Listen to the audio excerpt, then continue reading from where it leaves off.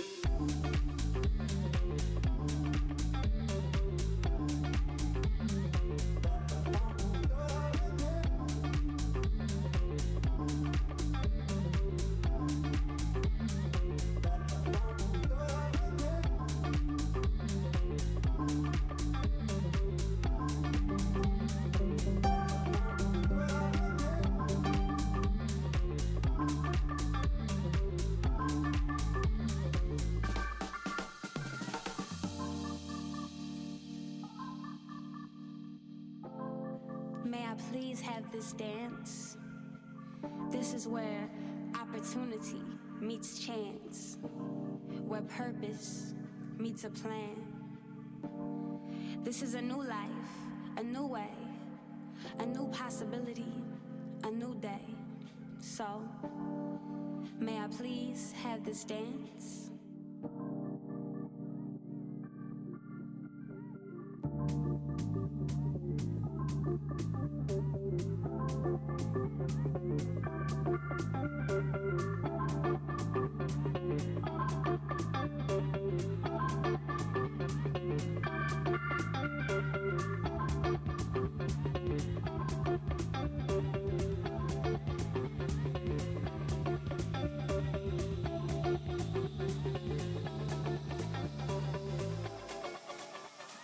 You've tuned into the Funky Radio Hour.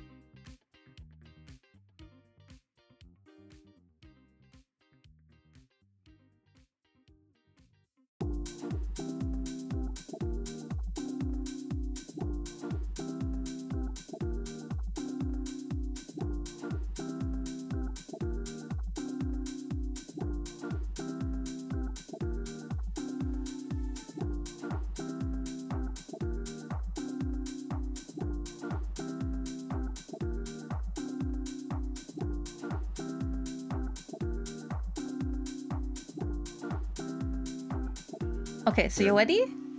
I'm ready. I'm ready. They can hear us. Hi, everybody. Hello. Hello. Yeah, nothing here on my stream as well. Yeah. Yay. We love it when chat can hear us. Oh shit, they can't hear you though. Wow. Oh, wow. Just say you hate me. Just say you hate me. Just say you hate me. I misclicked. Okay. Guys, he hates me. Hi, everybody. Welcome. Mookia.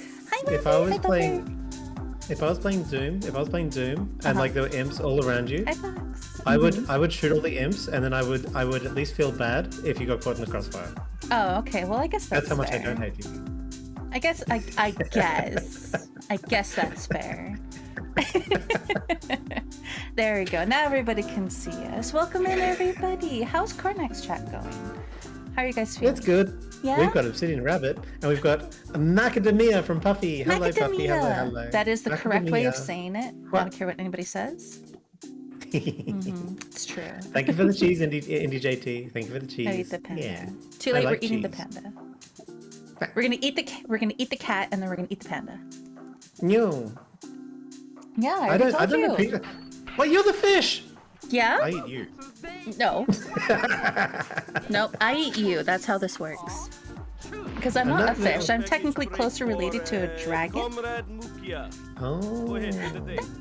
Thank you for the care package. Tilt your head to the right. Tilt your head to the left. Sit up straight and drink some wawa. Thank you for the care package. Is it okay if we do them together, or did you want to mute myself while I do those? No, it's fine. We'll do it together. Listen. Okay. Listen. I'm listening. I want to add something to the care package. Okay. Tilt the head to the right. Okay. Tilt the head to the left. Okay. Drink some water. Drink some water. And then oversee the death of your enemies. Oh, easy, done. Let me get my sleigh girl shoes. I got this. Guys, really quick, can we get a quick introduction from you, Karnak, to my chat? Because I know there's some people that don't know who you are. Yeah, okay. Hello, everybody. My name's Karnak VT. I'm a cat from ancient Egypt, and I'm the Pharaoh of Egypt. Despite what Ramses, my servant, might say, I'm the actual true Pharaoh. I like to play video games with my friends. I do community night on Monday, and I play music on Friday. I play piano. Because cats are well famous for their piano playing abilities. So that's me. Hi, Nico. And Mookia. Everyone knows the world famous Siren songstress, but would you like to introduce yourself? So, I'm Mukia. I'm a siren with a necrotic affliction. I do ASMR on Mondays and Tuesdays, and then Friday, Saturdays, I play games. I do collabs like this with my good friends, with our kitten boy over here. Like I said, though, he snacked tonight, so everybody feel free to partake. Hey. What? I mean, with that blush, I'm just saying, I don't think you mind it. I can do that too. Food, yes. We're gonna have what are they called? Jelly beans tonight, guys. Jelly beans? Yeah, from your beans. I like jelly beans. From your jelly beans. Hey, no, your little they're paws. touching my toes. No. They're literally my toes. Mm-hmm. Those we're are gonna, holy. We're gonna make toe toes. kebabs. That sounds really gross, but we're gonna do it. Feet for fwee. I thought that was only a one stream thing. The what? I thought that was only for one stream that we're getting feet for fwee, Mukia. Oh shit, you right. Mm-hmm. Yeah, but that was my feet. We're talking about your feet right now.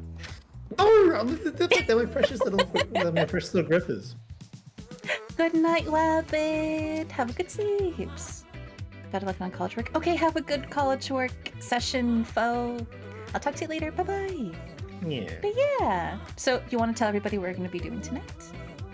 Well, we're doing a Zatsu. So we're going to be chatting about various topics, and then later on, with Muki's help, because I just realized I'm not able to see the subreddit, we're doing AITA reviews.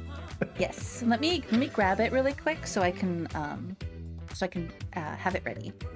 But We're going to give, listen, as cartoon anime people, we have the hottest, best takes on all relationship and interpersonal advice. And so we're going to give the spiciest of takes. Oh yeah, obviously. You know us. Yeah.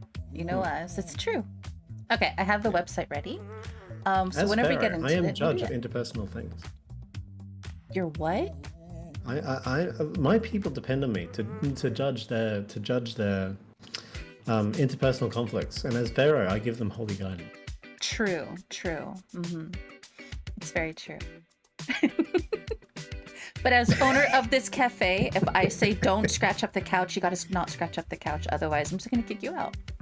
Yeah, I'm gonna put a pillow over where I scratched. That's fine. It's your pillow. That's your scratching pillow. So. Yeah. Okay, so earlier when we were... Huh? Yep. I was saying hi to somebody. Oh. So earlier I had a question for you about... Yeah. Because we're going to be doing Am I the Asshole? Yes. Subreddits. Okay, now you guys have to tell us, and we're going to share our sides with you guys as well. What is a time that you know you did something where you're just like, yeah, that was an asshole move of me. Like, I shouldn't have done that. And I just realized I don't have my phone. Go ahead. I'm going to grab my phone really quick. My stories are almost all around World of Warcraft. I'm not going to lie. So I was the leader of like a couple guilds in World of Warcraft. And there are times when I've been thinking about this recently. Teams are amazing, but like almost all interpersonal drama that ever happens is during the resource distribution aspect of teamwork. So the team functions for everybody, and then eventually there comes a point in time where there's like one resource. So there's one like, you know, epic gun or whatever. Yeah. And it has to be distributed fairly between all team members. But there's only one. There's like one gun between like 3 people. So, and the difficult question is, what does fair actually look like? Okay. Because is it like, so for example, like, well, let's have a raiding group. Okay. And let's put 2 hunters in the raiding group. Does fair look like the hunter that shows up every week to do the raid gets the gun? Or does fair look like the hunter who did the most DPS gets the gun? Wait, the what? Well, a lot. So there's two hunters. Hunters are Okay. a DPS class in World of Warcraft. Okay. And there's one gun to give out to the two hunters. So they both can't have the gun, obviously. Okay. And so the question is, what does fair look like? Is it fair Okay. to give the gun to the hunter who shows up more consistently for raids, even if their DPS is shitty? Okay. Or is it fair to give the gun to the hunter who only joined the guild a month ago, but whose DPS is higher than everybody else's and who knows more about the hunter class? The gun's really rare. You're probably not going to get another one for like another 15 weeks. So what's fair? Like, is it fair to give it to the good player who deserves it because they played really well, or is it fair to give the gun to the hunter who deserves it because they've been in the group longer and they've been helping out for longer and they're more consistent? So I've done an MMO before. I'm going to go ahead and post this really quick so I don't forget it. And then I'm going to pin it to my chat. Yeah. All weapons are hunter weapons. True. So I've run a guild before, and there has been times where I've had to like make decisions, not exactly like that, but in very similar situations where like I would get an item and somebody's like, oh, I know these two people both want this item, but who do I give it to? I would do not a poll, but like a wheel thing or some kind of randomizer thing so that I'm not actually making the decision. It's just at that point, it's a 50-50 who gets it, right? Yeah. So I would have gone that way. That's probably what I would have done.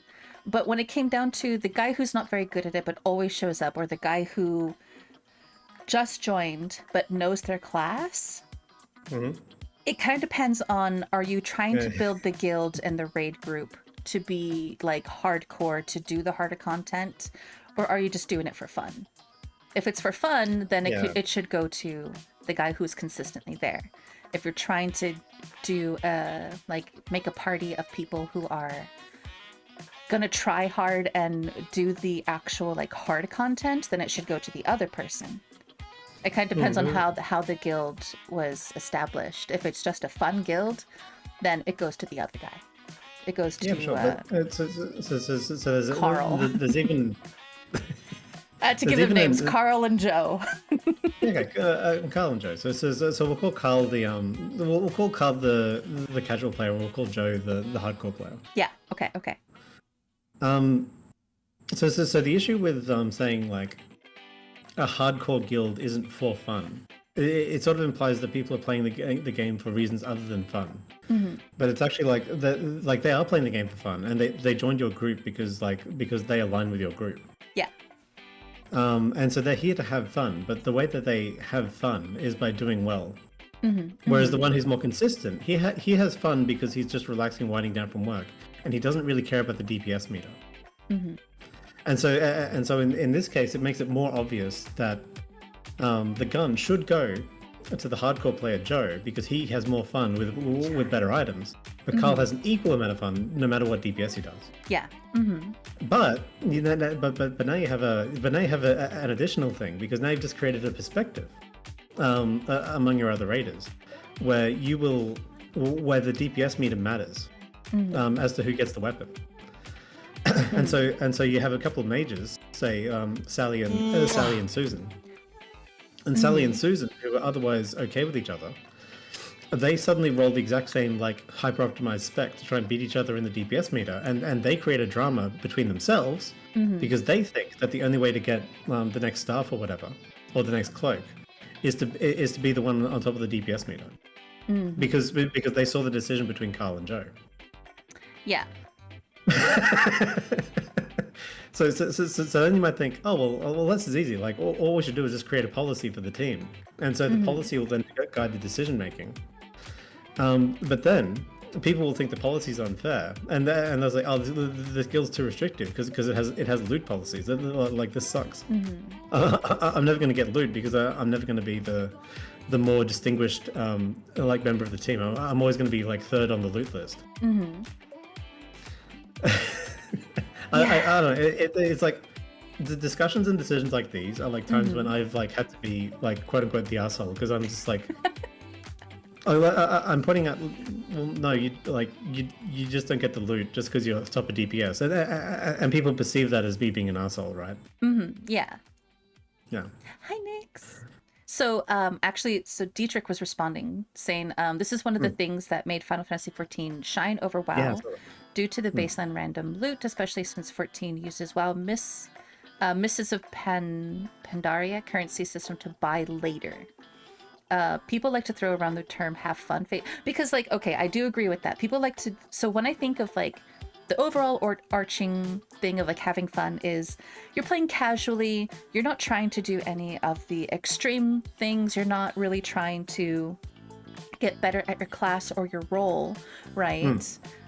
You're just doing it to like just it's your Saturday night, and that's just what you want to do, right? And then there's people that invest the time and the effort to learn their class, to get better at, you know, at what they do, right?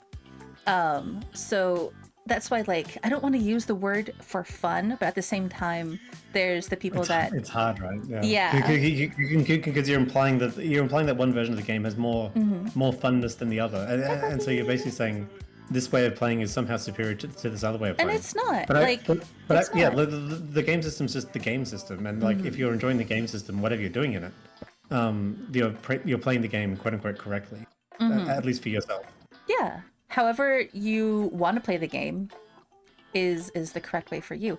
Give me 1 second. My food just got here. I'm gonna go grab it really quick. So it's but tell us, what did you end up doing? What did you end up doing? When Nukia was the asshole, left me in a collab by myself. I did. I will do it again.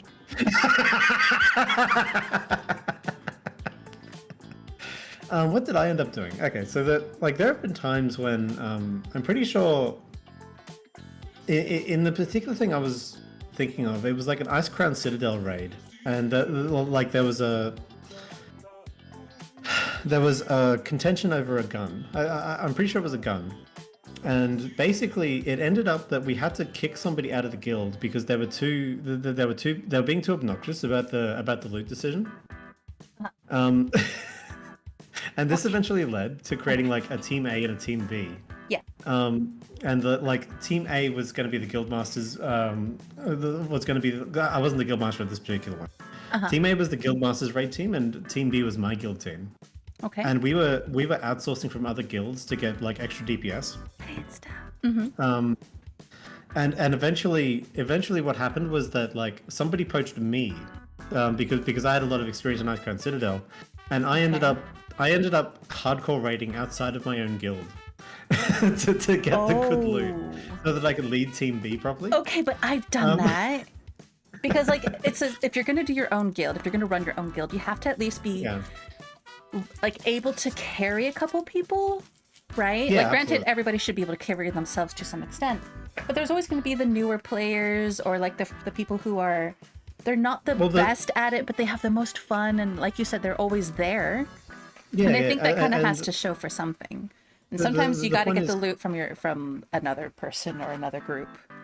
I'll tell you, for the longest time, I thought it was bad at League of Legends, right? Like, I thought it was just like the worst at this game, and the reason I thought it was the worst is because I often play marksman. Hi, Vince. And what I didn't realize is that it's actually League of Legends game design, but there's an entire class of like League of Legends champions that are designed to one-shot marksman, and like this is like the assassin class, so like your Rengars and your Dianas and your whatever. Yeah.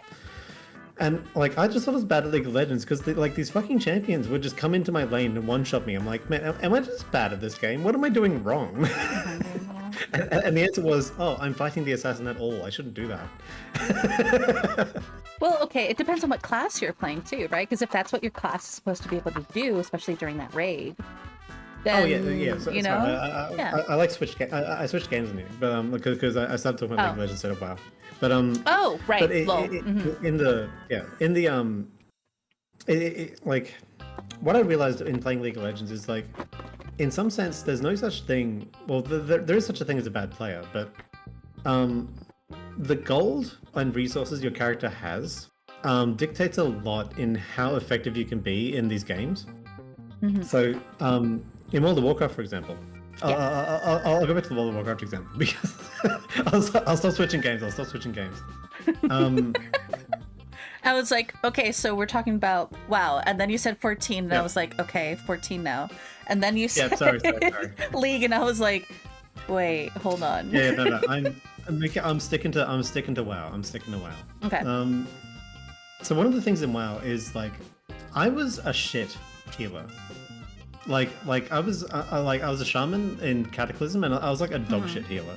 Like the tank would have like super mega dreadnought armor and like completely impenetrable, and he'd have a force field of invincibility, and he'd still die because I failed to do like healing word on him.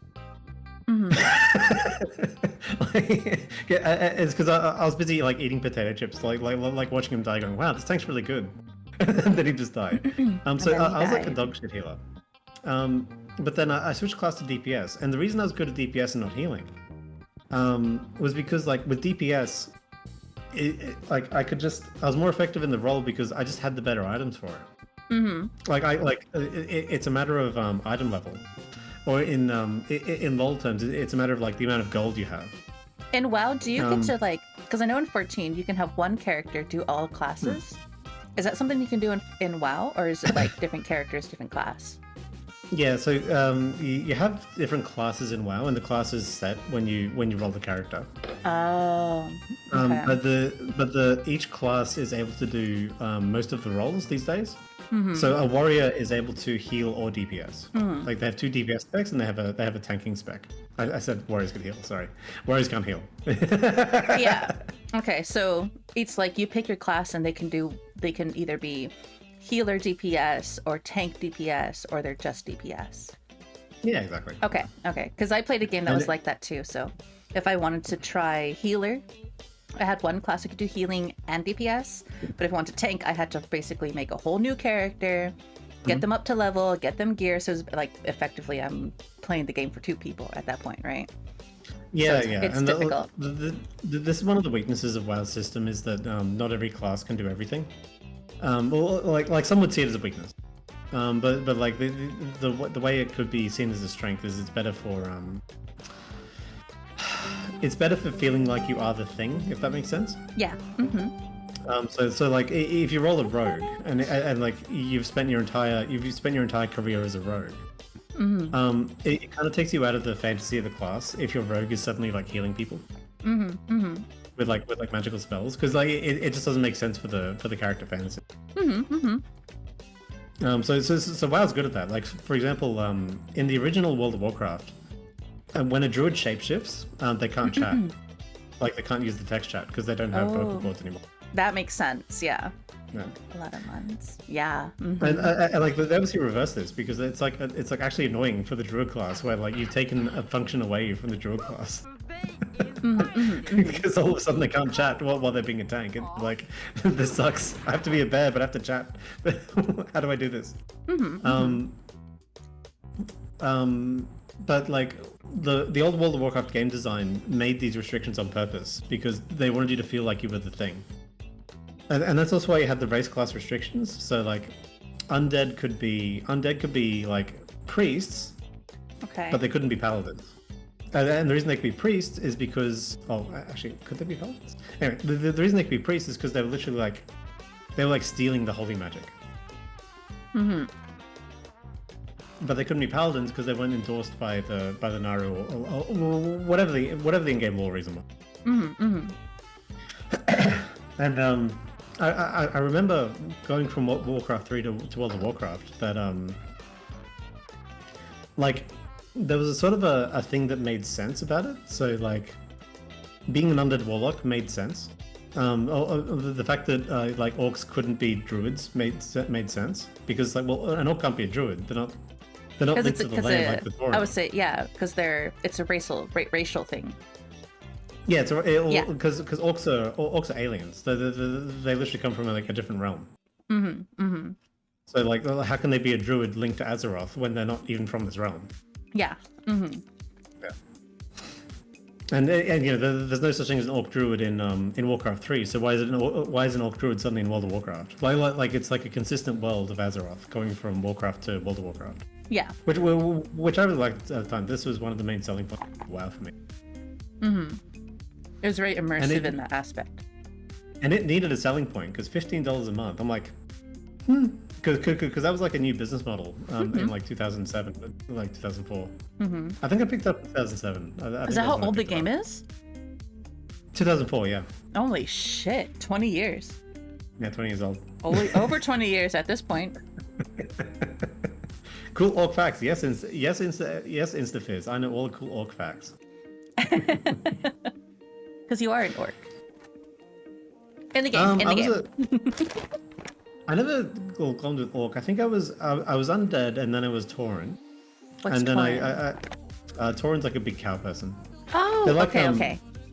They're like Native Americans, like because they the Blizzard team makes all of the different races Based off of analogous to various human cultures.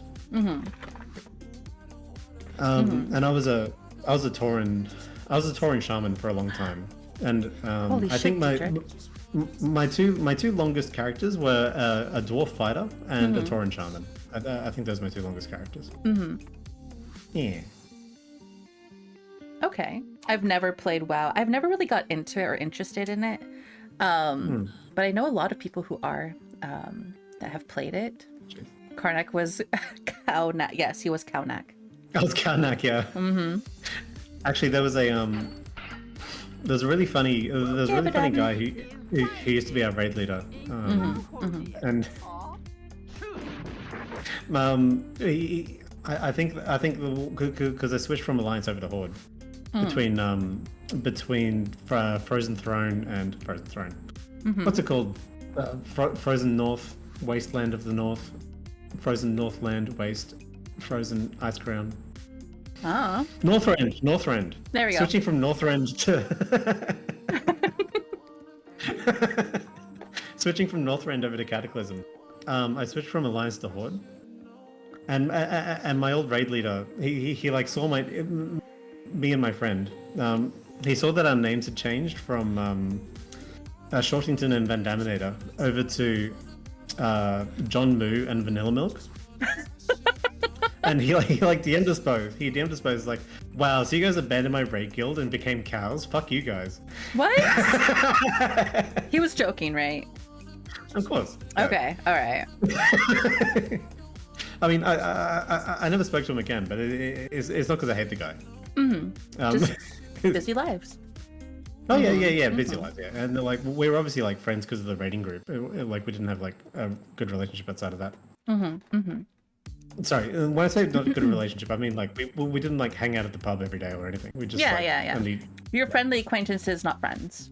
Yeah, exactly. And I think that's kind of something that people kind of get confused about when it was like, oh, you're friends with someone, so well, I know who they are and we're friendly, but we're not like friends. And they're just like, oh, so you hate them? No, I don't hate them. Yeah, it's hard, isn't it? Yeah. I actually have a system for this. So sorry from talking too much, by the way. Okay. What? But Wait, I said I'm sorry if I'm talking too much. No, you're fine. I'm eating, so I'm just go ahead. I ate my nuggies and I'm eating my flies.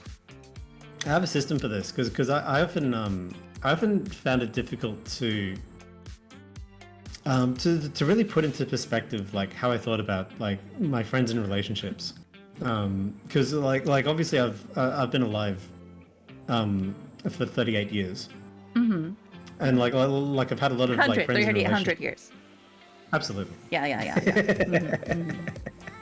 Yeah. I've had a lot of friends in relationships at the time, and like it's sort of eventually your brain has to be able to pass like, why are these people like leaving my friendship circle, and like is this natural, is this normal, or did I do something wrong? Yeah. And so like you have to pass through this information and like try and you have to make a mental model of other people for it to make sense to you, basically. Yeah. And so this is my mental model for friendships. Now I'm going to tell you this, but I'm going to tell you that these different things have no bearing on the depth or quality of the friendship. So basically there are three different kinds of friends. There's friends for a reason, friends for a season, and friends for no reason at all. And the difference between them is like the friends for a reason. A really good one is like somebody you play games with. So you like you play some video game with this guy. You see him like maybe every night or like every couple of nights or every week. But when you're not playing the video game, you just don't hang out with them. And it's not because you don't want to. It's not because you think this is a bad person. You're just friends through the video game. Yeah. Friends for a season is more like you're friends with this person because they're in the same building as you at a certain period of time. Yeah. So that's like a work friend. And when you're not at work, you don't think about them. Yeah. They're just gone. Yeah. And again, this is no bearing at all on how deep the friendship is. Yeah. Because you can have really deep work friends, but it could be like it's just that you just don't hang out with them outside of work. And then friends for no reason at all is just sort of like it's a person you like contact randomly, or a person you have no real reason to like be around them or hang out with them, and it's not like their time to hang out with you or whatever, but you just like end up hanging out with them anyway. And these are typically your lifelong friends, so like the friends that you might still have from high school. Yeah, and so those in my mind are like the three different kinds of friend. So like the other way to say this is very simply like friends come and go, but like this is more of like why do they come and go? Like well, like what's actually going on here? Does that make sense? So I have something very similar because I've heard that before, but I think of it in more in lines of like a tree. Because of Tyler Perry, he talked about you have your friends who are leaves, and they change with the season, right? And then you have your friends who are branches of said tree. And they may stick around for a long time, but at the end of the day, eventually something breaks them off from you, right? Yeah. And it could just be life changes. It could be a bunch of different reasons, right? And then, hi, Lost Me, welcome in. Hi, Phoenix. And then you have the friends who are your roots, the ones who help you grow, right? And sometimes people who we thought were roots end up just being leaves. You did. I have a head pat redeemed.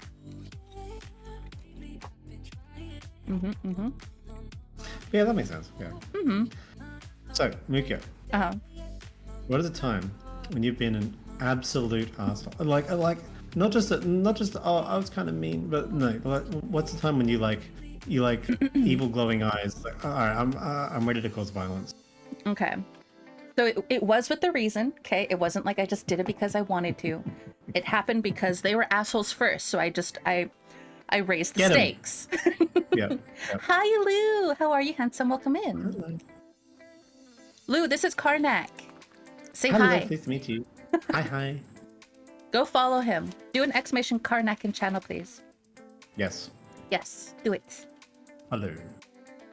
Get him. Okay, so let me start from the very beginning because it's a good place to start. Anyways, sorry, Absolutely. I had to finish that sentence. So I have been a part of Anime Expo staff for over 10 years. Okay, when I first started, Anime Expo is a huge anime convention, and they do volunteer staff workers. So they're the people who run the panels. They're the ones who, like when you go and you get your badge, they help you check in with your badge and make sure that you're getting the proper one for you, right? And so they don't hire people to do that. They do volunteer staff. And we don't get paid money. We get paid by being able to go to the convention for free, get a pass to give to somebody else, like a friend. Like if I was going to go as a staff member, I can give my pass to you. And you would have 4 days to go whenever you wanted. You just have to find your own way to get there, right? They give you food. So they feed you during the whole entire convention. They give you lunch and dinner. And then they would give you a place to stay. So a lot of people do it for those benefits. Granted, you have to kind of work the convention a little bit. Mwah. There you go, Gaia. But you still get the added benefit of being able to do that, right? To be able to go. Yeah. So when I first started, I was just a regular worker, and I was working in one of the panel rooms. So I'd be the person to be like, how many seats do we have left? Okay, let's get those people into the seats, whatever. Go sit here, go sit there. Okay, and then the panel would start, right? Guest speakers, special previews, workshops. So like if you wanted to go to an origami panel, I'd be one of the people walking around making sure that all the tables had the origami paper on the table to make sure that the panel goes smoothly. So I went from general worker to room supervisor. So then I was in charge of everything that happened in that room, right? So from making sure we started on time, making sure we ended on time. If we had accommodations that needed to be made for someone with the AMA or with the disability sticker on their badge, we had to make sure that we would put them in the proper spot so they can see, so they can hear, so they weren't too close, whatever they needed specifically for them. We had seats separated specifically for them and one other person that they were with, right? If they came with 3 other people, we'll try to put them close, but it's like you and one other person right here, the other 3 have to kind of, or the other 2 have to go like sit somewhere else, right? But we still try to keep them all close together. And so we had back-to-back panels of special preview, and it was a concert and then a viewing of like a series, like a new series. Okay. Hi, Fox Mistress, welcome in. And so we didn't really have a whole lot of time to clear the room completely because we had about 2,000 people in this room. And when the room is that big, we don't clear between panels. We just let people come in and out as they please, right? But we let in, when the line comes in, we make sure that the AMA gets seated first. And so we went from the concert, going to the special, the viewing, and people came in. So while we're trying to seat people for the AMA, again, 2,000 people in one giant room, it was really hard for us to, because we're also understaffed. It was really hard for us to be like, we got, I got AMA over here, and then we would like miss one. Oh, okay, I got AMA over here. So then what ended up happening was these girls, it was her and 4 of the people. They came in and they sat in the AMA chair. Like, so there was like a plaque, little paper sign that we put on the front of the chair. And it would flip over to the back of the chair once somebody was actually sitting in that chair, right? So what ended up happening is one of the girls, she took the sign, ripped it off, and threw it on the floor because she wanted to sit there. And so I was like, a random community member, or was it one of your team? Or? No, it wasn't anyone from the team. It was one of the people that wanted to come in, just a general attendee. So it was someone who wanted to come in to watch the show instead of what?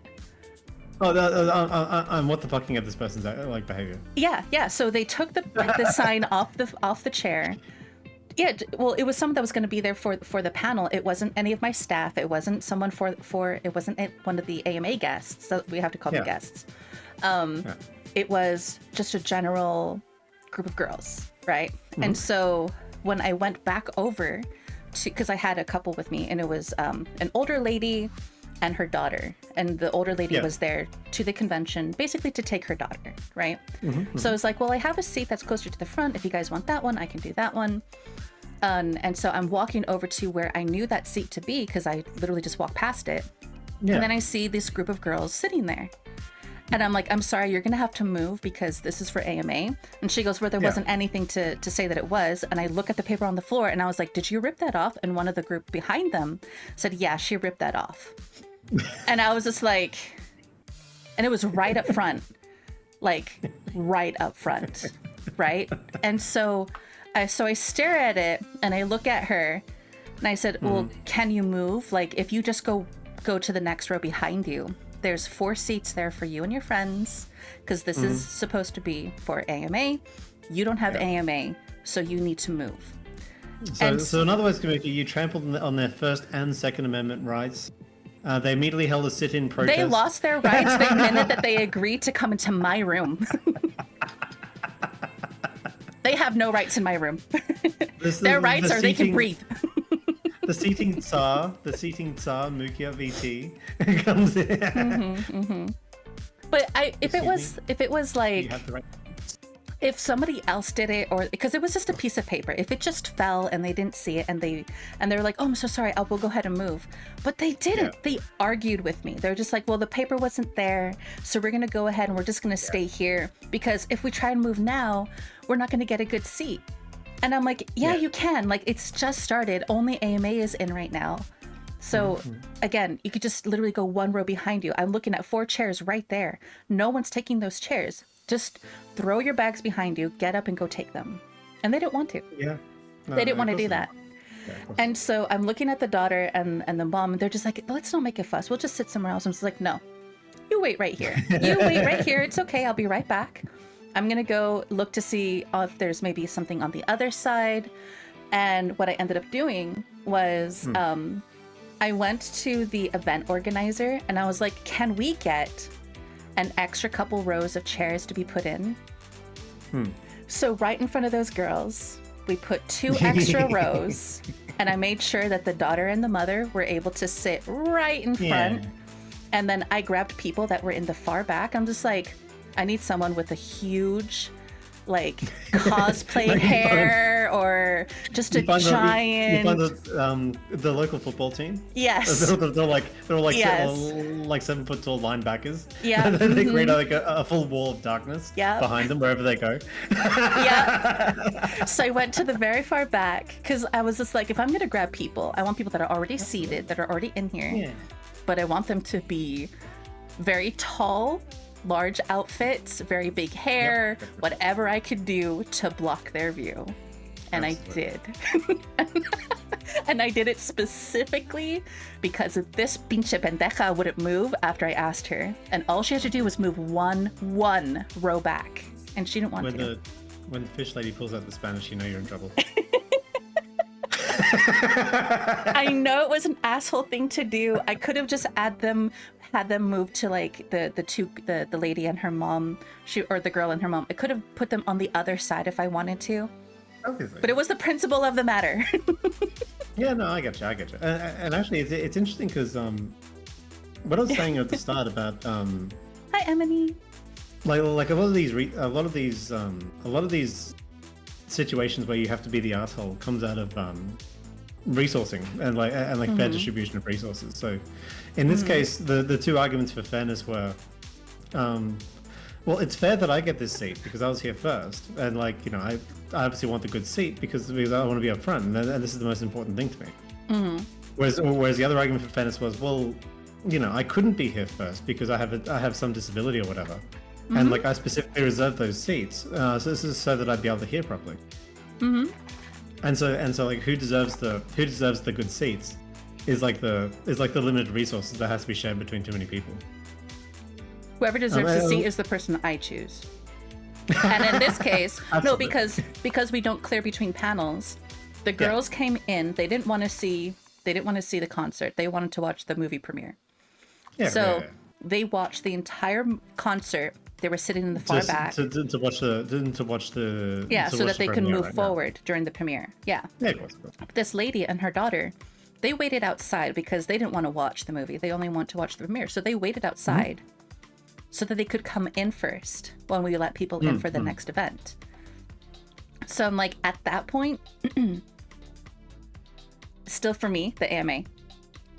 Because it was her and one other person. This girl, it was her and 3 other people. Yeah. And no, just because I don't disagree with the decision. It's just interesting that it's interesting that the decision was the same. It's like the same category of like just limited resources creates the moment where you have to like you have to decide what's fair between 2 parties that disagree. I had to though. It was either that or I smoothed them over to someone else. And like I said, I probably could have just walked over to the other side of the hall and put them somewhere else, and people would have been nicer about it. Be like, oh yeah, we'll just move over so that they can have a seat, whatever. But no. Oh yeah, no, yeah. She talked back to me. She said something. They're unreasonable. Yeah, they were unreasonable. And I was like, no, we ain't gonna play this game. Or if we're gonna play this game, I have the authority to play harder. I can play better. Oh, Mukia. They were not happy. I actually got a complaint about it. Hi, Inky. Inky married you. Yeah, that's my baby right there. I call her my baby. Yeah. Mukia had the high ground. True. I did. True. I mean, technically, and I've only had to do this a handful of times. Hi, Mist. Thank you for putting my robe back on. Technically, I could have called security and had them removed, and then they would have not seen the thing at all. But I chose to be petty. Absolutely. I only had to call security once. And even if you get a complaint, right? Like it's actually fine because like the person they're complaining to has to decide if the complaint's valid or not, and like they just hear your side of it, and then it's like, oh well, yeah, obviously they're being unreasonable. Well, what ended up happening was, I once the incident happened, whenever there's an incident or an altercation like that, we have to send in a report, and we have a way that we do it over Discord. And so I sent the report. We have a map to show where the seats are, and I said specifically which seat they were in, and I circled it and whatever. So like they saw that was marked as AMA, and I told them that the paper was thrown on the floor, and the group behind them told me that they ripped it off and threw it on the floor, so that they could sit there. So they did something that they should not have done. Oh yeah, absolutely. Yeah, like I've never seen like not following the rules. Like you know, this is a very pitiless villain because it's like, well, you didn't do the right thing, so like you start to get fucked over. It's not. They did it to themselves. They did it to themselves. Tell to the judge. Tell to the judge, basically. Yeah, but you didn't tell us between the two people, right, that got the weapon. Who did you end up letting or giving it to? Carl, the one who shows up all the time but's not very good at the game, or Joe, who showed up recently and is very good at the game? I want to say we gave it to. I think we gave it to Carl, and then Joe caused the drama and quit the guild. What? Yeah, I'm pretty sure. And then that resolution led to it led to 4 people quitting, and then I had to make a separate raid group in order to attract more members to the guild so we could do 25 men. Wow. Yeah. Wow. Yeah, because the overall issue was that because Joe came in and said, well, you know, like having the highest, like being good at the game doesn't matter to these people. Like, well, why are you raiding with them? You'll just never get loot. And then like, you know, four or five people like agreed with his assessment, which I felt was unfair. I mean, that's unfair. That's unfair. Well, yeah. But that's just what they wanted to do. Yeah, and that's you know, it's not what you can do about that. Hey, Percivis. Yeah, not really. So Inky actually gave us one of their stories where they were an asshole. Oh yeah. Yeah. So Inky says, I was at a pool. My friend at the time was teasing me, and cause I'm a little more on the tunky side, and so for payback, I hid her backpack in a section for the locker rooms that was open to the public. Ooh. So she had to go out there in nothing but her bathing suit to go get it. Ha ha! Bitch, you don't call my Inky tunky. They're beautiful. How dare they? Yeah. See, in that case, they caused their own mischief. That wasn't open to the public? Wait, you said that was. That wasn't? What do you mean? Oh, because yeah. So she put her backpack in a place where she couldn't get it. Oh, got it. Okay. Dang, my idea was much worse. But I guess that's even funnier. Less damage. And Daedric Prince of Consorts says flex raids were a blessing. Having to choose between acquaintances is rough. Choosing between friends is stressful. Yeah, like I get exactly what you mean, Daedric. But like I actually go like in the opposite direction. Because to my mind, looking for raid and looking for group actually like destroyed a big part of World of Warcraft for me. Because like even though like I'm an introverted special little bean that has thoughts and feelings and creative ideas, but I don't share them. You're introverted, are you? I am, yeah. You're kind of outrovert. I mean, I could see it, but yeah. Yeah, you have to see me when I'm. You have to see me when I'm not like being brave behind a keyboard. Oh, I guess that's fair. Yeah. Well, yeah. I guess that's fair. Yeah. We're all kind of keyboard warriors when we're behind a keyboard. Listen, or we can be. I'm the toughest, biggest pharaoh with all the best opinions. You are the biggest, the smartest, and the most handsome pharaoh cat that I've ever met. This is true. Yeah. Yeah.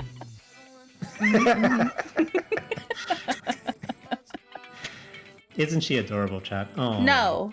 How dare you? How dare you? That's not how this works. Yeah, I can do an Uno reversal. You Anyway. shut your little mouth. So one of the things I liked about World of Warcraft was literally like Shut up, Mist. Sorry. when you don't have the software to do it for you, you have to go out into the community and you have to personally find your raid members. Okay. And you have to like literally build the relationship with them, organize the times with them, and like get into the guild with them and stuff. Mm-hmm. And this creates a double-edged sword because it creates the high tension drama of like who gets the loot. Mm-hmm. But it also creates the amazing reward where like you and your actual friends, like your buddies that you've been raiding with every week for the last like 6 or 7 weeks. It's these people and you that just like killed 𝐽𝑢𝑠𝑡 like no lights for the first time. And there's nothing like the feeling of doing that with like your like close friends, as opposed to doing it in like a looking for raid scenario where like you did some gimped down shitty version of it because like the Blizzard devs know that they can't like hypertune the boss because randoms aren't going to coordinate properly. Mm-hmm. So it's like so for me, looking for raid ruined the raiding experience because it took a bunch of people out of the raiding pool. And it got rid of like a bunch of the social aspects of World of Warcraft. So that's why I don't particularly like looking for raid. I think it destroyed a big part of the game for me. Oh, really? I guess that's fair. Yeah. and like literally like as a DPS, nothing gives you the same satisfaction of like getting better week by week and watching yourself climb in the damage meter and like getting better and better at your class and like you can see the same people like and they're all cheering you on as you get better. Like it's really cool. Yeah, it is. It's always nice to, I mean, I know people say, well, you shouldn't look at the numbers, you shouldn't look at the meters. I'm just like, yeah, but I want to, not because I'm looking at anybody else's. I don't really care. I want to see mine. Yeah. I want to see my damage. I want to see, or my healing per tick or whatever, right? Like, because your gear and everything helps that. And, you know, it's always good to be like, okay, well, I know this could be better and I could, you know, got to learn my rotation even better, right? Because that's kind of what it is. You got to make sure that you're doing your rotation. And if it gets interrupted, being able to just pick up where you left off and still maintain your cooldowns. That's a lot of management, right? Yeah. And I think people should be proud about being able to do it so efficiently. And like, if people are just going to sit there and be upset that you're good at being efficient in a game, something that's not going to change your life. Well, okay, in some ways it can. In some ways it can, right? In some ways it can. But I mean, like, it's not going to change your life right then and there, right? So like some people that stream it or whatever, and be like, oh damn, they're really good at that. Like that's going to be, you know, that's going to be a life changer kind of thing. I don't see why people should shit on that, right? And another cool thing about having a team is watching your friends grow as well. Yes. Mm-hmm. Yeah, because I mean, I've had instances in World of Warcraft where like it was like she played when her baby would let her basically. Mm-hmm. And she went from like someone who thought raiding was too scary to like somebody who could like who was on the elitist jerks like spreadsheet trying to like optimize her gear. I'm like, oh, it's so cool, and she got really good at it. You know? Yeah, and I mean, there's nothing wrong with that, right? Well, it's not that there's anything wrong with it. It's that it's cool. It's cool in a certain it's actively a good thing to watch people develop, and to be part of the development and like help them along. So Dietrich is saying efficiency not a problem. Harassing others over their efficiency, that's the problem. Yeah, absolutely. Yeah, people don't go together because generally it's the same as in D&D, right? Because in D&D, switching games again. In D&D, you always have like the hobby thespians. It was like, I am not a character, I am an actor. Yeah. And then you have and then you have people who are like, all right, if I combine 3 different classes, I can kill 6 goblins in 2 turns. And basically, like these two groups of people like fucking hate each other. Yeah, it's true. Because like when it comes down to it, because the one who knows the character by what they can and cannot do, and not necessarily the best at acting it out, they don't want to do the prolonged, from my experience, right? They don't want to do the prolonged role play things and like play out the scene, right? I have an ad coming in about a minute, so I'll probably do a quick BRB while that's happening. But Insta was saying back in middle school, I was in a coding club. We occasionally made stuff in Scratch, but mostly just played games and hung out. This kid needed my help with Scratch project of his, but I kind of brushed him off because he made me and a friend, because me and a friend were both nearing the end of Homestuck, and I was determined to finish reading it before him. Ah, okay. I mean, and in that case, like, I wouldn't say that was an asshole thing to do. Hi, Bibbidi, welcome in. No, that's not an asshole thing to do. That's getting up to date with Homestuck, which is more important than anything else. I mean, in that case, it's like it's your time, how you choose to use it, especially if you're going to help someone. Like, that's still your decision, right? Yeah. It's not like you're being paid. It's not like you're in a manager position and your coworker was like, "Hey, I need you to help me with this project, or else we're not going to be able to finish it on time." That's different. Yeah. Right? Absolutely. That's different. Okay, so I got ads starting. Do you have ads or not yet? No. No? Okay. Did you want to keep talking, or do you want me to go BRB scene? I don't know. Look, if you want to go BRB, you can go BRB. I don't need to, though. But what I'm going to do is I'm going to wiggle and dance it. You're going to wiggle? Yeah. Oh, actually, let me share this with you. No, one of my viewers sent me a song that they did a cover of. Let me find it. A song? Yeah. We can listen to that. Oh, there it is. Okay. How far do I listen? Open it over here. No. Okay. So let's pause the music. And I'm going to go ahead and I'm going to switch over to it. I didn't see that you did a title card. You did a title card. I did what? You did a title card. I didn't see that. A what? Hang on. A title card. What's a title card? A title card is something that you put at the title of a thing. Yes. I mean, you drew the title card, so not drew, but you composed the title card. But I'm going to. What, you mean on socials? Yeah. Huh? Wait, what? Hang on. Oh, no, look at Listen. All right. It's now, at least on my.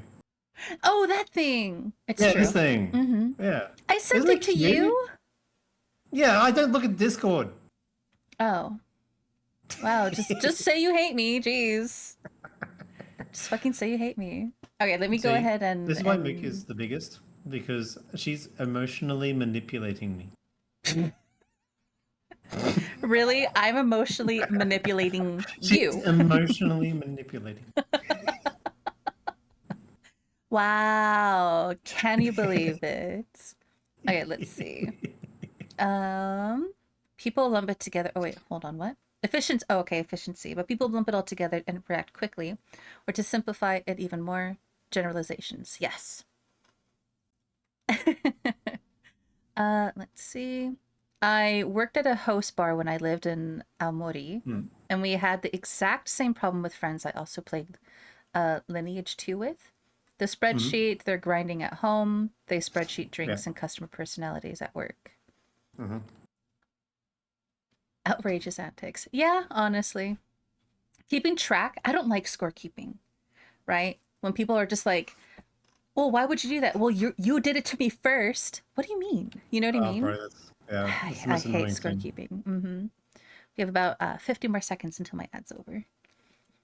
50 more seconds? How am I going to fill 50 seconds? I don't know. How are you going to fill 50 seconds? I normally have a video game to play. How many times can we throw cheese at you during this time? Let's see. Where's your cheese? Actually, sorry, the cheese isn't working. No. Okay, fine. Fine. Then I'll just say I'll make you do that, and then this one, Macadamia. Absolutely. and then. Uh. If you do a voice redeem, remember I have, and I often forget to turn them off. Voice redeem? Okay, yeah. Mickey VT, the one with the cutest emote on Twitch is none other than Cinder VT. She's the winner of the 2024 Mean Driven Development Cutest Emote Contest. We're having another contest in March, where we decide who has the cutest emote on Twitch. Bow, bow, bow. Hi, Stir. Welcome in. Kentucky. Are you sure? Yes. But really quick, let me show you this. Yeah. Okay. And we'll chat. We'll hear it, but that way you can hear it too. Can you hear it? Yes. Yeah. So Insta made this.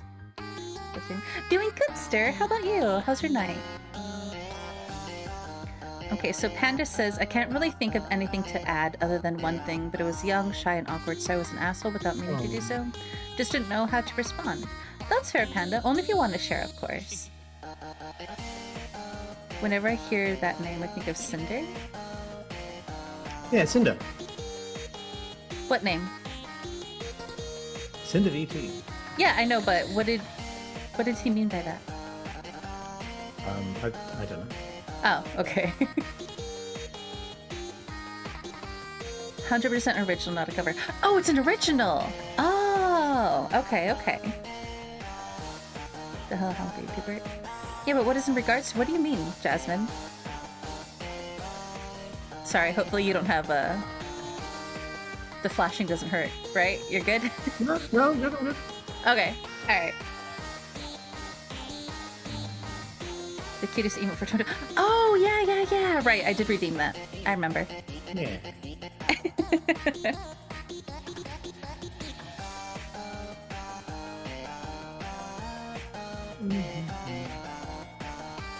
It's cute. There we go. Now we'll do insisting. No. Oh, can your chat hear? I'm sorry. Can they hear it too? They should be able to. Okay. It's just on the same audio track as you, so whenever you talk, it like blasts over the tongue like an ancient god, like with like fury and fire. Oh, I do. Oops, sorry. That's okay.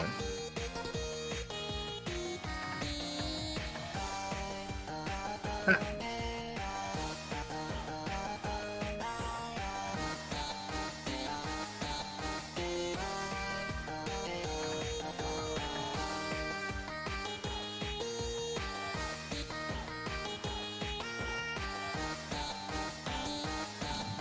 Yeah. No, Bibbidi has a question. What is the question, Bibbidi?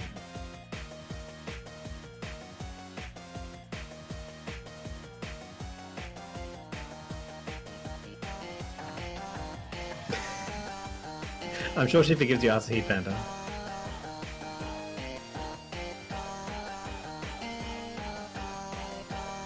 Yeah, a lot of those instances are like they're just simple misunderstandings. It's not like real intention behind it. I want a Tookie. I of course want a Tookie at all times. Yeah. Cute. Cute. It is. Alright. I liked it. I liked it too. Yeah, thank you, Insta, for sharing. Okay. Let me switch this back to Spotify. Now, Mukia. Uh-huh. That right there was some mighty fine work, if you know what I'm saying. Right? Yeah. It was good. Mm-hmm. It's a hootin' tootin' hollering good time. I would agree. Yeah, good job, Insta. I forgot I redeemed the voice thing. Oh, you know, Stir the Goblin. I saw the new Captain America as well. I really liked the Red Hulk. I thought they did a mighty fine job of doing it. I haven't watched it yet. I haven't seen, honestly, I haven't gone to the movies in a very long time. Now, why ain't you going to see the funny pictures? Because I don't want to go by myself. Do you have something against movies, Mukia? No, I just don't want to go by myself. Mwah. I'm judging this answer. Why? You gotta understand. Well, how can a mighty fine lady like you Hamisa. not have anyone to go with? Because I don't. I mean, I have like my brothers I could probably drag along with me, but Well, now we all know that's a bad idea. Brothers are animals. no, mine are very nice. I like my brothers. It's one of the theories of siblings I have. Brothers are animals and sisters are aliens. Definitely, that's true. That's definitely true. It's true. Okay. Did you want to do some Reddit posts? Absolutely. All right, let's go ahead. Do you have access? Because I can't say that I do. I do. So I can screen share. Oh, that's a he panda. I'm sure you'll find someone to see the movies with. Oh, we're doing a screen share. Okay. Yes, let me bring this over here. Well, let me. Hold on. What I'm gonna do is I'm gonna quickly discover how I'm gonna solve this on my end. Yeah. So I'm gonna switch this over to the gaming scene so that I can so chat can see too.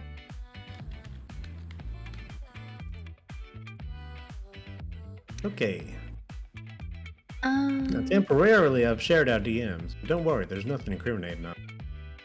They're gonna see everything. They're gonna hear us. They're gonna see us talking about chat and how they're stinky. We do like to talk ourselves about chat. It's true. But you know, you're an awful lot meaner in DMs than I am. It's really quite surprising. Me? Really? Wow. You heard it here first, folks. Wow. Wow. Okay, I managed to. Let me get the waddler. I'll put the waddler on your head. Cannot believe you.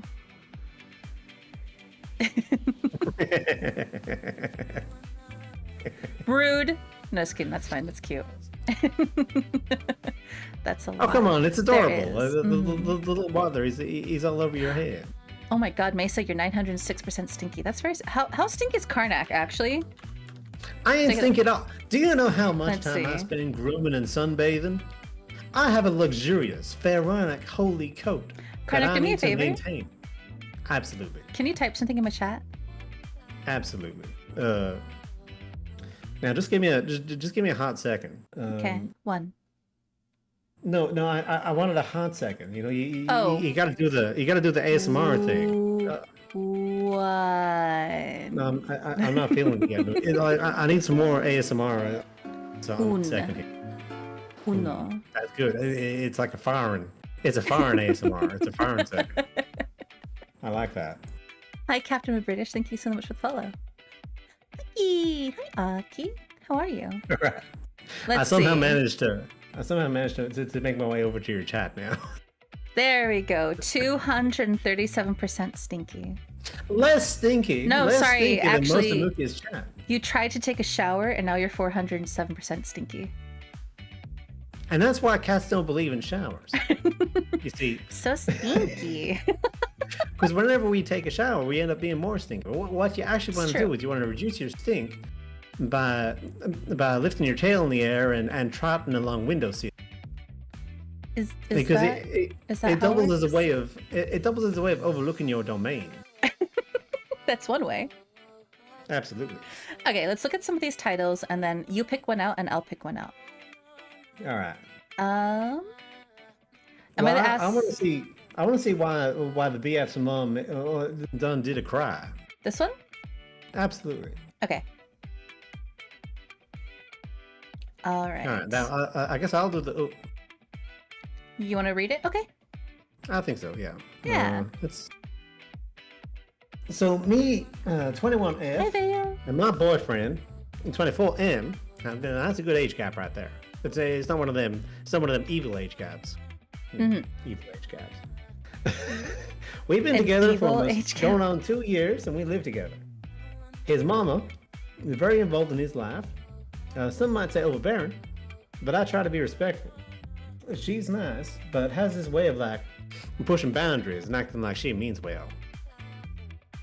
So the issue I have is no shoes in the house rule. My BF is cool with it. All my friends do with no problem.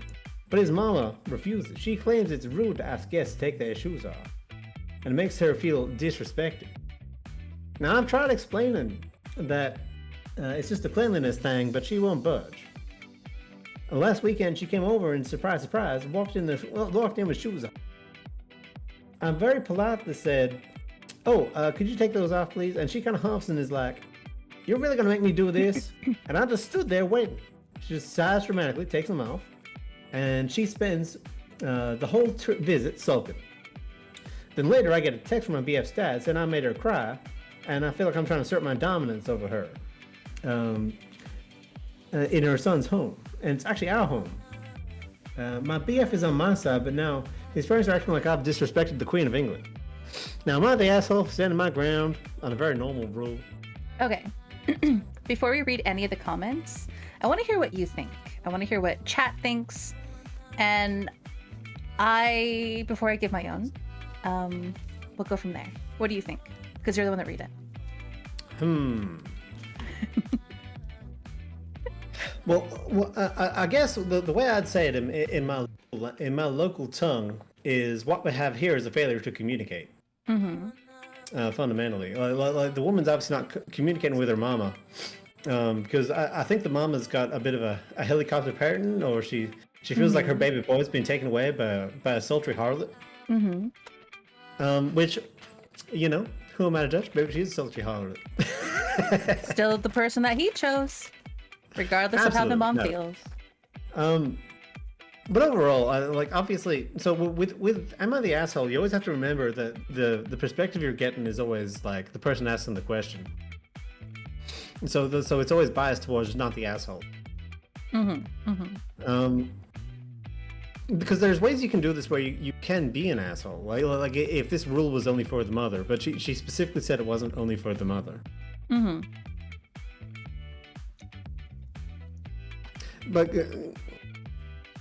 the only way she could not be the asshole is if the mother had, if the mama had like a real awful bunion or something, or some reason why she needed to keep her shoes on. Like she's very self-conscious about her foot odor, and she can't bring it up because it would be embarrassing for her. Based on the reasons stated, you know, it's hard to say anything other than not the asshole. But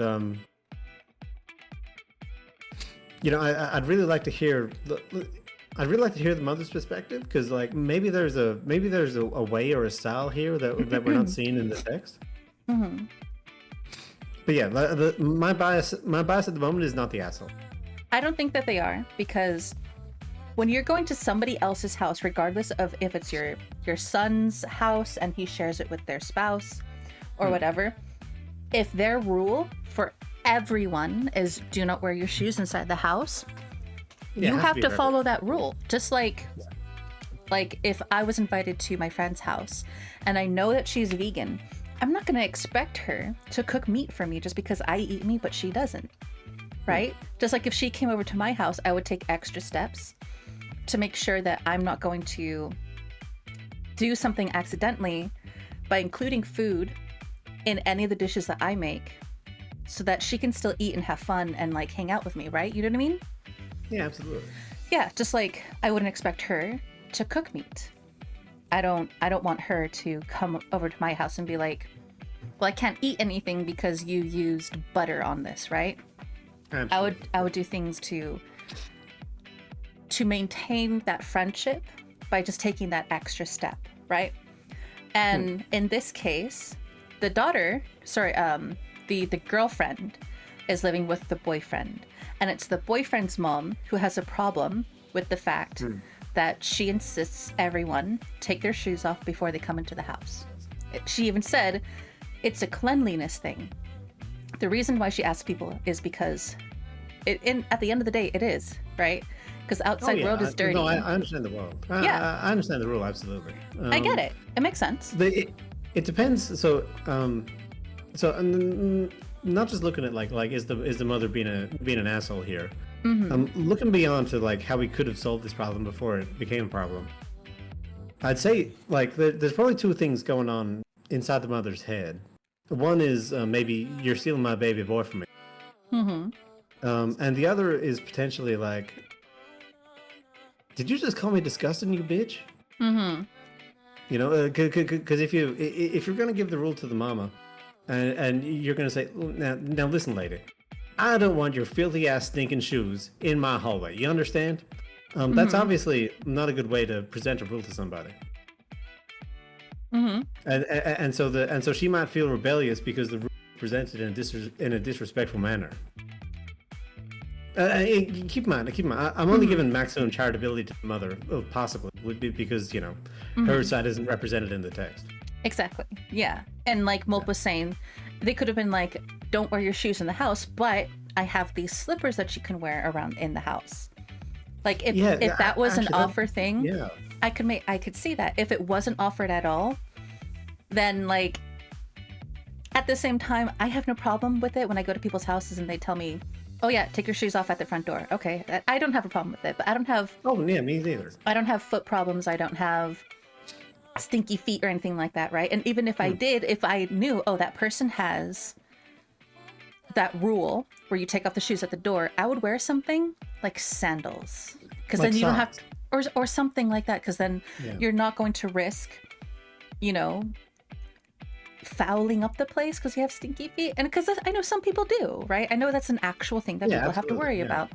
But if you're going to go to somebody's house and you know that they have that rule, you can make accommodations for yourself to keep yourself comfortable, but also follow their own house rules, right? Yeah, no, I get you. And I think a good way, if you wanted to prevent, if you wanted to avoid confrontation from the mother's side, but you had an issue with uncovered feet, I'd probably just bring socks, right? Because you can get little grippy socks to wear around the house. Yeah, I mean, because you can go to the dollar store, right? Grab a couple pairs of those socks with the little pads on the bottom, right? Like you said, the grippy socks. Yeah. Get a couple of those for like $5-10, and then like at the end of the day, throw them away, right? If the person doesn't take them home with them, then you can just throw them away, right? Yeah. Or maybe like wash them and put them in a basket by the front door, because I've had people do that too, where they had them available, so that you could wear them if you wanted to, and you didn't have to if you didn't want to, but you just couldn't walk around the house with your shoes on, right? Now, I think the primary reason for me not trusting the text is because the mother seems so unreasonable. And of course, there are unreasonable people in the world, but it seems unreasonable for the mother to cry if it was just like a reasonable conversation of not taking your... So that leads me to think, well, was this actually a reasonable conversation, or was it like she actually had a massive blow up over it, and she like refused to serve food, and she you know, called her a gross B word, and etc. Because you know, if your daughter-in-law suddenly goes wild at you, and she's saying all these things at you, and saying this is saying all sorts of things about your own personal cleanliness, I can see why that would make you cry. And I can see why, if that same person was making an AITA post, why they might leave that out. But I mean, they do, okay, again, it could be a lie, but I'm going to give them the benefit of the doubt by them saying, my boyfriend is on my side.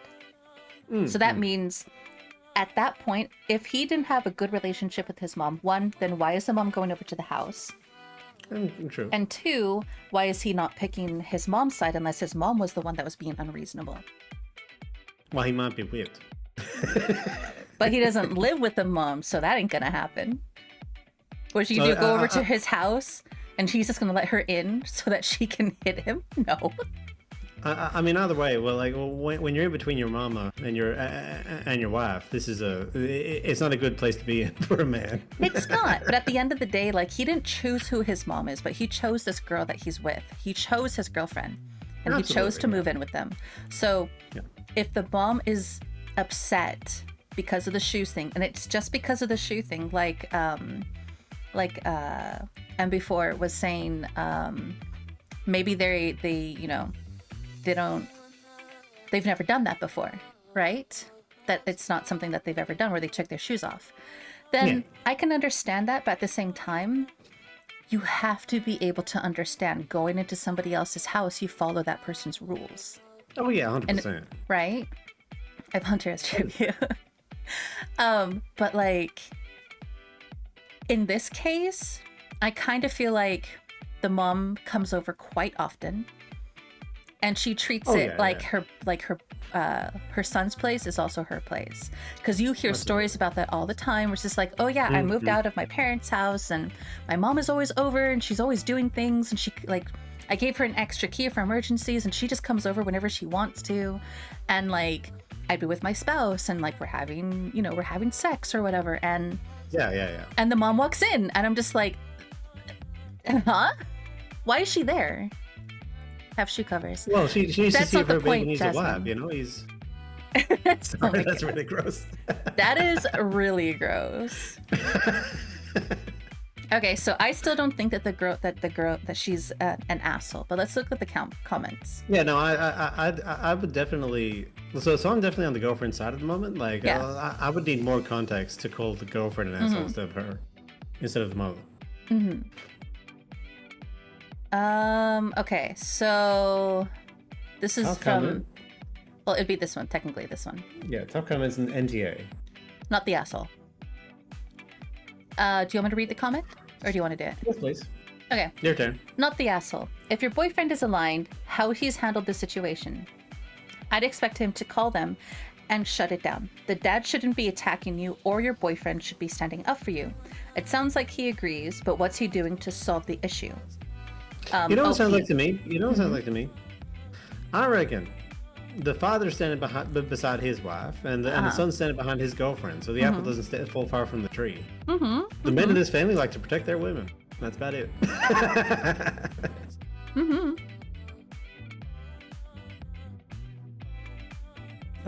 Actually. Oh, well, what's this asshole aficionado? Oh, why is there a comment highlighted?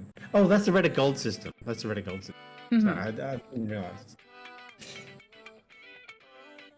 Yeah, so she, that person's just saying you need to make it the boyfriend's problem as well. Hi, Vaccine. Welcome in. Yeah, fair enough. So the OP responds to the original person, the first commenter, with, he's pretty nonchalant about it. Understands she's overbearing and rude, but annoyingly doesn't share my frustration with her attitude. Somebody responded to that saying, then you need to make it his problem as well. Tell him how upset you are, how disrespected you feel that she can't follow this one simple rule, and that actually, given the dad's words, it seems like her refusing is her attempt to assert dominance in your own home, even down to them saying it's her son's home. Yeah. Explain to him. Go ahead. Oh, I think this commenter is basically correct if you take all of the text at face value. You know, you say that the OP is 100% a good faith narrator. I think this is probably the correct response. It's basically like asserting your boundaries and not letting someone walk all over you. Yeah. So then they go on and say, explain to him that you have put up with enough of it at this point, and either he steps in and shuts it down, or she's not welcome in the house, or you'll start handling it and won't be by being nice. Nip this in the bud unless you want it to get worse, basically. You said you try to be respectful. Stop that. She doesn't deserve the level of respect you're giving her. Respect is earned and mutual. Now, I don't necessarily agree with this commenter's advice, because let's see if I can come up with a good example. Imagine you're with your partner and you say, honey, I want more security in the house. All right, and it's like, fine, I'll get more security, no worries. And then at 3 a.m, you see something in your bed, and it's a giant 6'2" man, armed with full Kevlar, pointing a machine gun at your face. And obviously you wake up screaming, pulling them sheets, going, what the heck? What in Sam Hill is this? And then your partner comes and says, oh, don't worry, sweetie, don't worry. This is just the security that I hired. It's security, right?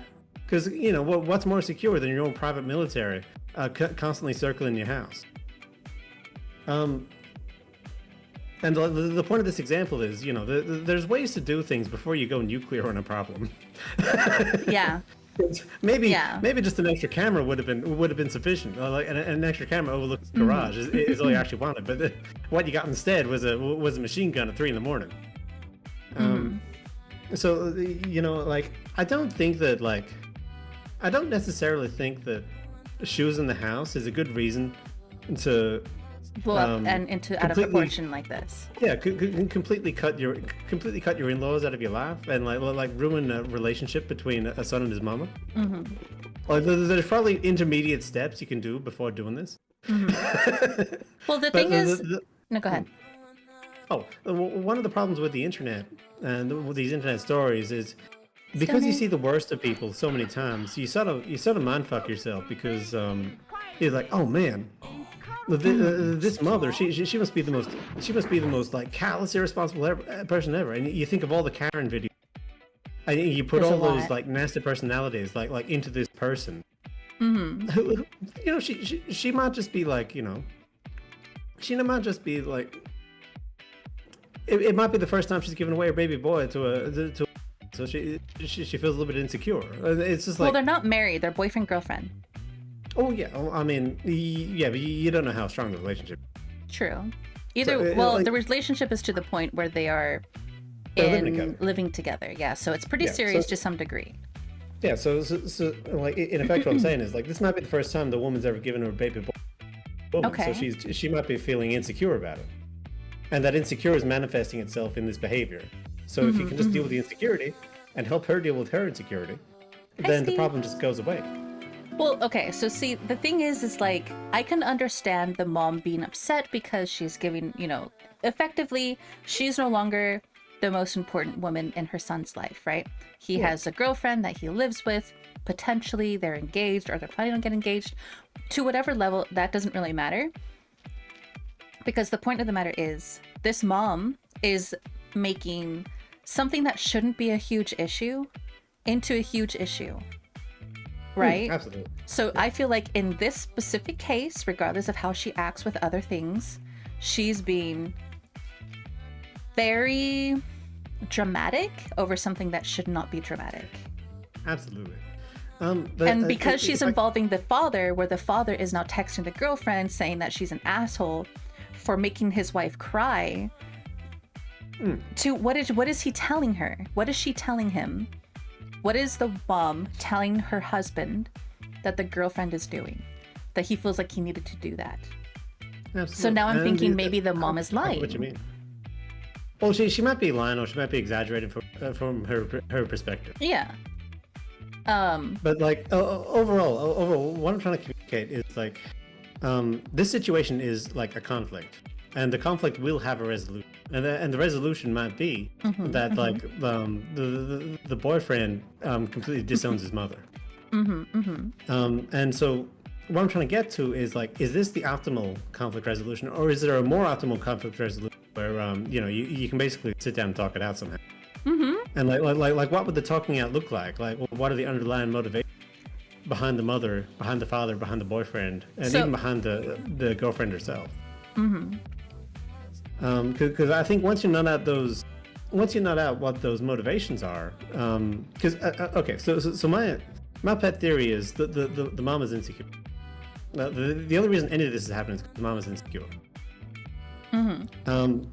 And like, if that insecurity, and emotions aren't always fair or logical, but like dealing with somebody's emotions is sometimes it's the way forward to a healthy resolution where everybody, because let's suppose eventually that would happen, but the thing that I'm kind of sticking to is last time that they visited, where the whole thing kind of blew up, is last weekend she came over, surprise, surprise, walked in with her shoes on. I very politely, I swear, said, "Oh, can you take them off, please?" If that is what she said, if she said, and I'm just gonna go by what I'm hearing, what I'm seeing, of, "Oh, can you take them off, please?" And then she huffs and she's like, "You're really gonna make me do this?" And the girlfriend just stood there and waited for them to take their shoes off. And then she gets dramatic and sulks during the entire visit. At that point, I'd be like, if you're going to sulk, and be a little crybaby about not being able to wear your shoes inside my house, then you could just put your shoes on and leave. Absolutely. No, I agree. Like during the conflict resolution, like part of the conflict resolution is probably that the mom's gonna have to apologize. Oh, she's gonna have to. I need a slice of humble pie. Like, I'm not saying that's wrong. Mm-hmm. What I'm trying to get to is like, let's suppose 3-5 years these people still together, and there's a little baby girl, a little baby boy in the family. Mm-hmm. Are you gonna prevent this woman from seeing her grandchild just because she didn't put her shoes on once? Well, it depends. Or she didn't take her shoes off once? Well, and I know it depends, but like, it's not necessarily about the actual shoes. I think you see where I'm coming from. It's just there's so much more than just the shoes. The shoes absolutely. is just like the shoes is the like the little tiny jab, right? But I kind of feel like the shoes is just the starting point of other bigger issues between this girlfriend, the catalyst, thank you, between the girlfriend and the mom, because I kind of feel like the mom just doesn't like the girlfriend at all. So she's trying to like make it seem like, oh, well, let me choose this one stupid petty thing that she has everybody do at the house. And I'm just going to hound on it and make it into like something really stupid and make her seem like the asshole. But other people were saying things. Somebody said exactly every accusation is a confession. She's making this a pissing contest. Agreed. Reading the post, I initially was thinking maybe the mom had a weird foot thing. That's why I wanted to make sure I read this part. I cannot stand walking around in a house with bare feet, but I take my slippers with me. Shoes come off and slippers go on. My grandmother was the same way. However, with the crying and the text and her son's home, this isn't a comfort foot thing. This is dominance and trying to create a rift between OP and the boyfriend. ETA, boyfriend needs to establish boundaries and shut his parents' drama down now. OP is not the asshole. Me smells narcissistic tendencies. I'm trying to see if the OP responds with anything, like an update or something. I think a diagnosis based off this is a bit much. I don't think you can get there from there. Hopefully we'll get an update, but at the moment, I don't think they're an asshole, and I kind of do agree that the mom is making a mountain out of a molehill. I agree. No, I don't disagree. I'm just more interested in the. What I'm interested in is validating my pet theory that the mom is insecure. Yeah, but I mean, if it's such a new story that there might not be an update. Yeah, there wasn't one. True. Doesn't look like there is one. Now, y'all want a manly meow? Yes. Well, I'll give you a manly meow, okay? Meow! Meow! Yee meow! Wow. Okay. Oh, you like our anime characters, Steve? Thank you very much. Yeah. Much obliged. Much obliged. Yeah, Karnak has a really cute model. Hey, all right, so the one that speak I for want to yourself, read. fish woman. Listen here, kitten. Discord kitten. Now, I am on Discord and I am a kitten, but I refuse that. Hi, baby. Welcome in. You look for it? Oh, you're gonna look some. Okonomiyaki is really good vexing, so hopefully you can find some really good one. Hi, absolutely. I love okonomiyaki. Yeah, I make it at home. It's really good. You know the Japanese call them fish pancakes. Okonomiyaki? I don't think it's fish. I'm kidding you. I was about to say, and I was like, I don't think they put fish in it.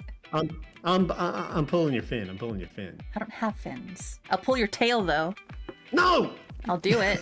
I'll pull your tail and I'll eat your ears.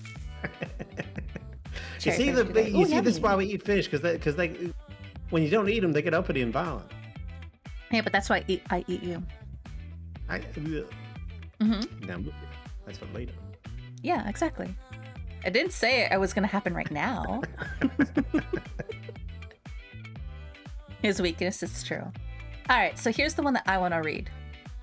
Am I the asshole for kicking a pregnant woman out of her seat? Okay, so this happened a few hours ago, and I've only just calmed down because I hate conflict. Basically, I was doing a long travel day, about 5-ish hours, so I booked my train in advance to ensure that I had a reserved seat. When I get on the train, a woman is in my seat. So I politely inform her that I think that's my seat, show her my ticket, and ask her to move. She checks her ticket and just says, well, I must have sat in the wrong seat, and puts her head down. I say that it's my seat and could I please sit in it? At this point, her partner sitting opposite her starts speaking at me in what I perceive to be an aggressive tone. He suggests I find another seat, which there are none because it's busy, and I say, but I booked that seat and there are no other available seats in the carriage. He then raises his voice and says, well, someone else is in our seats and that his missus is pregnant. I say I understand that and I have a heart defect, which I do, and said everyone has their own medical issues and reasons standing for a long period of time might be difficult, and here I could just be the asshole. I ask him to not speak to me in an aggressive tone and that I will make a complaint. He then starts swearing at me and I ask him to stop. Eventually, the woman gets up and allows me to sit there, and he continues to berate me, saying he hopes I feel good for myself and that I'm quiet now. I have my seat, when I really just stopped engaging as I felt there was no point. One of the men who was sat beside him offers that him and his partner sit in the seats opposite me. It's a table seat. At which point he sits his partner down and then laughs at me and points in my face. Eventually, when the ticket inspector comes around, they are asked to move to their assigned seats, and she asks if I'm okay, as another passenger has made a complaint on my behalf. Even so, was I the asshole? Should I have just left them alone as she was pregnant? And did I in any way escalate the situation? There is an edit, but I want to hear what you have to think, or what you think about that so far. I just always love these stories. How like the villain of the piece is always the most the most evil, the most villainous, like cartoonishly angry and irrational little. Well, it ain't just that he's making it ain't enough that he's denying a woman with a heart defect a seat at the place she booked. He's also going somewhere else, pointing, laughing at her. Who, the person who posted it? No. Wasn't it that she asked him to move? Somebody gave up their seats, and then he's pointing, laughing at her. I'm pretty sure that happened at some point in the story. Oh yeah. So the way that it sounded, because it was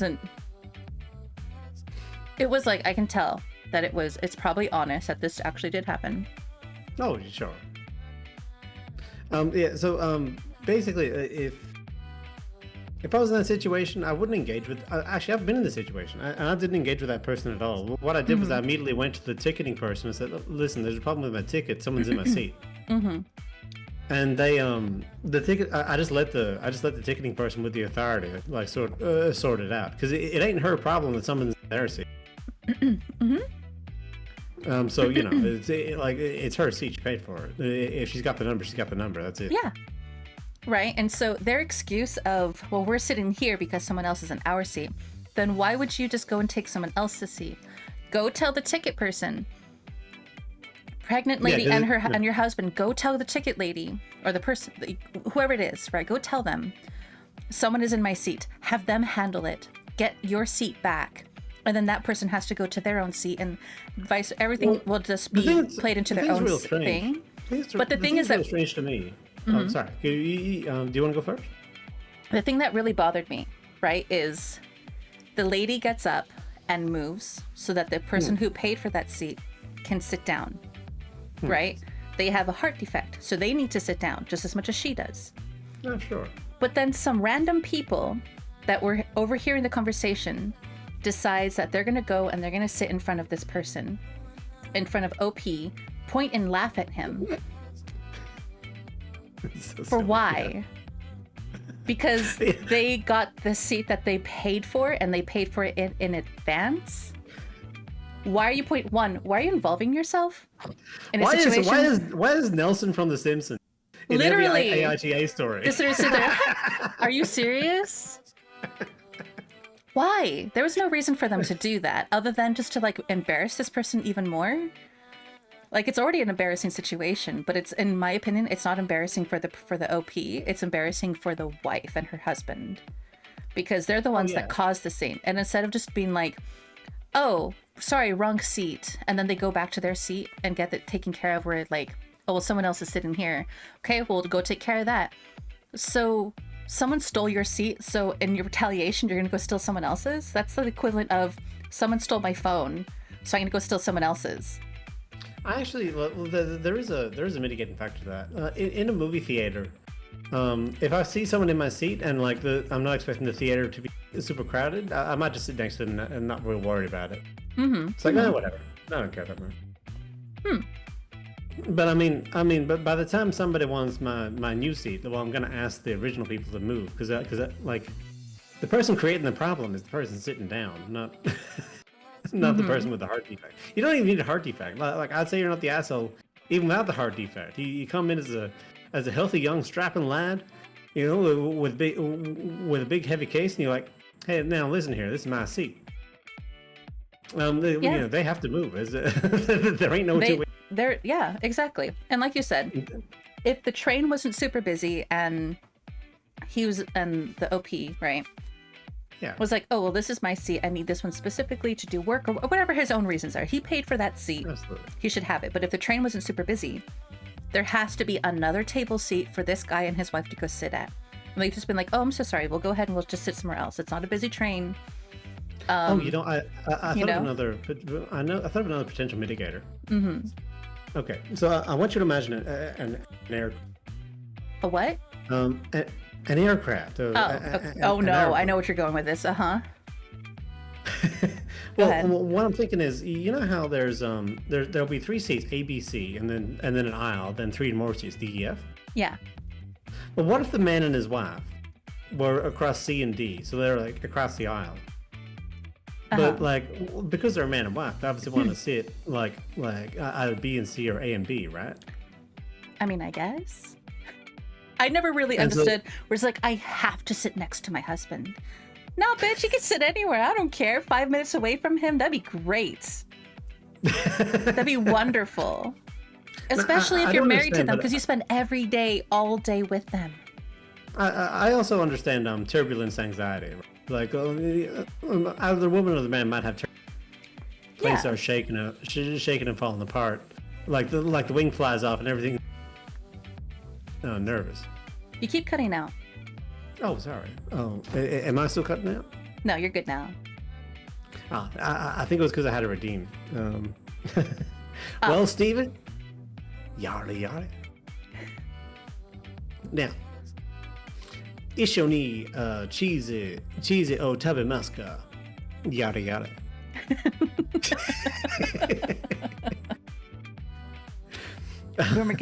Boomer partners, get me away from this motherfucker. Okay, so even if like you're saying, where it was ABC, right, and your partner is literally just across the little hallway, little walkway, they're still right next to you. Oh yeah, right? for sure. And unless it's actually like where people are like they're nervous flyers, then if you know that, then you should have planned ahead of time to purchase tickets to be right next to each other, because otherwise you're gonna get whatever. This is the story of a woman who's never been screwed over by an airline before. It's happened to me. I have not, and I know that they make changes and stuff like that, but like it comes down to like, so I've read a bunch of these things, and one of my favorite ones is this lady has 2 kids with her, right? Yeah. Like preteen and a child, right? So let's say 13 and the other one's 8, right? This lady has 2 kids with her, and her 11-year-old is assigned the seat next to her, while her 8-year-old is assigned three rows behind. Yeah. Because she didn't plan to buy the tickets, to buy the seats next to each other. Or maybe she did and the airline fucked up. But at the end of the day, the airline should be the one, if it was their fuck up, to put the children as close to that parent as they can. either in the same row and just move some people around. Be like, okay, well, these two bought the tickets together. We'll just move these ones over here so that the kids can kind of sit together, whatever. Right? Absolutely. It's not the other passenger's problem to fix that on the airline's behalf. I agree with you. It's not their problem, but like I also don't. I don't mind the world where the passengers do just like sort it out between themselves. Mm-hmm. Like if everyone's being like, obviously in this story, like people weren't being reasonable, but like there is a world where like all the passengers sort of like they see the seating problem, like with the 8-year-old by themselves, and they're like, look, you can sit next to your mama, and the gentleman there will sit in the 8-year-old seat, and we'll just swap tickets, and that's fine. Yeah. I can see good resolutions where things kind of work out despite the airline. Yeah. So and amongst you know what? themselves, maybe that gentleman gets an extra hot chocolate. Like amongst themselves, right? If the passenger is kind of expensive, like, hey, so we had to rearrange the seats because the airline did whatever, and my 8-year-old is over here. Is it okay if you switch seats with my 8-year-old? Yeah. In that case, like obviously they're gonna like that one person who would have been on that third seat in the row. I would like to think that just be like, yeah, I could do that. But it also depends on how she comes across and how she says it. If she's like, you need to move because my child needs to sit there. Now I don't want to. Yeah, absolutely. I don't want to. And then you get the guy who's all set up with his laptop and his coffee. He's like, now listen, lady. Are you trying to stomp on my American rights to sit wherever the hell I want? And then there's that guy. Yeah. Yeah. And then he gets his twin pistols out, his 10-gallon hat, starts shooting in the air. Oh my god. Yeah, as we do, as we do. Yeah. This is what all Americans do. Obviously, yeah. So, yeah. But and then they pull out a little constitution and start reading it. Obviously, yeah. Everybody does that. Yeah. I'm a sovereign citizen of the specific chair. Exactly. But like in this case with this person, right? The train was super busy. All the seats were basically taken. So this person's chair that they paid for in advance was taken by someone else that equally needed a chair. It is not his fault or his problem that someone took the chair from this pregnant lady. And she shouldn't have made it somebody else's problem by just choosing to sit in that random chair that happened to be for someone else. She should have gone to the ticket people and been like, someone else is in my chair, so you need to kick them out so I can reclaim my actual seat. I'd say a good metric for judging who's in the wrong or the right of these situations would be like, who's doing their best to do conflict resolution? The people who work for that place, the airline, the train people. Well, those are the people responsible. Yeah. Like those people are responsible for the conflict. But like in the situation of two how are they responsible for the conflict? I mean, when I say responsible for the conflict, I mean the conflict eventually goes to them. They have to resolve it no matter what. Yeah. I thought you meant they were responsible as in they're the ones that caused it. I'm just like, no, not the cause. The causer of the conflict was the person who didn't sit in his seat, obviously. Yeah. But like when you're looking at the like in isolation of the two people having the conflict, the person who wants to sit down, the person who's down. When you look at that, I'd say a good judge of who's the asshole is probably who's doing the most to resolve the conflict without talking to somebody else, and that person is not the asshole. So then it's the OP. Yeah. In this case, it's NTA for me. Definitely not the asshole. Like NTA. Yeah. Not the asshole, definitely. But there was an edit, and they say, as I don't know how I'll be able to respond to all the comments, thank you sincerely to everyone that has engaged with this post. I've learned a lot about myself and my ability to let anxiety and overthinking get in the way of trusting my decisions. I honestly came into writing this thinking that I escalated the situation, so I have people affirm that it's just standing my ground and that it is all right. And that is all right has been really gratifying. It has taught me, however, I have a way to go with standing up for myself and not being such a people pleaser. If I don't get to respond, just know I appreciate your engagement with my post nonetheless, and this has really helped me calm me and give me insight for after an incredibly stressful situation. So it looks like everybody kind of was in agreement that they are not the asshole. I do sort of like, you know, maybe I have a Machiavellian scheme in mind. Okay. But I do sort of have the what am I doing? What are you doing? Macadamia. Macadamia, Stevie. Macadamia. Well, because when I look at this text, I'm always like, who's writing the text? What's the goal of writing the text? Like, what's the underlying motivations? You know, and I'm like, well, if I was to write an "Am I the Asshole" post, am I gunning for an NTA judgment? In which case, I'll write the text in such a way. Yeah. Yeah. I mean, that's always the thing with like, these is like you can never really trust that 100% of them are truthful or 100% accurate. Absolutely. I think there's a certain website that put it the best. It's like everything on this website's a work of fiction. Any resemblance to real places or events are pure coincidence. So someone responded with, not the asshole.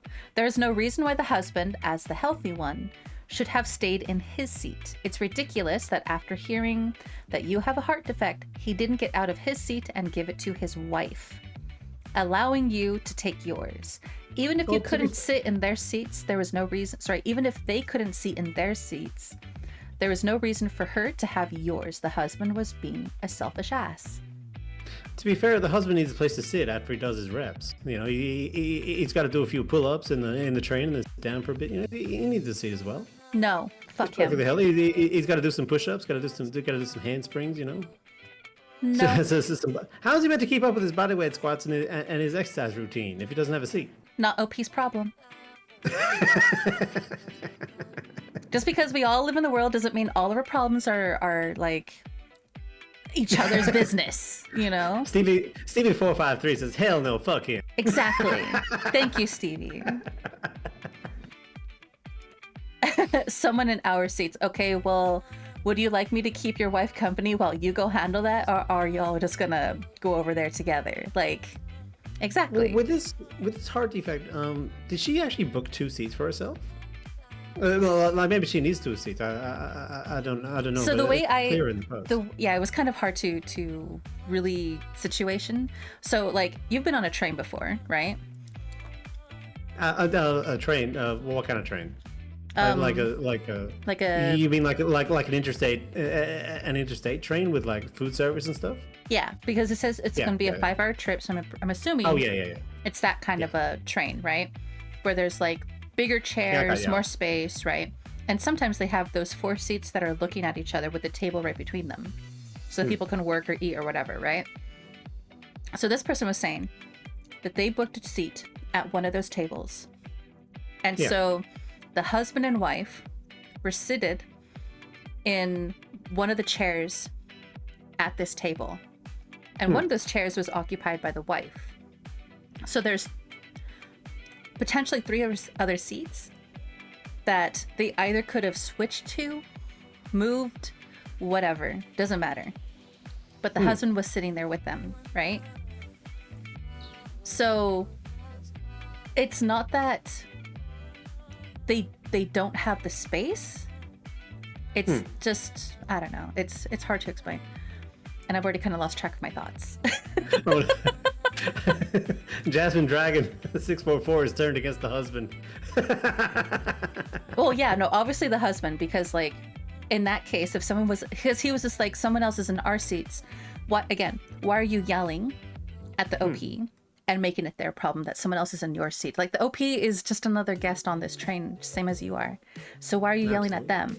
And if you feel like you can yell at someone, go yell at the people in your seat.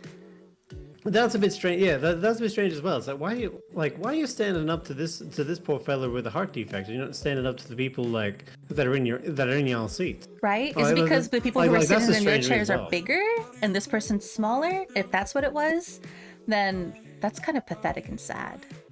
Oh yeah, because like for my own conflict, like if somebody said, "Hey, you're sitting in my seat," I'm like, "Oh well." You know, it's because those people sit in my seat, and it's like, well, okay, I understand. I'll go get my seat back, and we'll see if we can't resolve this. Okay, Or so like, if I had to sit in that particular seat, I'd offer to trade tickets. okay, so I want to say more recently, when you go to the movies, you buy a ticket, and you're assigned a seat, or you pick the seats that you want now, right? Yeah.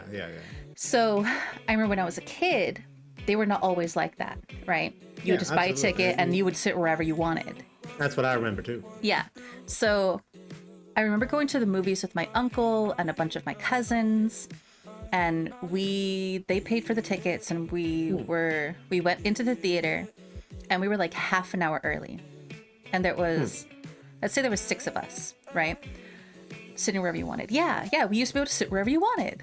And so we picked out 6 seats, and it was a premiere of a movie. So the theater was already kind of booked pretty well, right? Yeah.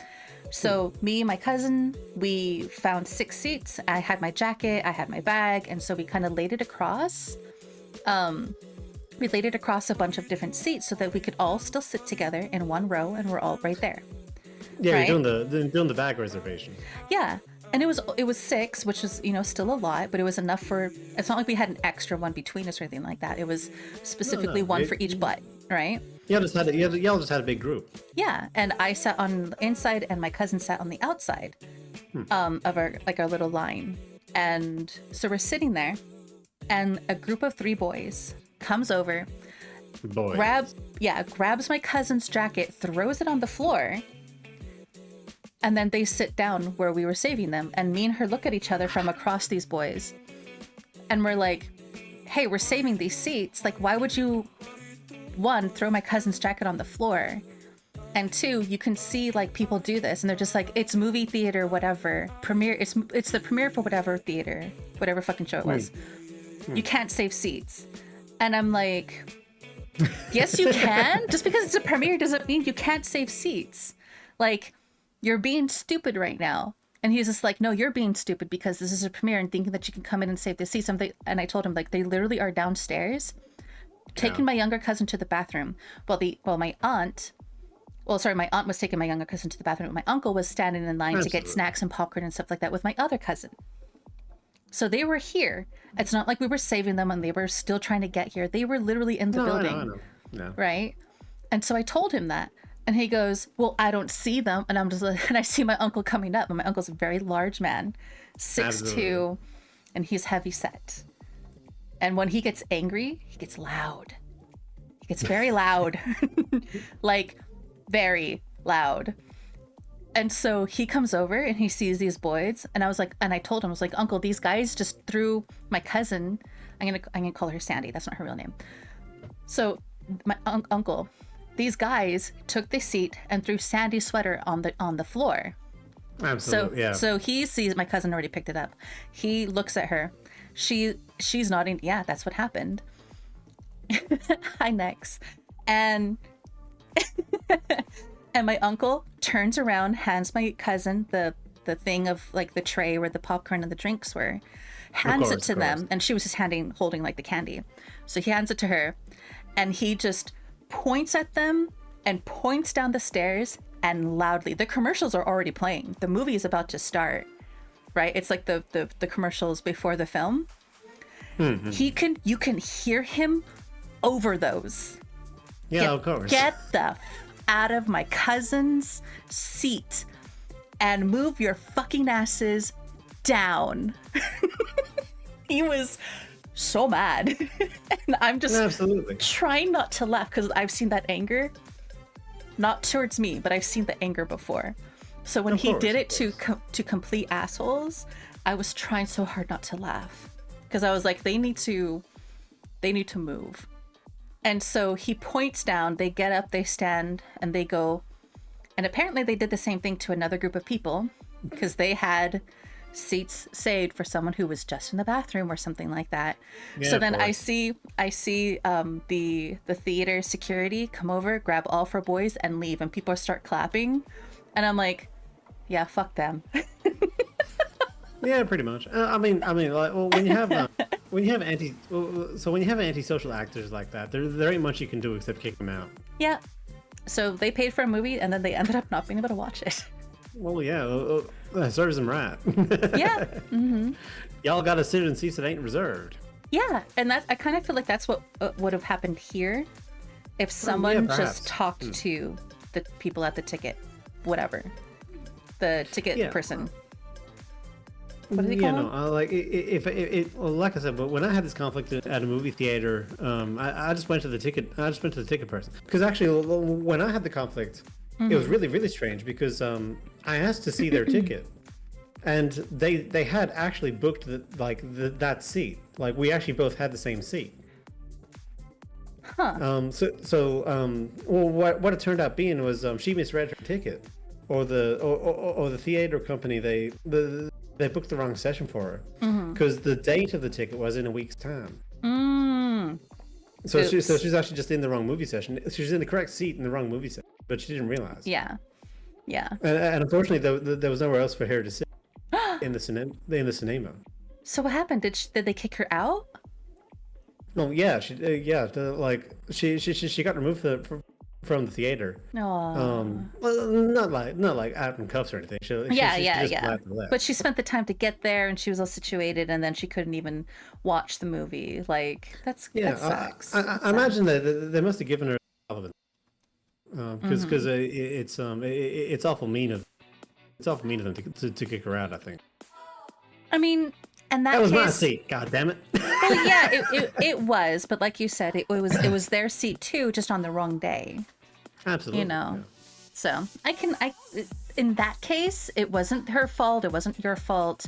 Whoever is the one that gave them the ticket for that day, they should have been like, "Oh, this is for next week. You're a week early.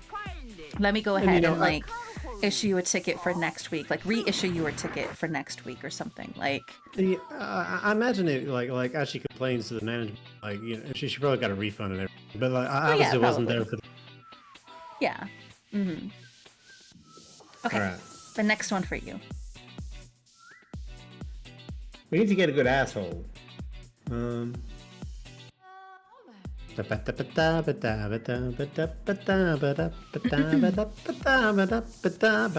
yeah. Your uncle must have had some. Oh yeah, no. He played the trombone, so he has a really good lung capacity. Am I the asshole for avoiding my mama? She told me to suck it up when I broke my. This one. Oh, okay. Absolutely. All right. Okay, let's have a look. I was at the gym where heavy weight fell onto 3 of my fingers. I was in such severe pain that I thought I was going to pass out. While sobbing, I called my mama, as I'm at college, far away from home. I told her what I thought I broke my fingers and I wanted to get urgent care. My mama never been too empathetic for physical injuries and mental health issues. When she heard this, she told me to suck it up and rest. I figured I'd wait for a while. Who knows? She could be right. I should mention that my fingers did not look deformed, so other than bruising and swelling, I was unsure if they were broken or not. While waiting, my roommate came home and saw the state I was in. She took one look at my hand and assured me that we would go to urgent care. I didn't want to betray my mama, because she always said never to go to the ER or urgent care due to our terrible insurance. However, I went and researched the cost of out-of-pocket x-rays at the nearest urgent care. It was only $200, which I was willing to pay. I told my mama this, and she said, "Y'all better hope your fingers are broken, or else I ain't gonna pay for nothing." So it was under weird circumstances where I hoped my fingers were broken for the sake of saying I told you so to my mama. I finally went into urgent care for the x-ray, and they confirmed that my index and middle fingers were broken, and they may need surgery if not healed properly. When I called my mom back later that day and told her the news, she basically laughed and told me I should be glad that they were broken. She's got a good sense of humor. 3 weeks ago I'm by. I ain't spoken to her since. She texted me and asked for updates on my finger. Oh well, yeah, she ain't a deal. But I feel confident. Sorry, I can't read properly. The text is all jumbled. Could you read the next bit? Is that better? 3 weeks ago, maybe. 3 weeks gone by, I haven't spoken to her since. She texted me and asked for updates on my fingers. And I feel conflicted on why she's suddenly acting like she cares when she clearly didn't in the first place. She also, not someone you can easily share your feelings with. Should I just ignore it or try to bring it up with her? And blah blah blah. I'll give my opinion first, but it's your turn. I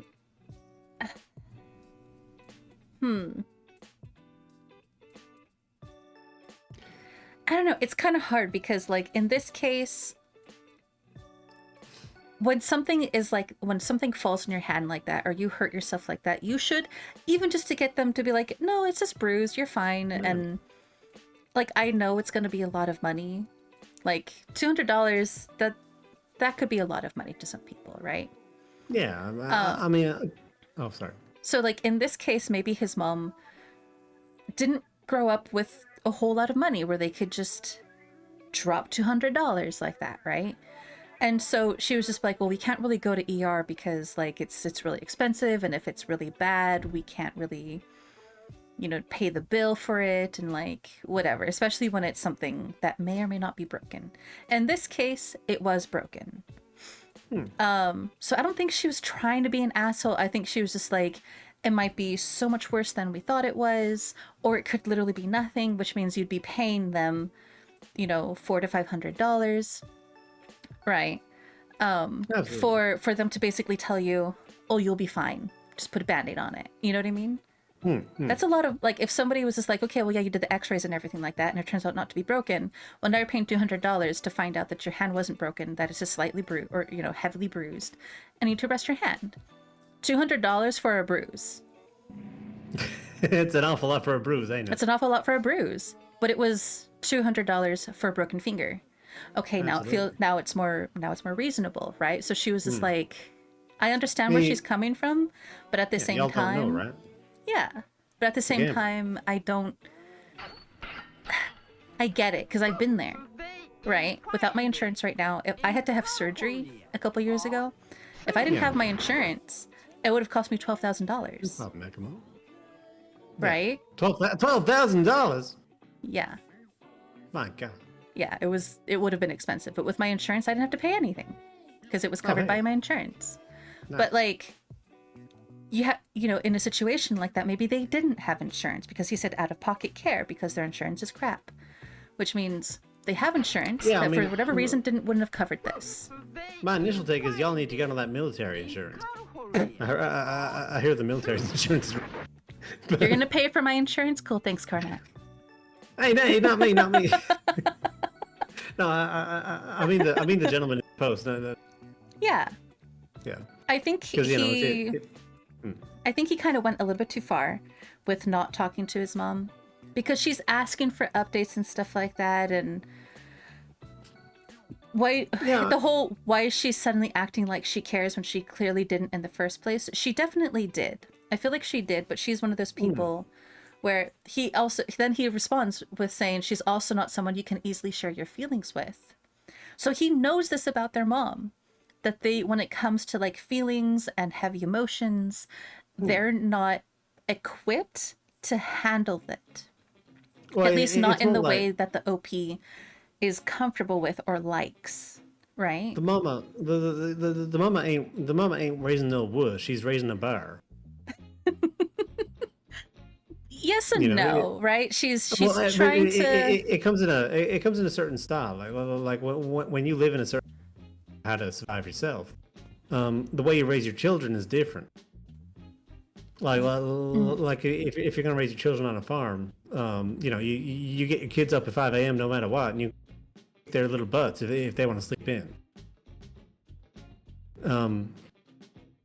But that might seem unconscionable to city folk. Am I making sense, or am I talking? What are you talking about? I apologize. Okay. So the way I see it is the mama cares about her about a little boy, because that's why she's texting saying, like, hey, how's the hand you Your mic is still cutting out. Oh no, my mic's cutting out. I'm sorry. You know, the problem is I'm talking nice and loud in the room, but Discord ain't projecting my voice over the magic of the internet. I mean, I don't really have anything playing. I mean, I have my music, but I don't have any intonation or anything like that. so. I wish Mukia. You know what I wish? What? I wish for an internet that didn't betray me. That's fair. How am I now? Am Good? I okay, or am I a beep boop robot? I don't think either of them has hats. No, you're not a robot. Mm-mm. Yeah. So the way I see it is the mama just has a way and a style of raising her children. That might seem a bit unconventional or old fashioned, but it's not necessarily abusive. And like she's raising a boy to be strong, so he can project a woman sort of emotionally and physically. Part of why he's going to gym, I assume. And so like at points when he's actually in pain, and he reaches out for his mama, you know, she might say, no, listen, it ain't that bad. But like obviously that can get interpreted in his mind as, oh, my mama doesn't care about me, but that's obviously wrong. Yeah. And it's one of the good things and bad things about the internet is you get to see all sorts of different lifestyles and all different walks of life. And I don't know, I don't think anybody is really an asshole. Like, honestly. Yeah. I don't think he's being an asshole. I don't think his mom is being an asshole. I just think that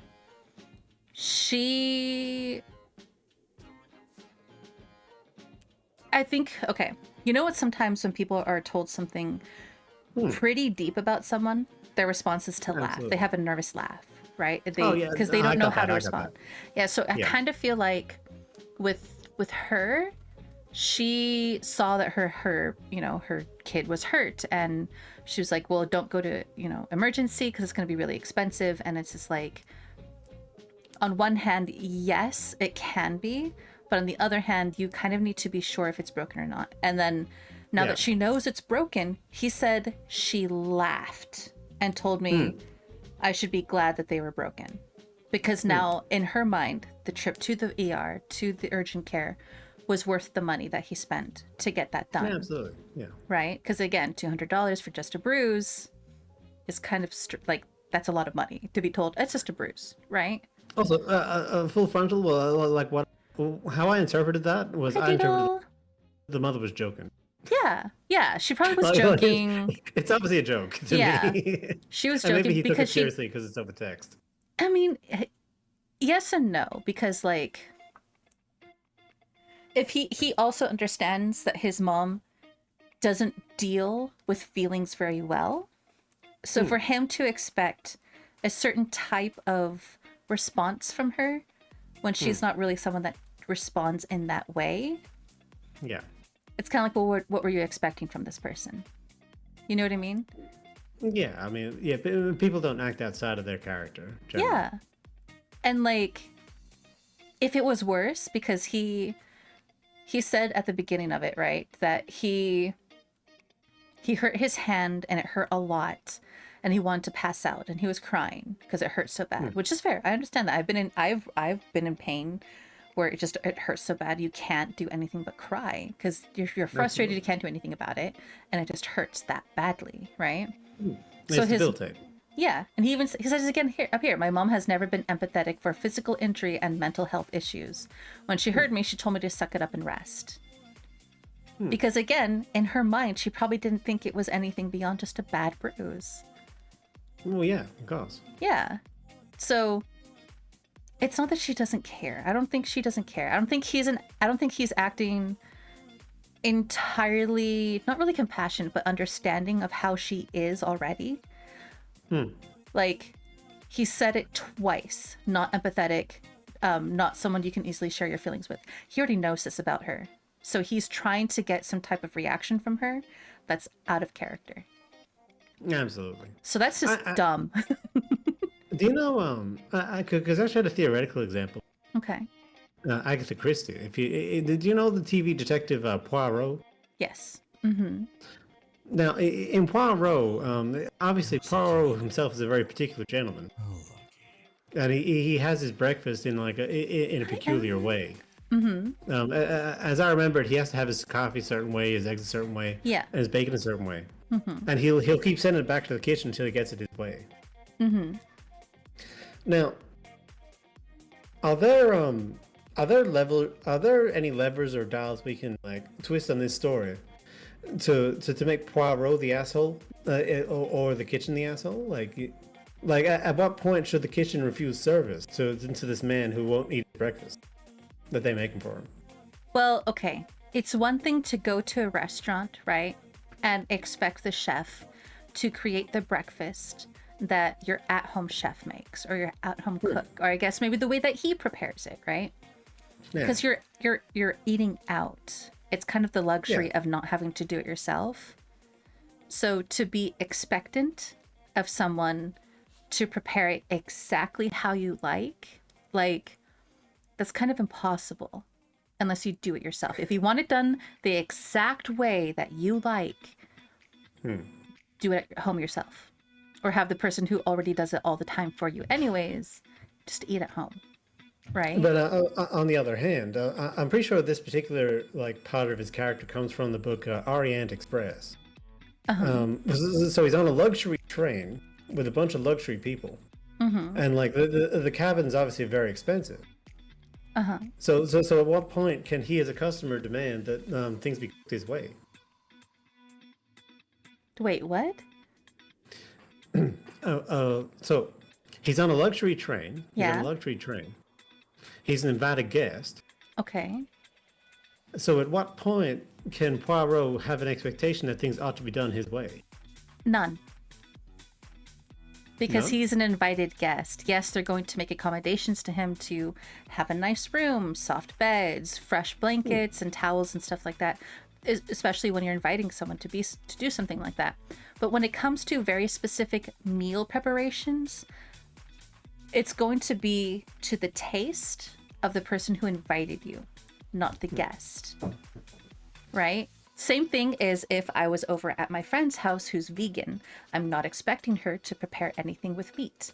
Just like if she comes over to my place, I would make accommodations to prepare things for her that are vegan friendly.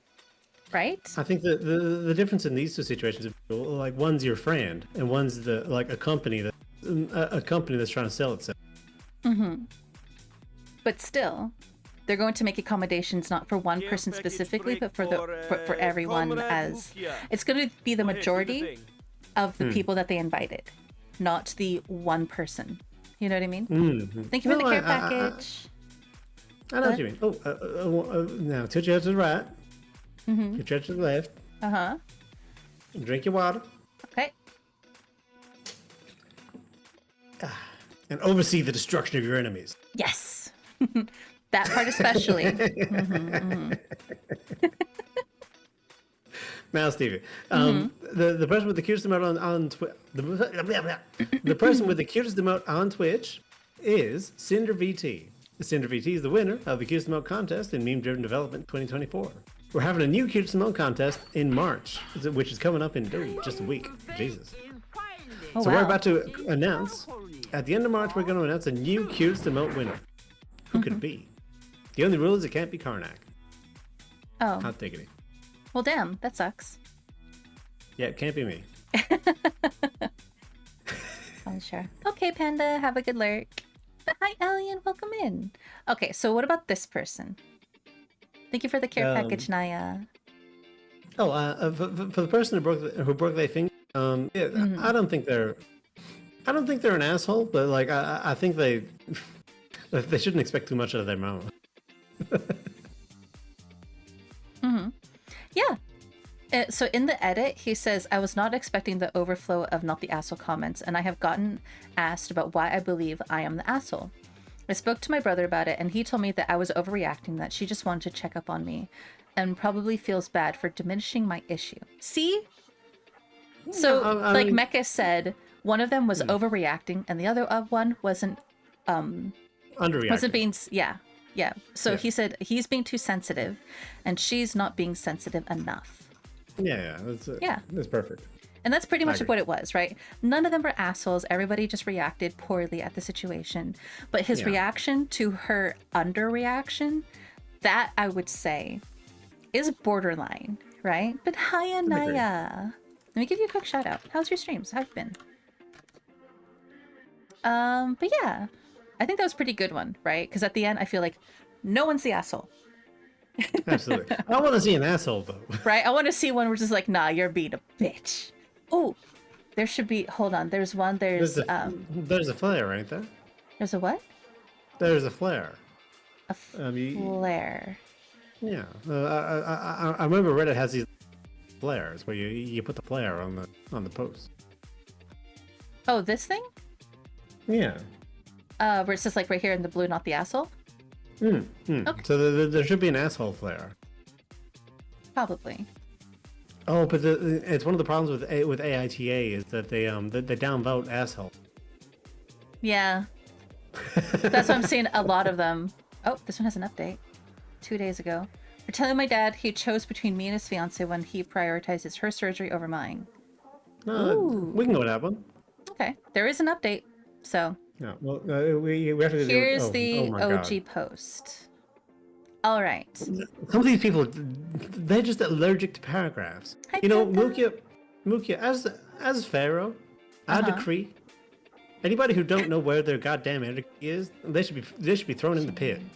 If you're gonna write a big block of text online, you gotta break it up into paragraphs. This one? Yeah, that's a lot. That's a lot for one. That's a big paragraph. That's a thesis. Anyways, throw them in the pit.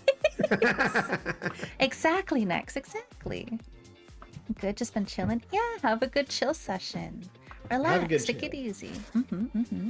Okay, so am I the asshole for telling my dad he chose between me and his fiance when he prioritized her surgery over mine? I, 17 female, have had a rocky relationship with my dad. My parents married after I was born, having to provide a stable family for me, but they divorced when I was 11 after my dad went to rehab, and things got worsened from there. During rehab, he met his current fiance, and they later had a kid, 6 years old female.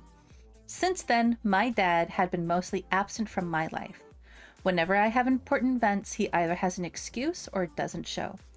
I'd estimate he's been present for less than half of my events since their divorce. A few years ago, I was diagnosed with scoliosis, and initially surgery wasn't needed. However, my condition got worse, and I finally scheduled for surgery on November 20th of this year. So 2024 year, not 2025, because this was 3 months ago. Gotcha. I told my dad about it months ago, expressing how much I needed his support this time, and he promised he'd be there. But later, he texted to say he planned a vacation that would keep him away until mid-December, just as my recovery period would be ending. It broke my heart, but I accepted it. Then, 2 hurricanes hit his vacation spot, and he told me he'd make my surgery.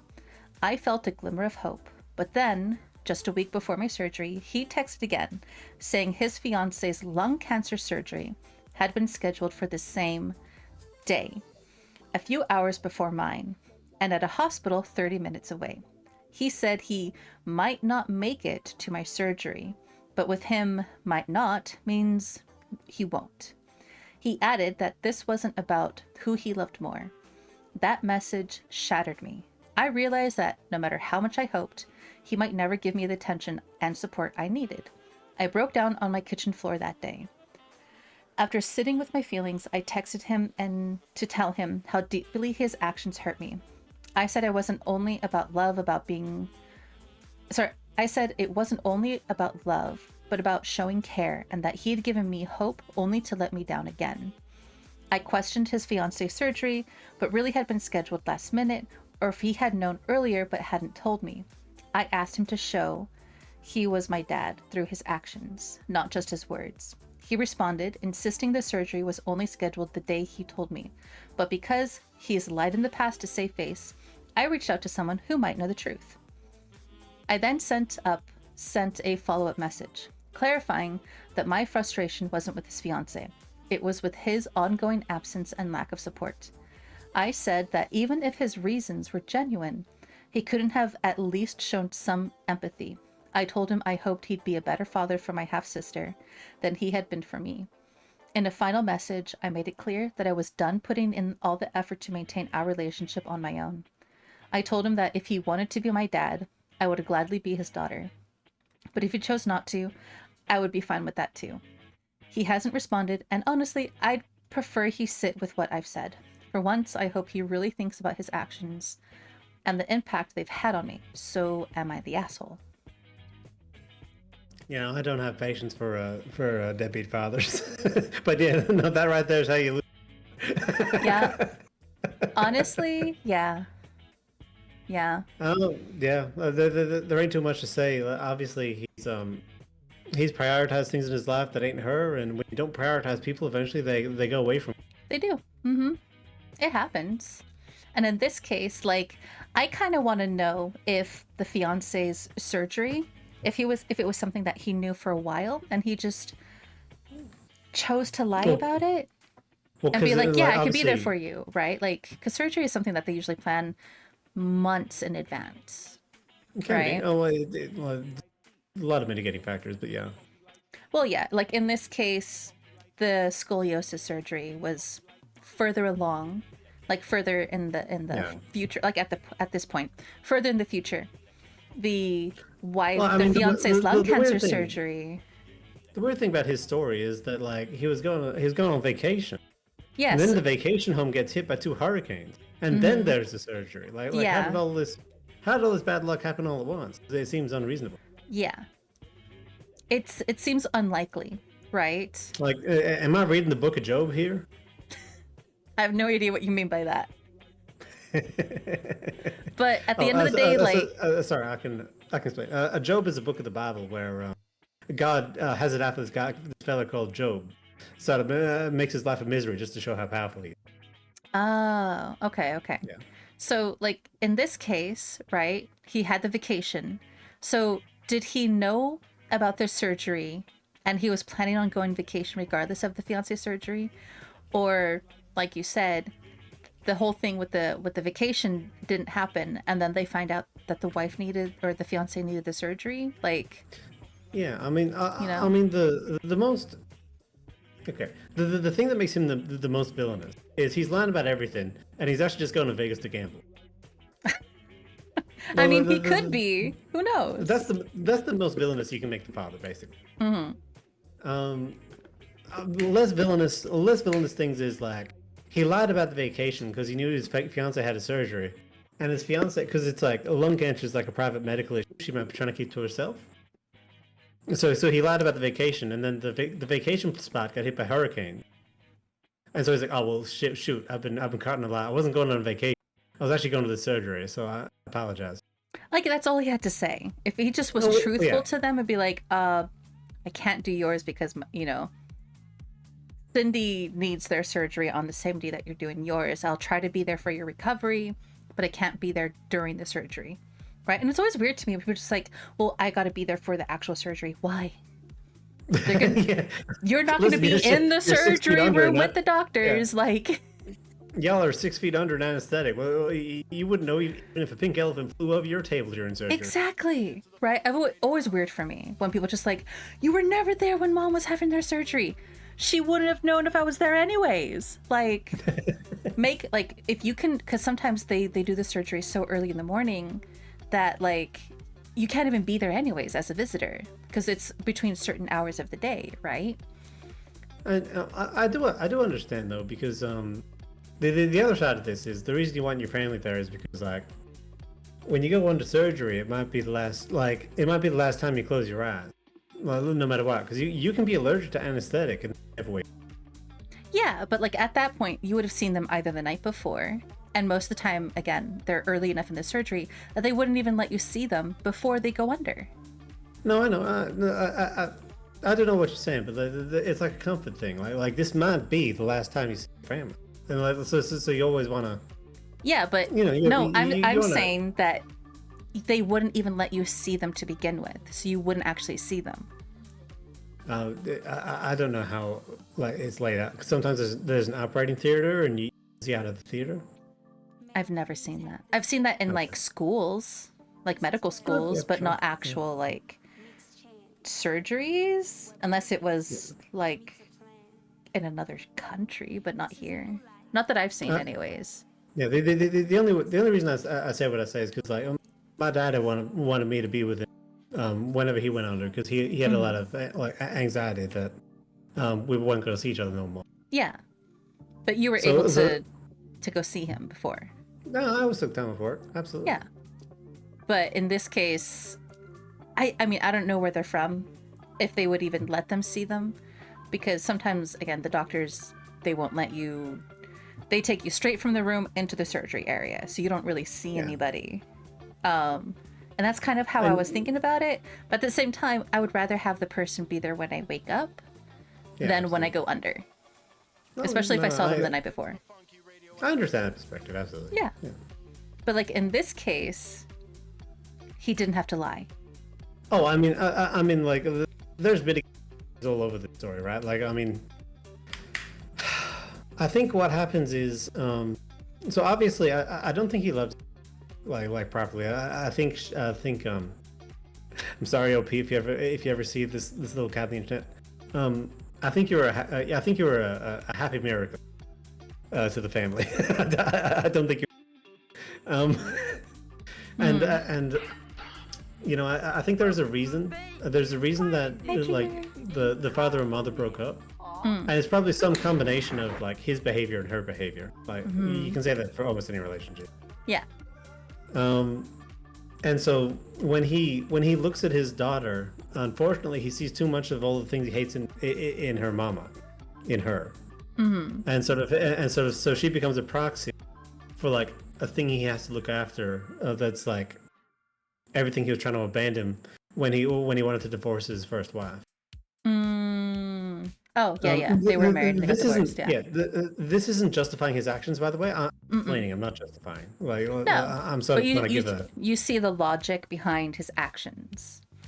Yeah, it's like it's the logic or at least the emotional mentality that he has. Yeah. Trying to humanize, like, the pain he's going through. It doesn't diminish the pain she's going through, obviously. But obviously, I think the reason people act like this is because they themselves have some sort of pain themselves that they're not properly addressing or something. Now, obviously, him going to rehab, this implies that he's not, I guess, emotionally mature. Yeah. And obviously, like, his usage of drugs might have warped his brain's ability to feel empathy properly. Because that's something that weed and cocaine can do is they can actually prevent you feeling oxytocin, the love chemicals that you ought to have for your family. And because you don't feel those things, you're less motivated to act as a proper father should act. Well, at this point, I'm assuming that he's no longer in rehab. Oh, no, I'm saying the drugs have a lifelong effect. It's not something you can just snap your fingers and it gets better like a cold. Well, no, but so you're saying that when you take those drugs, they prevent you for like the rest of your life. Yeah, I'm saying when you take those drugs to the point that you need to have. Like he was obviously such a heavy drug user that he had to like physically get himself removed from drugs. I mean, I don't want to say heavy, but at least it was bad enough that he feels like that the family, or maybe he felt like he needed to, right? It could. The systems, yeah. At the end of the day, though, he took the drugs and he needed to get clean. Congratulations on him for getting clean. Yeah. But like obviously, like you don't come out of rehab and so. Unfortunately, that's not typically how it works. All I heard was, you don't come out of rehab and... Oh, no. That's not how it works. You don't come out of rehab father of the year. You keep breaking up. God damn it. Do you have the intonation on with Discord? Intonation? What's intonation? So go to your voice settings. I'm going my settings. Voice and video, right? Scroll down. Voice and video? Yeah, voice and video. Yeah. Scroll down to global attenuation. Global attenuation. Lower that all the way down, and then stream. Lower that all the way down. Global attenuation is at 0. Is it stream attenuation? Yes, I have both of them at 0. All right, I just put my stream at 0. Okay, that should probably help. All And then right. you have the boxes between those two checked off as well, right? Well, you know what? I'll just close the window, so let me go back and Okay. check. Apologies, Mukia. No, you're fine. It's just funny because it keeps like cutting you off. Well, I don't... Look, listen, one day I'll be a professional streamer, but that day ain't today. All right. Now, what I was saying before was, y'all don't come out of rehab and... did you hear me? Nope. Oh my god! I'll type it at you. I'll type it at you. You don't come out of rehab Y'all and don't That's come literally- out of rehab and become Father of the Year. there we go. Heard that. Okay, you heard that one because I was typing it. I was typing it angrily at the same time.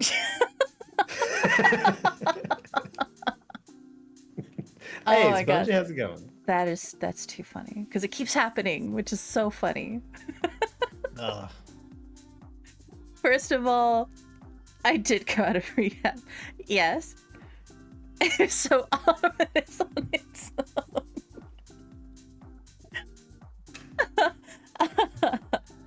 Oh man. Okay, so let's read the update because I think we all kind of agree that they're not acting like an asshole. I think they've given their dad a lot of leeway in their life, and their dad is the one that's Oh yeah, he needs to change. he needs to even if he doesn't have the same type of love for his older daughter as he does his younger child, he needs to still step up and be like, I can't be in this relationship, something, because him saying that he's going to make attempts to like be in their life, be a part of their life, whatever, and then not doing it is the same as just you might as well just not exist. The disappointment's worse than the disappointment's worse than the promise. Exactly. Yeah. So let's read the update. Okay. So they did this post 3 months ago. Here's the update from 2 days ago. Hey guys, been a while. Thanks for your love. I've been dragging my feet on an update, but here it is. Surgery recovery has been great. I've been in therapy since 12. So my therapist knows everything about my dad. Can I just say it's weird seeing my story posted on other apps with Subway surfers and woodwork. I love that people think my dad is a sperm donor and not a dad across all platforms. Senior night on Valentine's Day, which I've told him weeks ago in advance, saying a game start at 7 usually, but I would get at the school 30 minutes early since we will probably do it before the game. What?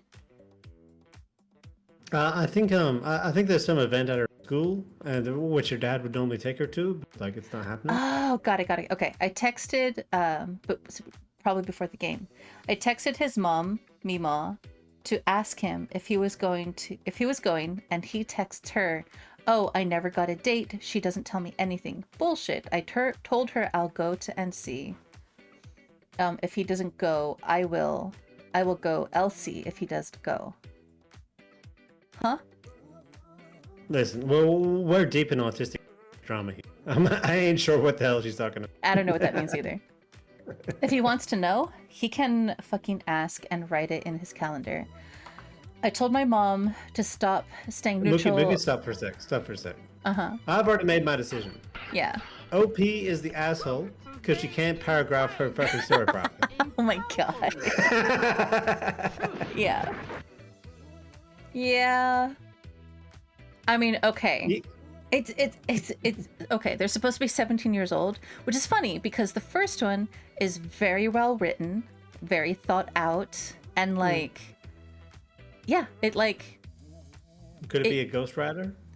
Maybe. And then this one is just like, huh? Is this the same person?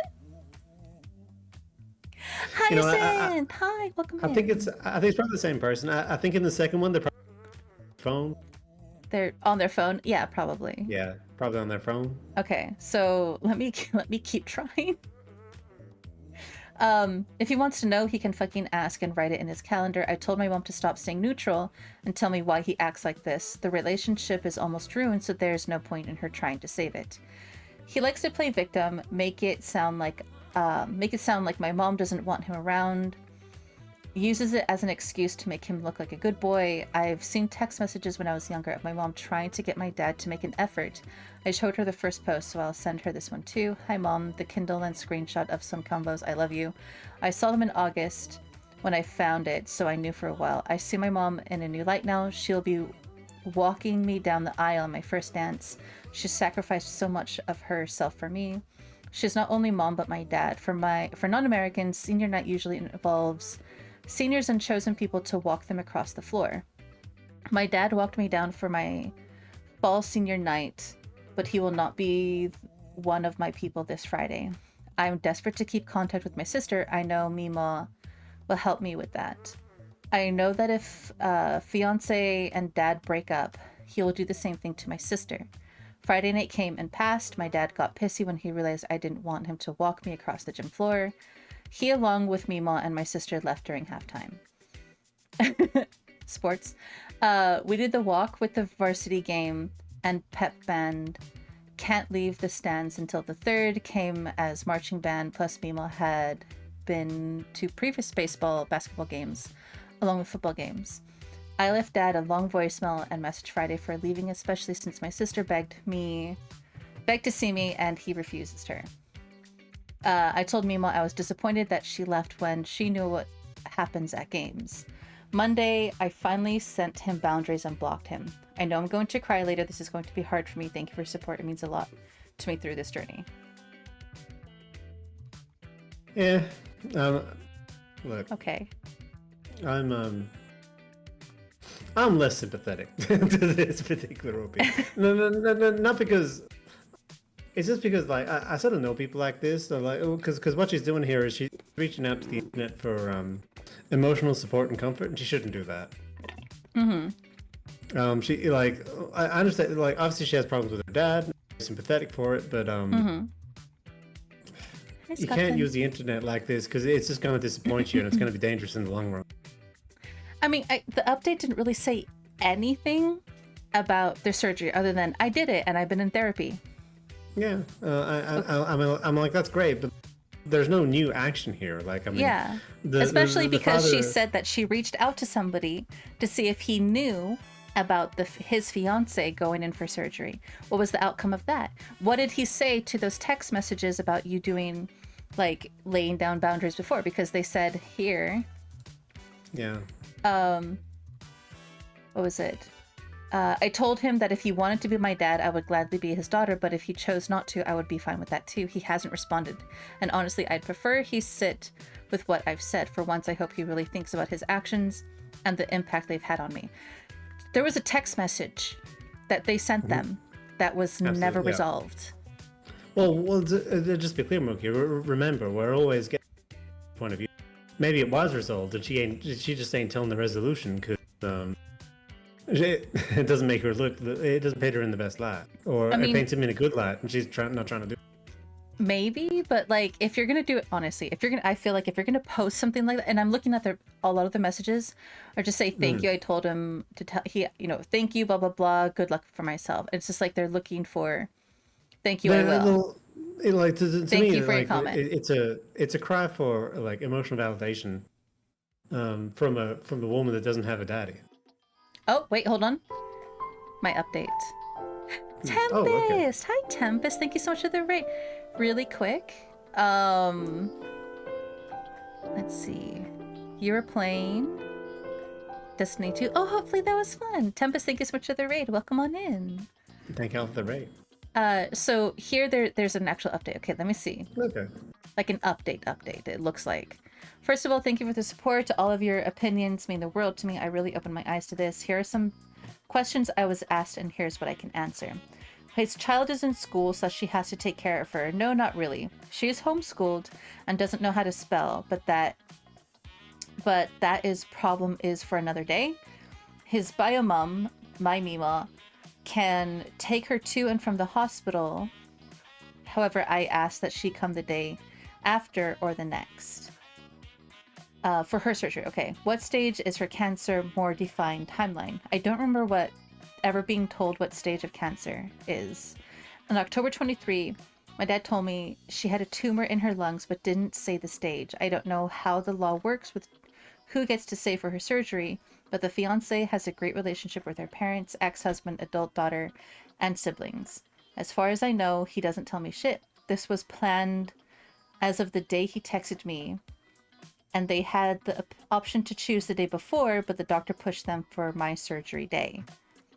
You have your mother for decision making. I don't need my dad for those decisions. I need him at my surgery so I could have a cushion and reassurance he would be there for me. He could still very well make it. Yes, that is a chance. It's fine if he doesn't. When he gets called out for mistakes or yelled at, he shrivels and goes cold. He probably won't. I told his fiance good luck, and the person I talked to says he is telling the truth. I have nothing else for you. He hasn't responded yet. Okay, so the person who they reached out to see about the whole, like, if he was lying about the surgery, did respond and said that no, that the father was telling the truth. Okay. Well, nice. God just has to do surgeries, but like, I mean, there's a lot of things where like he had a lot of opportunity to save this relationship. Like the relationship ain't falling apart just because of surgery. Yeah, just because of this. Yeah. Yeah. It definitely is. Really quick, I'm actually going to take a quick BRB. I need to go to the bathroom, so I'll be away for half a minute. So I'm going to switch over, and I'll be right back. And I'm going to do a stretch. Okay.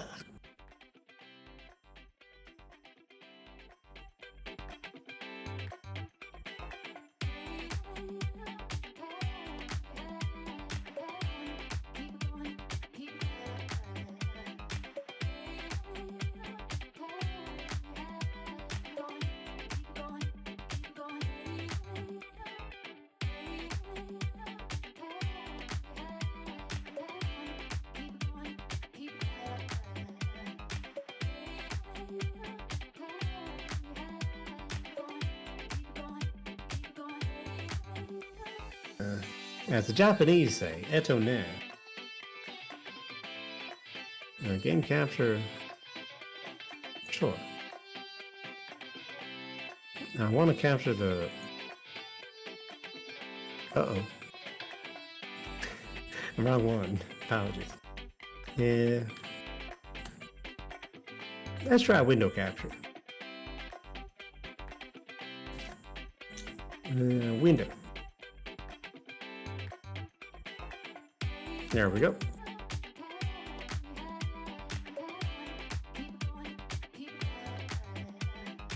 Alright. Now, if y'all want to see me play Minesweeper, you gotta come to me, I think, because I don't have another way to help y'all. Let's see how we're doing. Okay, no, that ain't bad. You know what? This might just be the run. Okay. Hup. Yep, see daisy. That one's fine.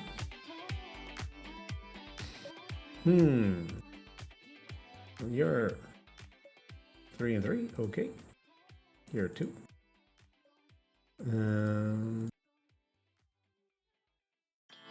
Oh, see doozy. Hot diggity. Okay, let's see. Well, that's gotta be 3 like that. Now this one's might have gotta be like this one. Which means you're free. Which means you're free. 1, 2, 3. 1, 2, 3, 4, 5, 6. Now you're 1, 2, 3, 4, 5. There we go.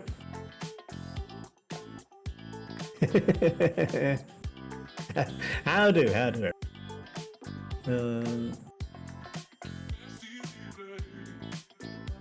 Okay. I think. How's this going?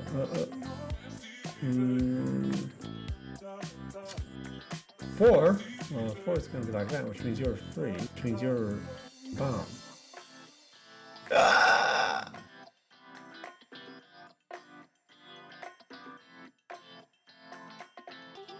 The pain. The pain. The pain. I died. I died. I died. I died. I died. I died. But it was 1, 2, 3. 1, 2. Well, how did I think it was that one? Because that conflicts with that one anyway. Silly me.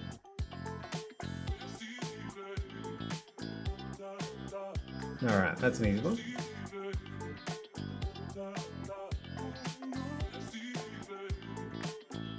Okay. One,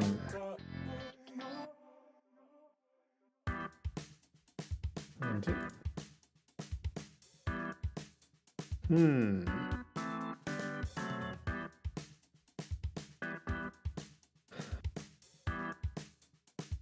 Now where's this gotta be?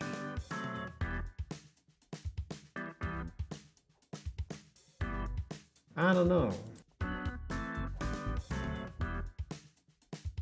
Seems a little bit suspicious. Now 1, 2, now you're done. 1, 2, now you're done. You're done. You're done. Haha! We got a big section opened up.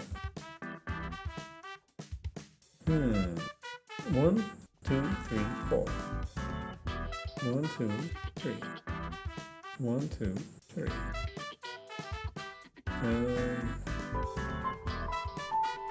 1, 2, 3. You're done. Oh no. Oh no. I got a big old wall of bombs. Not much information. So one of these is a bomb. The other two ain't.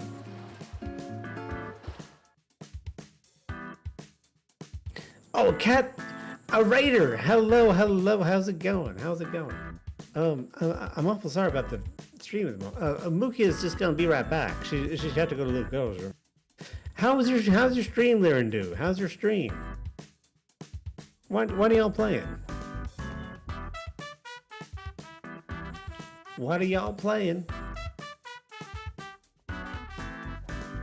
Now, Liren, it's illegal. It's illegal not to tell me what you're playing. You're playing Vintage Story. Oh, well, that sounds nice. How'd you like Vintage Story? You know, I'm happy for you. Mookie is off playing. Mookie's off a little ghost run. At the moment, I'm playing mine. She is a siren songstress, and she has a marvelous singing voice. So yes, do please consider following Mookie if you get the opportunity.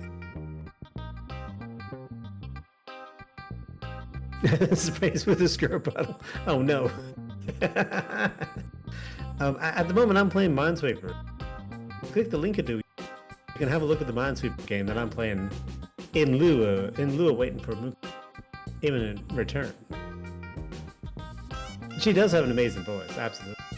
I love how she sings.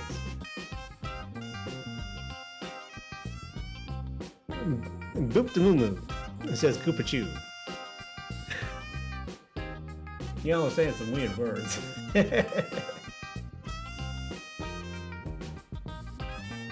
Okie doodle. I think that's 2 there. Is your 3. Oh golly. Oh golly. This puzzle ain't too easy.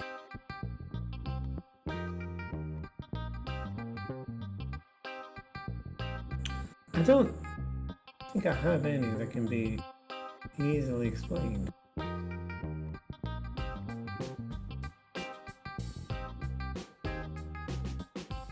This here is a pretty hard map. I don't really any opening.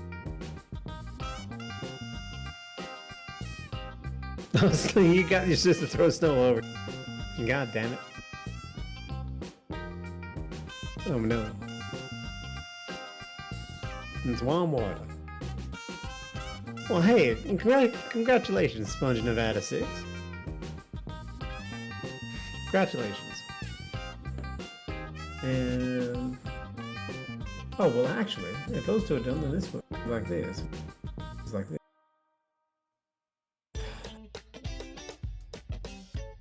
You know, only Minesweeper could be as cruel as to give me no. Minesweeper, it feeds you a shit sandwich and calls it cupcake. You just have to accept it. I mean, cupcakes are good.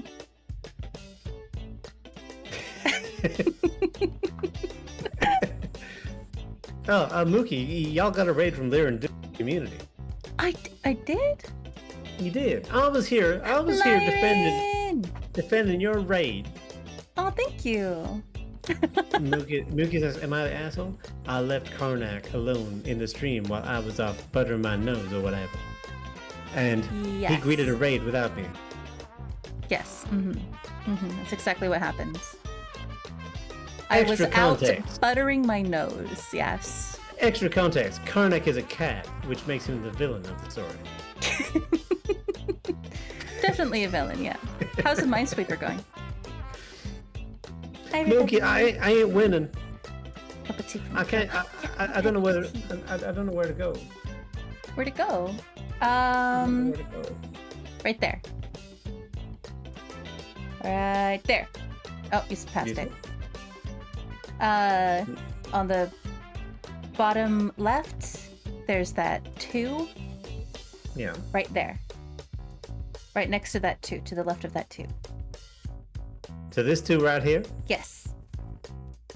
Now, are you saying this is a mine or this is space? Yes. Would you bet your bottom dollar on it? I will bet, a kiss. All right. It was safe. Ah! Okay. All right. Wait, You were we win. betting You it win. was You win safe or this that it time. was bad?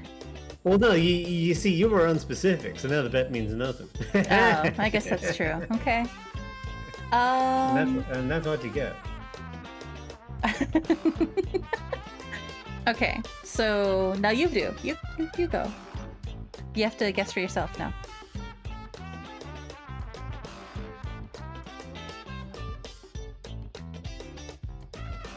It was safe. Your turn. Hold on, I'm trying to do something really quick. Okay.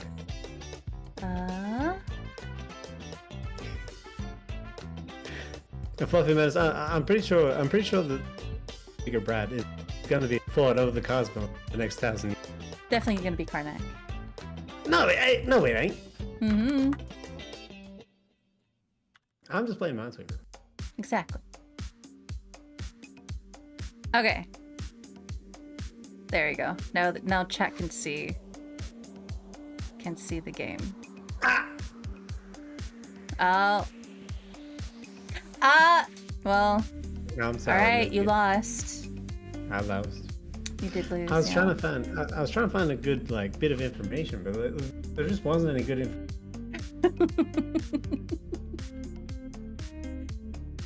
Has it been decided? Not really. Hi, Paula. Thank you for the flowers. Now, in all truthfulness, Mookie, I actually gotta go. What? Yeah, You gotta go?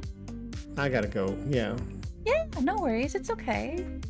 I know that this is like super early compared for you, so I figured that you wouldn't be able to do a whole night with me. But yeah. I'm sorry. I look. I just have prior commitments. I can't stream the entire night. No, yeah, totally fair. But yeah, go take care of whatever's I was doing. gonna make I was gonna joke about last minute, but I decided against the last minute. Oh, that's totally fair. But yeah, go do what you gotta do, and thank you. It was a lot of fun. I enjoyed reading. Absolutely. Enjoyed reading who was the. Okay, but actually, chat. You have to tell us now. Between me and Karnak, who do you think is the bigger brat?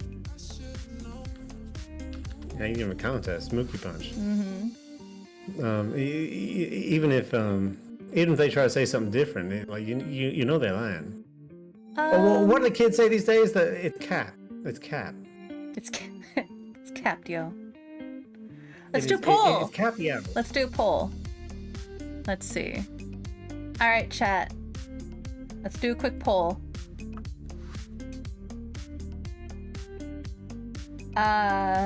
Who is the bigger, not booger? Who's the booger brat? The booger brat. Well, obviously that's Mookie BT. Karnak, Mukya, chat. And you guys got 2 minutes. You can give me 2 minutes, right? I can give you 2 minutes. Okay, cool. All right, guys, go ahead and cast your vote. Yeah. Karnak is. I love polls option. Yeah, yeah, polls are fun.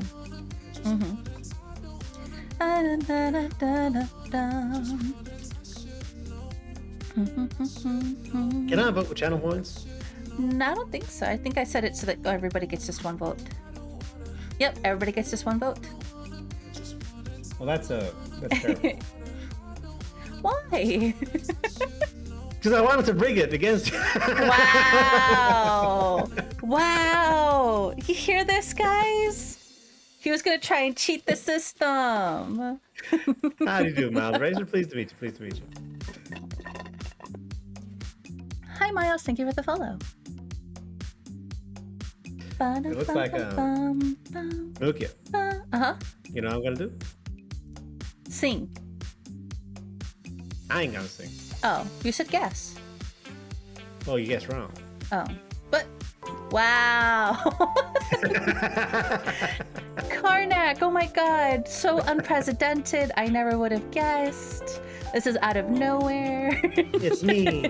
It's you. Hi, Mukya. Hi. Hi, Karnak. Hi, Dendro. And, oh my gosh. Yes.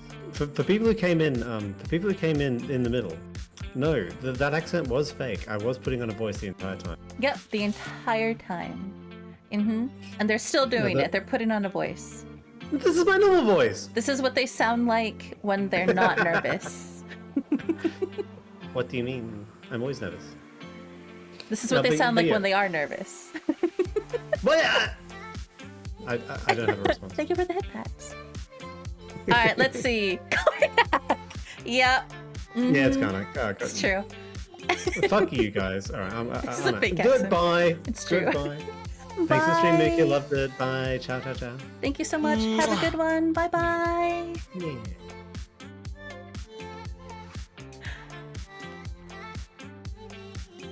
All right. Let's just talk about him while he's still here, technically, visually. Oh, never mind. He's gone. Fudge. Oh my gosh. But yeah, thank you everybody for joining. We're not going to end stream yet. We're not ending stream. We're actually going to go ahead and we're going to switch things around. Let's do this. Dead. Karnak obviously is the bigger brat. So that was freaking the poll is brat behavior, not gonna lie. I mean, yeah. Not gonna lie, I kind of had a feeling you guys were gonna pick him. Kind of had a feeling. Okay, let's go ahead. We do have an ad break coming in about maybe 3 more minutes. Yeah, in about 3 more minutes we have an ad break.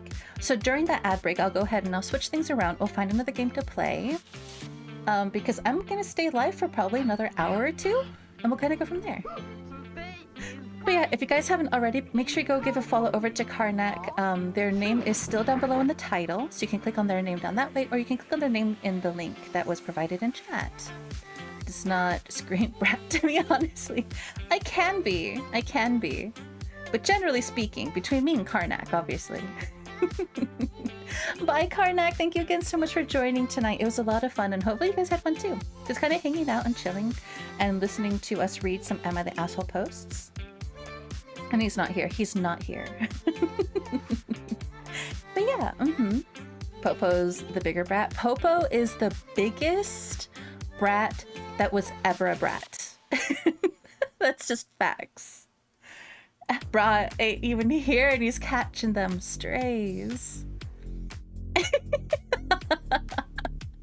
Okay, can be, but for the most part when I see it's not brat energy. That's fair. That's fair. Okay, let me see. What games do I have downloaded right now that we can play? I have Oh, you know what? Maybe I can do like a round or two of 𝑦𝑜𝑢𝑠𝑡. I'm back with tea from my throat. Currently stuck with deep. Are you okay? And thank you so much for the raid, Myron. Are you feeling okay? You said that your throat was really bothering you. Are you sicky? Which reminds me, I should grab my water. Let me grab my water, guys. Give me 1 second. I'm just gonna grab that and I'll be right back.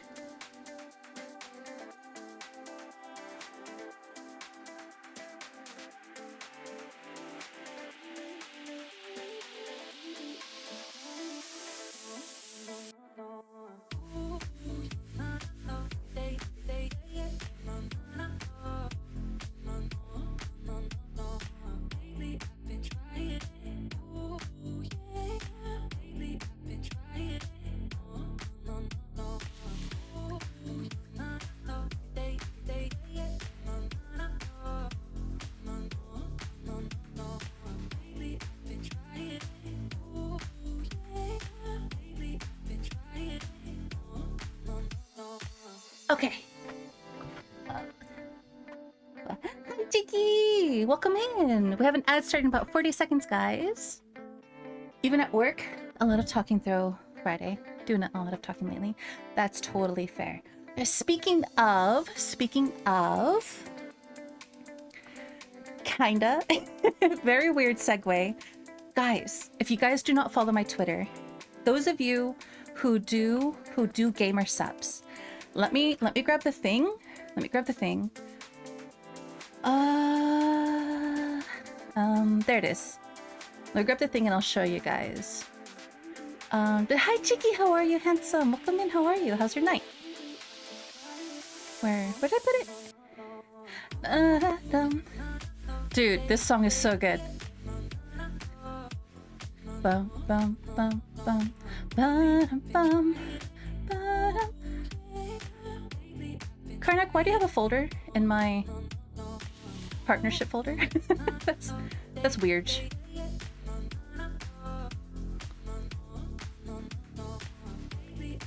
Okay. Alright. Those of you... Why is it dark? Why is it dark like that? Ow! What the fuck? Thank you so much for this subscription. Please enjoy this emotes, and as always, welcome to Favorite Cafe. Alright, guys. So really quick, I'm just gonna kind of self-promote for half a second. Right now, Gamer Subs is doing a thing where you can get 21... Oh, I'll put it up here. You get 21% off your total purchase. It's usually 10%, right? It's usually 10%, but it's 21% starting today to the 28th. So you can get a big, huge, like, discount for your Gamer Sub stuff. So if you guys do Gamer Subs, I recently got another flavor. It's called Nile Nectar. It's called Nile Nectar, and it is tangerine and kiwi. It is so good. It is so good. I was drinking it earlier, but when I stream, I stick to water. So Nile Nectar is really good. It is! Oh my god, it's so good. I'm enjoying it so much. I showered all fall and fall cozy. Ooh, heck yeah. We love a cozy boy. But hi, Chicky. Welcome in. 20% off. Yep. Yeah, I'm playing Rivals right now. You're playing Rivals right now? It was kind of dark. Yeah, it was. Gonna carry me? Nile Nectar's good. Mix it with Kissy Kissy Passion. I don't have that one. I was thinking of picking it up for myself, but one of the other things that I'm doing actually is in March. I can show you guys that right now, actually. Let me go ahead and grab that.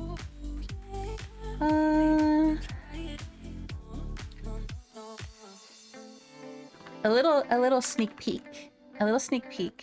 Just something I've been working on. No, that's holiday stuff. I need events. There it is.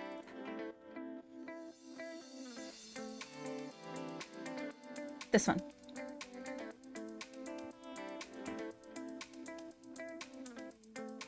Okay. All right. So I'm actually going to be doing I'm calling it an asset-a-thon because I can't think of any other way to describe it. And basically, if you guys, it'll be from March 3rd through the following week. What day is that? Hold on. But yeah, so from the 3rd to the 14th, I'll be streaming Monday through Friday, taking Saturday and Sunday off. Asset-a-thon. I'm calling it an asset-a-thon. As in all my assets. Nyx, thank you for the forehead kiss. Mwah. Liquid, thank you for the check-in. But basically, if you guys do 5 subs, you has the assets. I do have the assets. But these are for, okay, so those of you who have been around for the 1 beard. Yeah, it's on my forehead. See, it's right there. It's on my forehead. But figure out what flavor I'm gonna get next. Definitely gonna get more emotional damage. I tried that one, Liar, and that one's really good. That one's really good. She do. What do you mean? So those of you who have been around since I was part of Vertex, right? Jasmine, you were here. You remember how often Ray would come in and he'd be like, if we can do X amount today, I will pay for these things for Mukia. And then those things just never happened. Yeah, so this asset, I'm calling an asset-a-thon. To get those things that he promised you guys that he was going to, and then it never happened, right? Obviously, because Ray is a liar. So this is to cover those things, right? Those things that were promised to us that never happened, as well as to give back to you guys, right? So the first 3 people, the top three contributors, they will get to add a Silas when darkness fills the skies, hiding all our hopes, stay with me forever. Hi Silas, welcome on in, Raiders. Welcome to Favorite Cafe. I'm looking at my Siren with the necrotic affliction. If you guys would like a drink, we can do tea, boba, coffee, hot cocoa, however the cake is extra. Welcome in. Start over. What am I starting over? Hi, welcome in. How was stream? What were you playing? Art? You were doing some art. How was the art going? Was the art going well? Hopefully it was really good. Silas, if you need to raid and run, I completely understand. But if you want to lurk and hang out, make sure to go do your after stream care. Eat some food, drink some water, take a shower because it's stinky. Maybe it's your bedtime, whatever it is that you need to go do. Please make sure to go take care of yourself. But like I was saying, the top 3 contributors for my asset-a-thon from March 3rd through the 14th. First place, you'll get to add a personal bite or kiss mark to the model.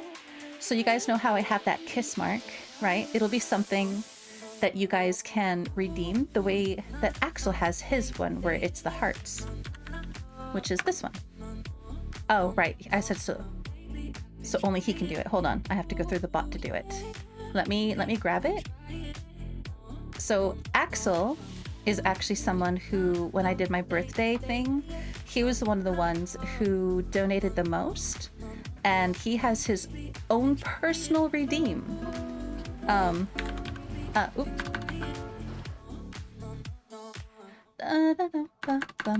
Axel. There they are.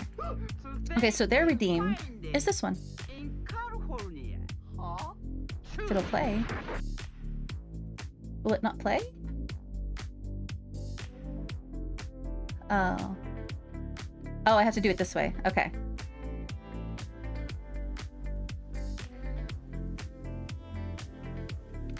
Huh? Where is it? Why? What do you mean? What do you mean? It's right there.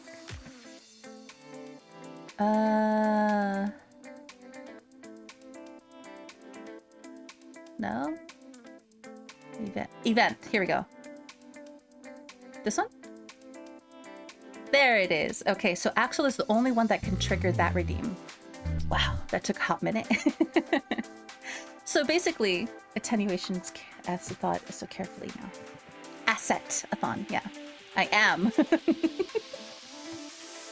So basically so the first place is going to be that, but it's going to be one that only you can redeem, and it'll be a personal kiss or bite to my model, and it will stay there. And the only person who can trigger it is you. Is the first, person who gets the first place. Hi, Snuggle, welcome in. And sometimes Sans, welcome in. Thank you so much for the follow. Second place will get a 5 to 10 minute custom ASMR audio. And then third place will get a virtual thank you card. But all 3 top contributors will get a custom cup that goes on the table. You guys know that I do the cups on the table, right? Like I do all these. If I just unload these, you guys can see them.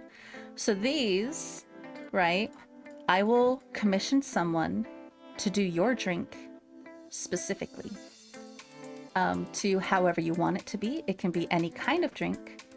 And that's what the top 3 contributors will get. As for the milestones, I will be showing those things off on Sunday. Is that with an announcement? Yeah. I'm calling it an asset-a-thon to help cover all the assets that were promised to us through Silas. Not until not next week, the week after, March 3rd. Not right now. But Silas, thank you so much for gifting a sub over to Kiss of Calm. Marble, when darkness fills the skies, hiding all our hopes, stay with me forever. Marble, thank you so much for the raid. Welcome on in, raiders. Welcome to Favorite Cafe. I'm a siren with a necrotic affliction. If you guys would like a drink, I do tea, boba, coffee, hot cocoa, however the cake is extra. Marble, how was stream? What were you playing? Bioshock Infinite. Did you beat it? Because I think last time you came in and hung out, you told me that you did the second one.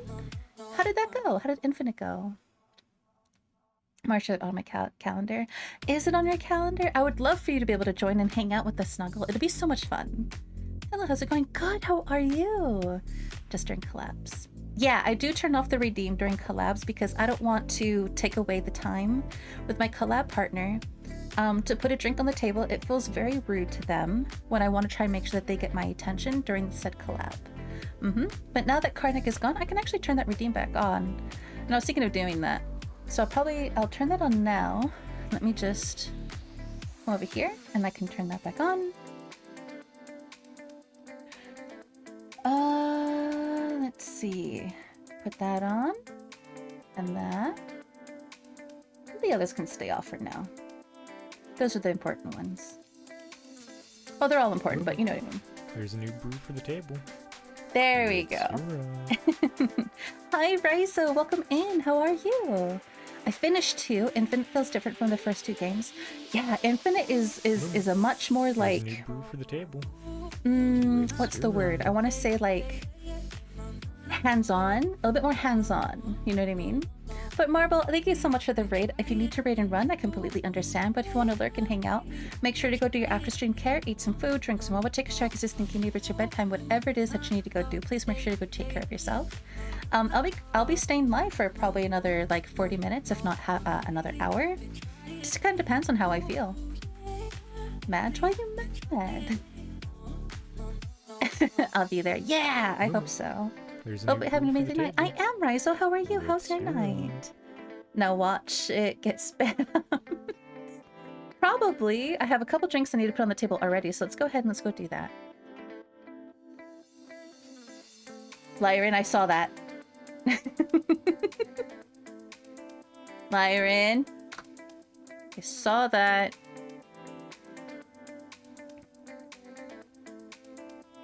Remember, there's a new brew for the table. With syrup. No, you did. Yes, I did. Yes, I did. What did you do? What did you do? Oh, it doesn't actually tell me.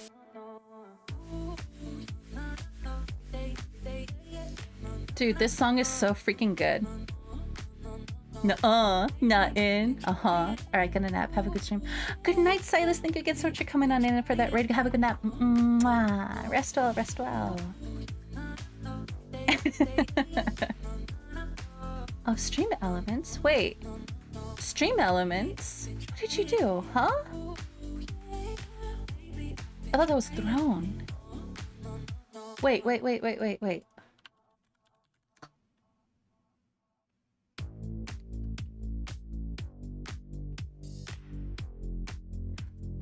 Here, I think?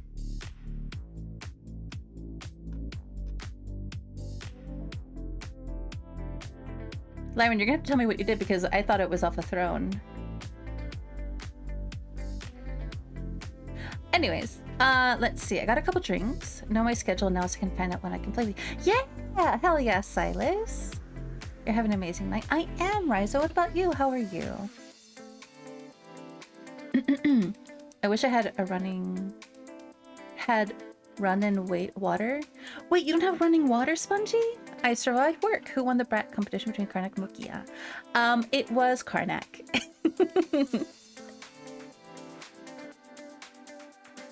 I'll be there. Yeah, that's all I can ask for. Just you guys hanging out with me is perfectly fine too, obviously. Nothing. If you want to know, gotta find it. No, you brats. Okay, let's go ahead and put a couple drinks on the table. Panda wants a drink. Okay, you guys, listen to this song. It is so freaking good.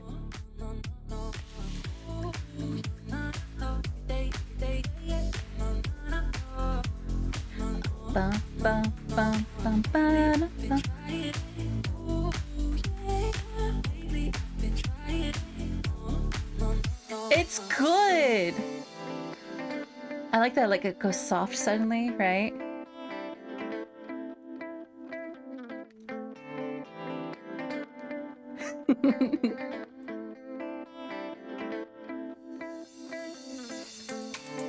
And it's picking up again.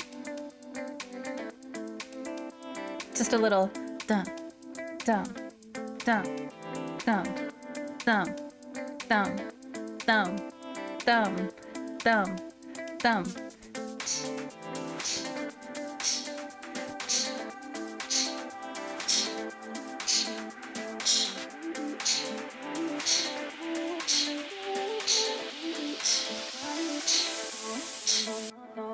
Ba-da-dum, bum, bum, bum, ba-da-da-dum, ba-da-dum, bum, bum, bum, ba-da-da-dum, ba-da-dum, bum, bum, bum, ba-da-da-dum, ba-da-dum, bum, bum, bum, ba-da-da-dum. Hey, Inky! Get that little rabbit butt moving! You too, Jiggy! Wiggle, wiggle, wiggle! Love dubstep. I love dubstep, yeah. Ba-da-dum. Yeah, it's so freaking good. One more time, again, because it's on repeat. I gotta put a drink on the table for Spongy. Let's see, Spongy, a drink for you. Spongy, you know what, Spongy? I'm gonna give you the bunny water. You need to drink water, Spongy. Especially because you told me that you didn't have your running water. So there you go. Hopefully that helps. Let's see. Was it all the drinks? Jasmine, I got your drink. Yeah. Again.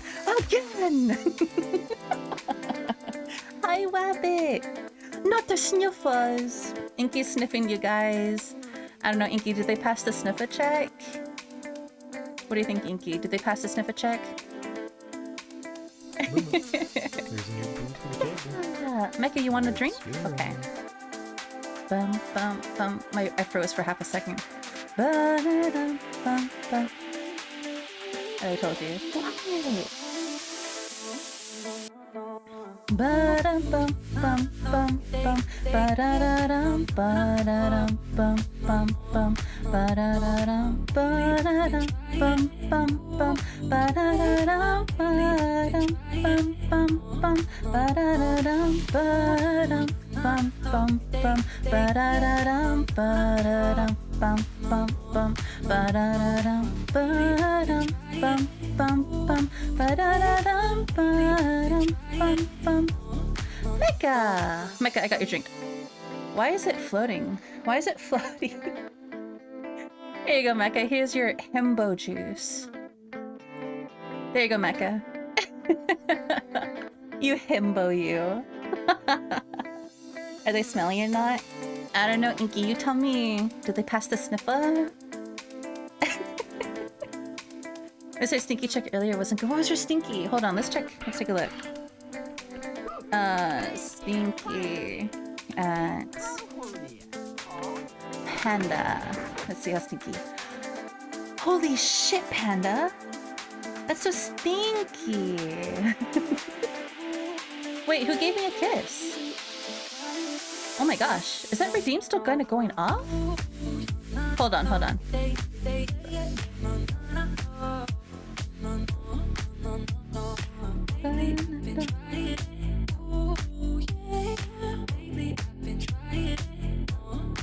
Okay, let's take a look at this.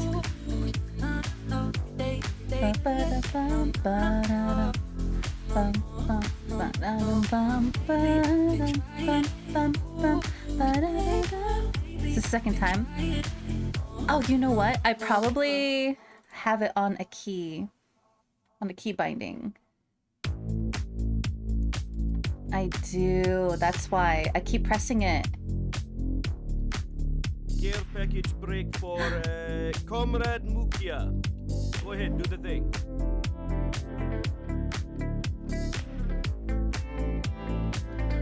Dun, dun, dun, dun, bum, bum, bum.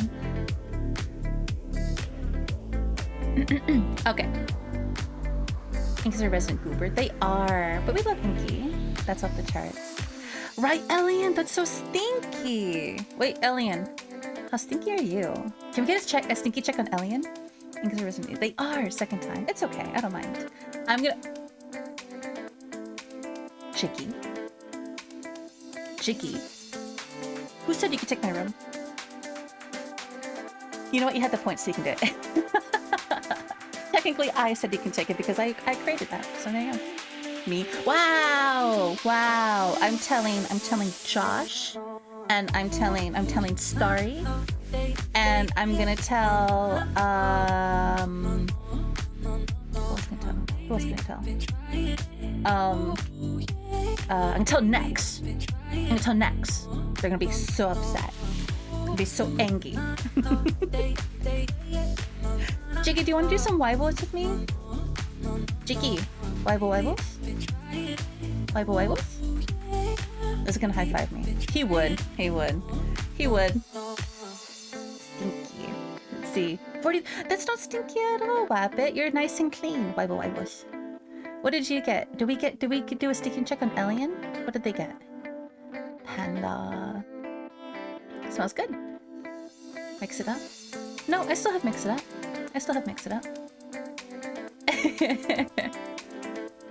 Elian is 89. See, that's not bad at all, right? That's not stinky. That's actually nice and fresh. 100% Nex would high five. He would. He would. You can't wave Ybos in front of me like that. Oh, I can't? You mean I can't do this? Hold on. The gimmick didn't work. Because I forgot to check that off. Ah, chooch! Jiggy Ybos? Jiggy Ybos? Ybos? There we go. Ybos. You son of a bitch. Oh no! I get to play a game with my friend! Oh, the humanity! Oh no, whatever will we do? Get in here.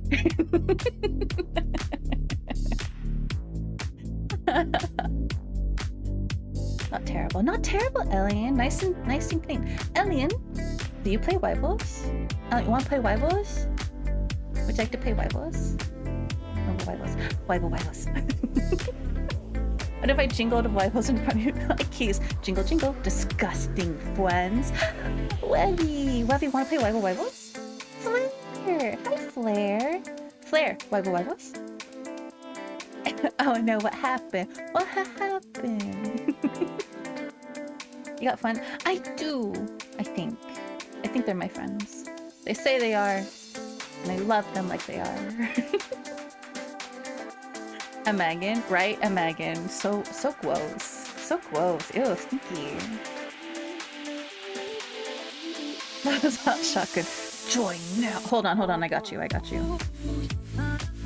Join. You will join, or I will hate you forever. Or maybe I'll just cry. Leon! Hi, Leon. Welcome in. Thing is up. Yeah, he's out now. Yeah. Have you guys not seen them? Yeah. Look at him. I love him. You got it, Bet. You got the. You do. It's true. Are we friends? Mecca, you are one of my oldest and dearest of friends. Naya is an addict. Wait, Naya plays? Naya! Psst, psst. Illness, it's true. You could twist my arm for a few rounds. Could I, instead of twisting your arm, could I hold your hand and and we like swing arms around like this, right? And then we go into the coffee shop and we play Wibbles and have a coffee. Can we do that instead of twisting your arm? That sounds so much nicer. That sounds so much more tasty. My entire Wibbles experience is being forced to play tank and being miserable. Tank is not easy. It's not easy. But it's never easy to be the frontliner. It's okay, bro. I still like you. I know, but I still Wibbles. You're in Wibbles, Mecca? Fellow Emo. I played 2 when I got to play with you. I use booting it up. Yeah. Okay, meet me in my Discord. We will go to. Let's see. Let's go to collab stream. That way you guys can pop in. I think most of you who I've invited have the thing to get into this room. Wibbles. And I will do.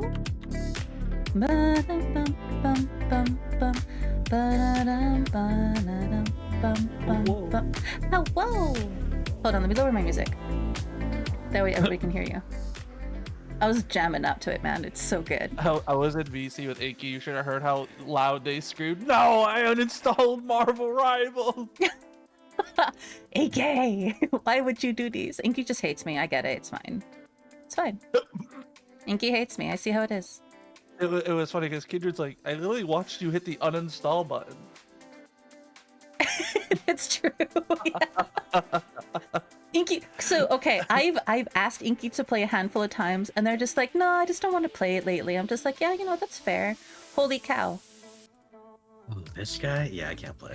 Jiggy! Oh my god. Oh, Jiggy, why would you say that about me, dog? Yeah, he's just so absolutely sexy, I can't. That's fair. Yeah. I agree. You can't be getting away with this, Jiggy. Bro, I'm gonna grip you eventually, dog. Bro, I can't be. I'm underdressed. I look like roadkill. What do you want from me? Tasty. Roadkill tacos, the best. Bro, I look like rotisserie chicken. Don't you love it? Okay, but there's just something really nice about going to the market and they have the rotisserie chickens in the display thing, and you're like, I want that. You trying to tell me I look like I'm underneath the heat lamp, ma'am? I'm trying to tell you, you're looking kind of tasty over there. Right next to the fucking cheese. Yeah, right next to the cheese. With the grab and go Monster Energy drinks. How fun! The grab and go Monster Energy. And the bag of cheeks. She called me discount grab and go. You hear this, chat? Okay, but there has to be something said about a good grab and go. I bought one today. Yeah. The alien was just like, I bought one today. The way she says it. Hi, Inky. Oh, Inky's here. I just want to say this for 2 seconds. You wait 4 hours, motherfuckers. Just wait 4 hours. 4 okay, hours. Okay. We'll wait. The world's gonna end in 4 hours. You don't have that time. Put the stream on pause for 4 hours. Don't worry, guys. We're waiting for Inky. Yeah, no worries, Naya. Go do what you gotta do. I gotta wait for Inky. Yes. No, you don't. Okay, I go now. The second My weekend's gonna be gone. Okay, I'm gonna go now. I don't want to bother you guys. You'd never bother You're not us, bothered. Inky. No, of course not.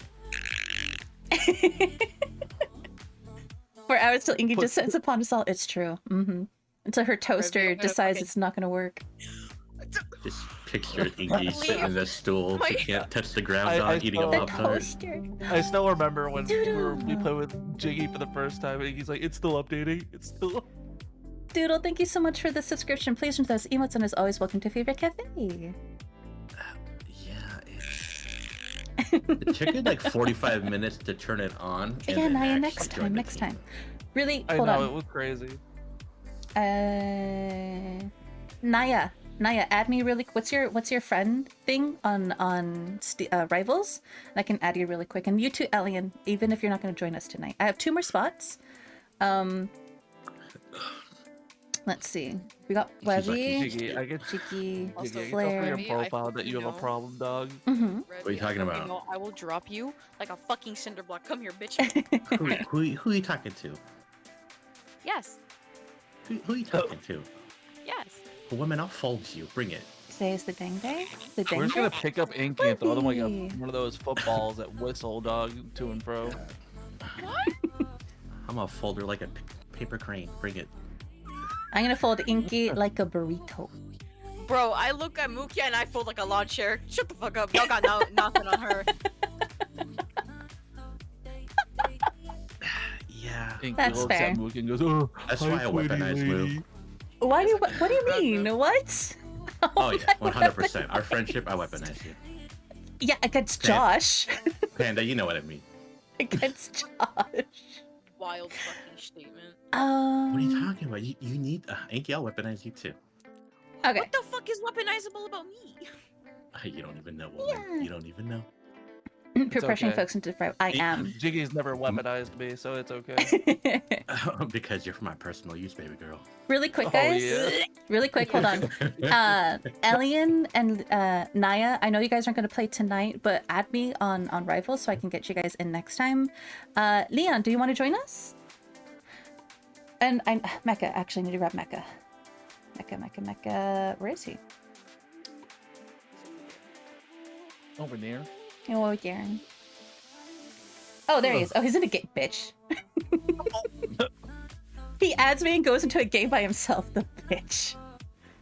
Wow, imagine. Yeah, I'll add you. Okay, bye. I Right? respect the hustle. Such a bitch. Uh-uh. Look, I love Oh. him. Quit the Yeah, game sure, right now, Spongy. I right need now. a Quit the game. Get out of the Jiggy. game. Quit the game. Right now. What? Where did you get your It's Ash practice. Jiggy emote at, dog? I get asked that all the fucking time. Where did you get that ass at? I'm like, babe. Baby, it came for free. Baby. It came when it Shut came up. out. There's Right. people. Mecca, join waiting room. God. There we go. You can write it on a napkin or something. I took Damn. Inky's spot. Alright. I'll just write it in your DMs, dog. Well, listen, we got the teapot on. Can't do it right now. Oh no, can we get some teapots in chat? If you guys have the Inky teapots, make sure you use the Inky teapot. I was thinking about it like Jiggy, like, stop. Me and Jiggy at Stop. like a restaurant with all of us hanging out around the table. Me just leaning over to Jiggy. Where'd you get that ass at, dog? He just keeps on looking me up and down, almost like, bro, you got a problem? And I just see this like napkin on his Hey, call me. I'm like, stop. Stop. you get it. That's exactly what it's gonna be. God, dude. Okay, if you guys are ready, Yeah, Moon's let's gonna go. carry us. Just make it. What? Immediately match found. Oh, I love to see it. Oh, Nikto! Hi, friend! Hi, little That's- Nick. That's our handsome friend. He's so handsome. He's so pretty. He's a He's dork. so biblically accurate. I should grab a PNG of Nikto and put a bow on him. Yes! And make him blushing, going, oh, whoa. Wait, I should make a tekunya. Yes! Oh my god. Oh God. I've never had the pleasure of actually hanging out with You know, Nick, though, it's but okay, I've Jasmine, seen bye. a lot of his content. Yeah, Nikto's really cool. Mm-hmm.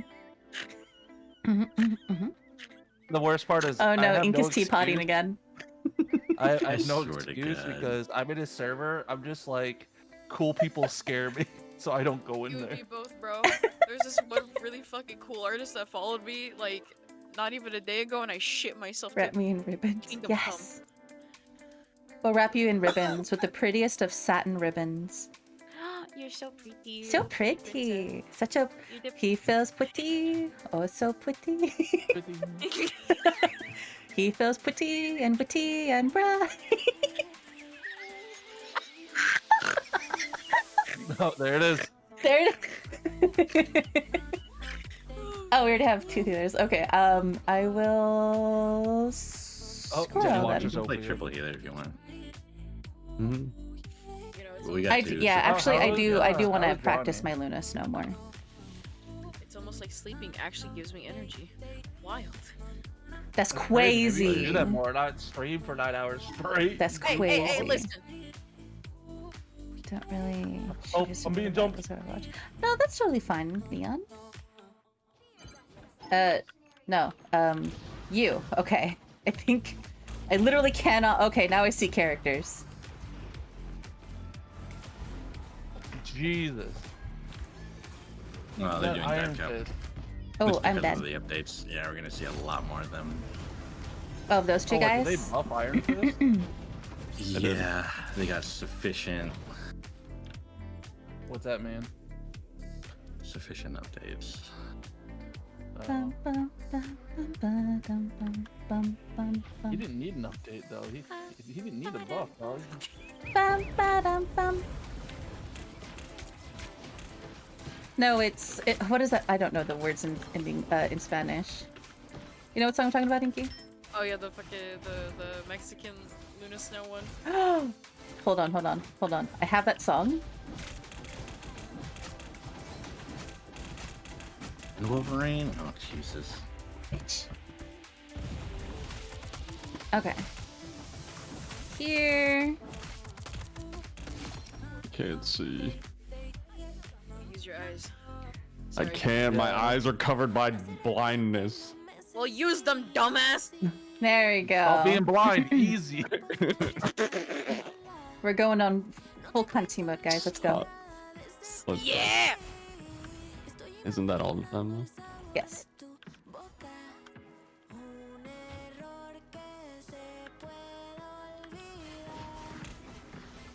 Maybe I should swap off of Hella, 'cause I can't aim right now. And it feels bad as I'm getting jumped by Iron Fist out. Yeah, I'm getting off. Time for Moon Man. Oh, that's right, they debuff Moon Man. Ah, damn. Who are we up against? Wolverine. Okay. They're playing dive comp, so we don't have any anti-dive. Not at the moment, yeah. Okay. Oh, never mind. What would be considered anti-dive? Spongy just switched to Okay, never mind. Penny, which is really, really good. Mantis has the sleep, and Luna Snow has the ice ball, and those CC them. So those are the counters to dives. Just those specific supports, and then Penny's entire job now is going to be the backline to help us out with the mines, while Revi beats that ass up front. Beat that ass. You know me, I stay beating ass. I'm a hand. Alright. Alright. Damn, girl. Alright. Beat that ass. See? Shut the fuck. His straight hands. Oh, why do you look at All that? day, You look a all little night. fishy. You're watching the Hands channel. Ew! All hands, all the time. Only hand. Okay, so wait, hold on. Who do we have right now? We need another healer. Okay, I'm going back to Luna. Actually, no. Mantis. Because you're right. That sleep thing is really nice.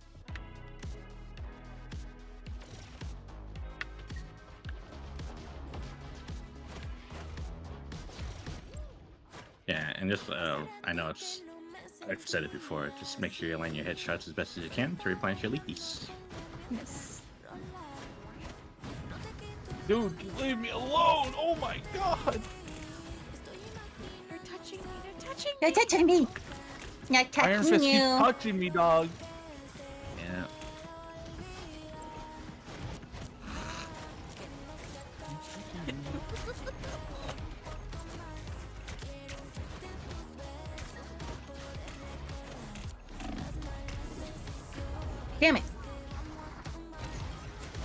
If it makes you feel rested? Yes, it does. Rocket's one. Never mind. He's no longer one. Is he now dead? See me. Oh, they just took a fucking guess. Okay, I see you behind this. Jesus, that's Spider-Man. I just wanted Insane, to dog. be and say hi. Smile. Good night, Inky. Night, Good night, Inky. I just don't want to. Good night, Inky. Okay. Happy birthday, Inky. I swear to God, bitch. Anyway, Good night, Inky. Bye bye. Gotta. Oh, goodbye. Bye.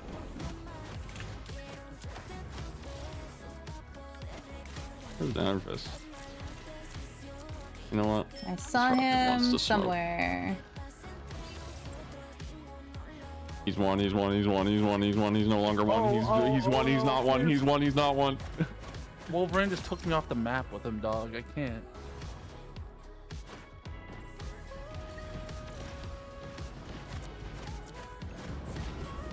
Wow, they're playing all the bitches. Okay. Oh, like this crazy. Spider-Man whole bitch. Why me, why me, why me?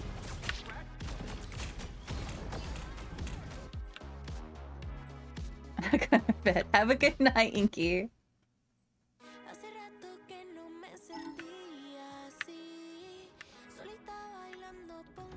That miss. God damn. Yeah, gotcha. Good night, Inky. No.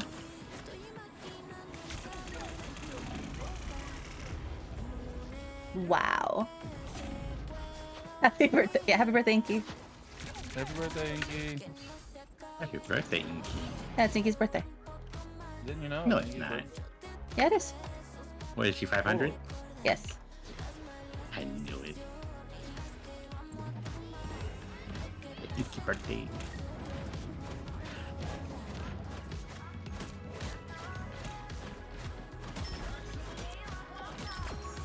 Watch out, that's Spider-Man. Yeah. Oh, that Iron Man.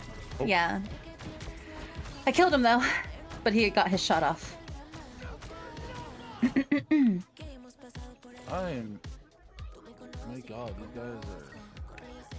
Pains in the asses. Yeah.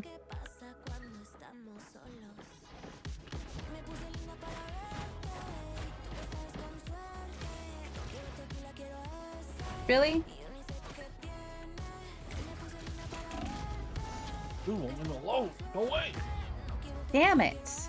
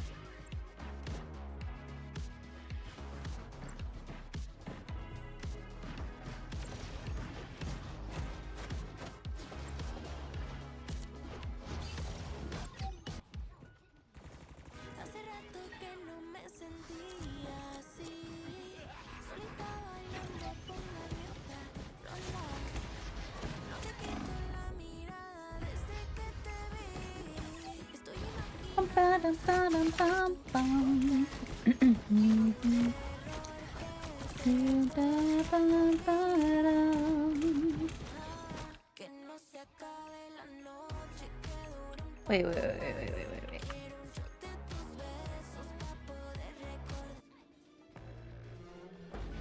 There you go. Okay, much better.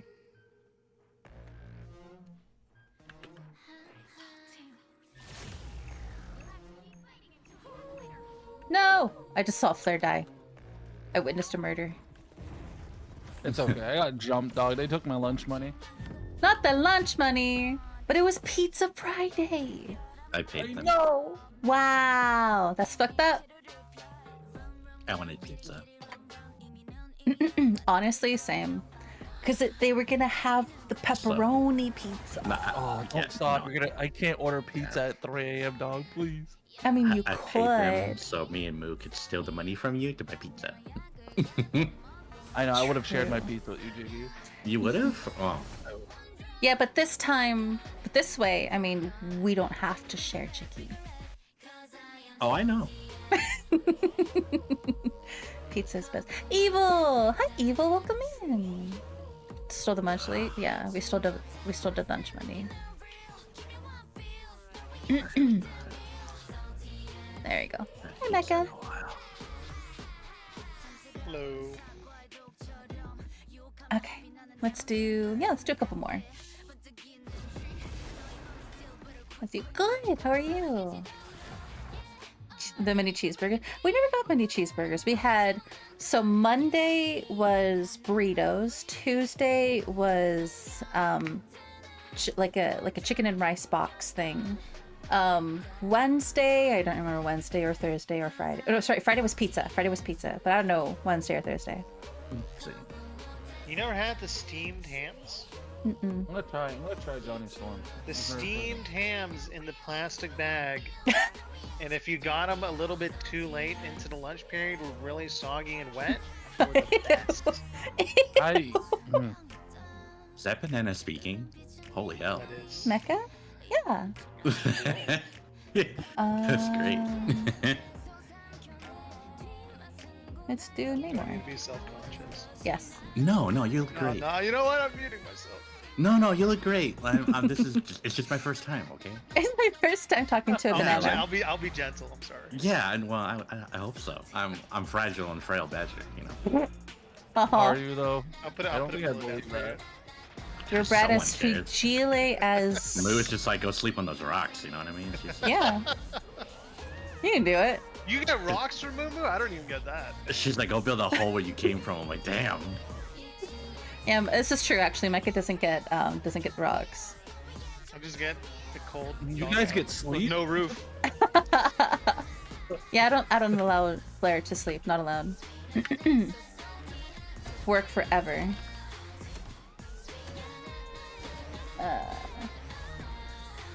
Whee! Slow no more. Let's go. Oh, welcome in. How's your night, handsome?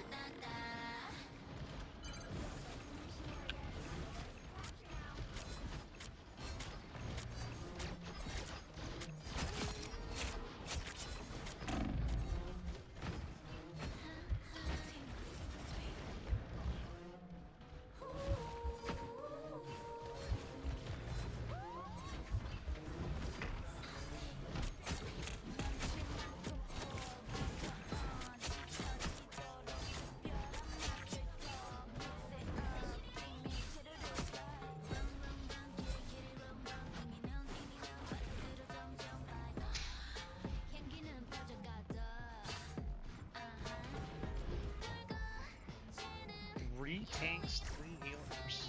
Tweet. A bold move. Setting up for stream. You're gonna stream soon, Kenka? Kenka.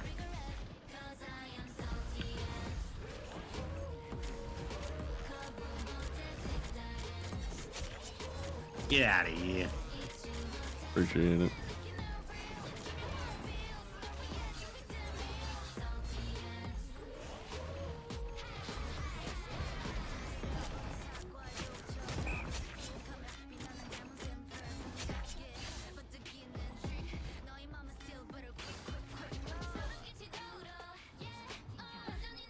Johnny Storm's a lot of fun, and holy crap, he's a damage dealer. Oh. That is strange behind you, Jimmy. Changing. We're moving. We're moving. Wee woo, wee woo. Wee woo.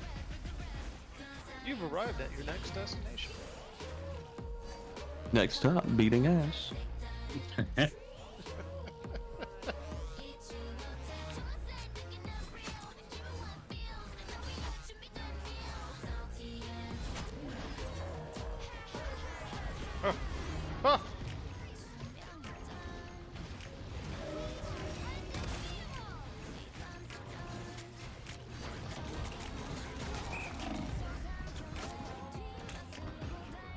Oh my god, I almost.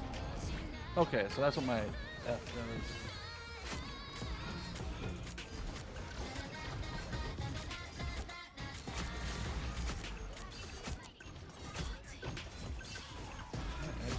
America, no! Keep fighting.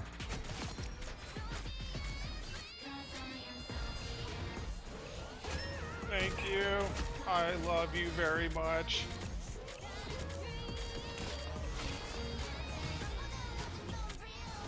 Oh yeah, the thing is very fun.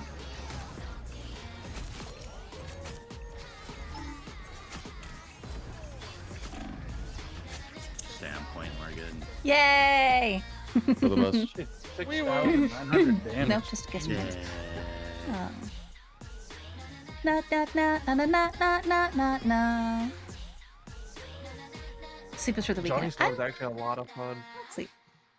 I didn't even. What does our co-op ability do? What is When you your press C, it gives you a little bit of bonus health if you have missing it. Oh, okay. Guess That's the good to know because I didn't use that at all. There's a new brew. Oh, you're talking about your shield? Europe. Yeah, you get your little shields. Yeah, it's from the Invisible Woman. You can pop it like when you're like running away. Also, you have like a dart that like slams to the ground. Yeah, the F. Yeah. That you could use it to move people out of the way, but also like if you're fucking dying, you could use it to like dart behind a corner really quick. Excuse me. Woo! Kind of has that awesome versatility that way.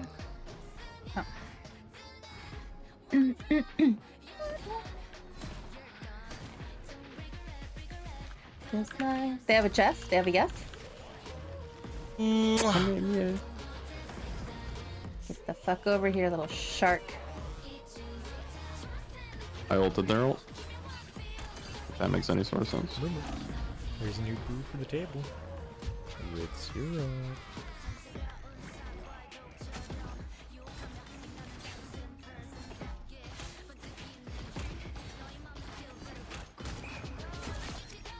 Haha!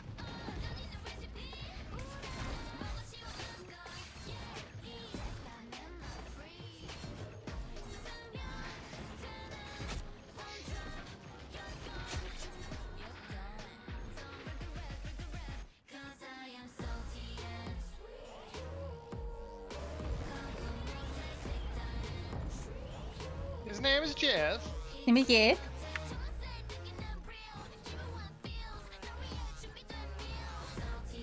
Was wondering why he was standing still.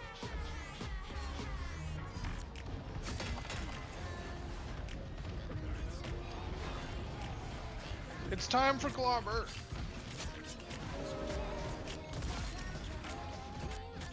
Jeff.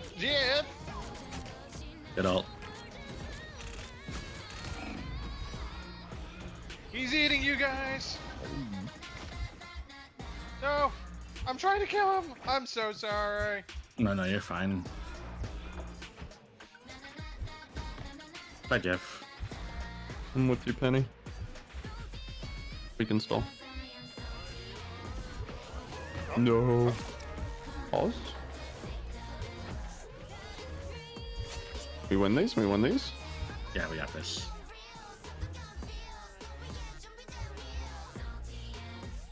Pick me, Moo. Huh? Oh. Thank you. Before you moo. Cause I'm not planning on going to die. Wasn't It's really unfortunate That's for them that's to- good. I'm proud of you. That's, Yeah, I wasn't planning on it. that's the bare minimum, but Yay! Ah, she got me. No, I almost got it. No, it's okay. I'm slow AF. I don't move well. Your Nemorphity so well. Invisible woman behind you is pretty low. If I was a dude, I think I'd kind of look like Namor. Maybe actually probably a little bit more femboy.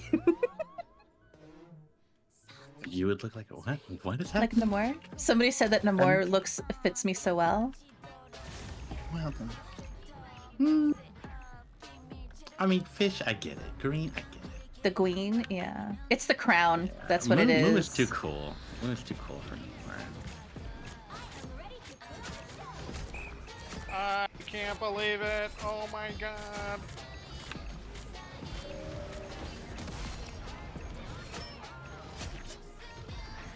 What is happening? Yes. I'm going after Jib. I need someone. Give me.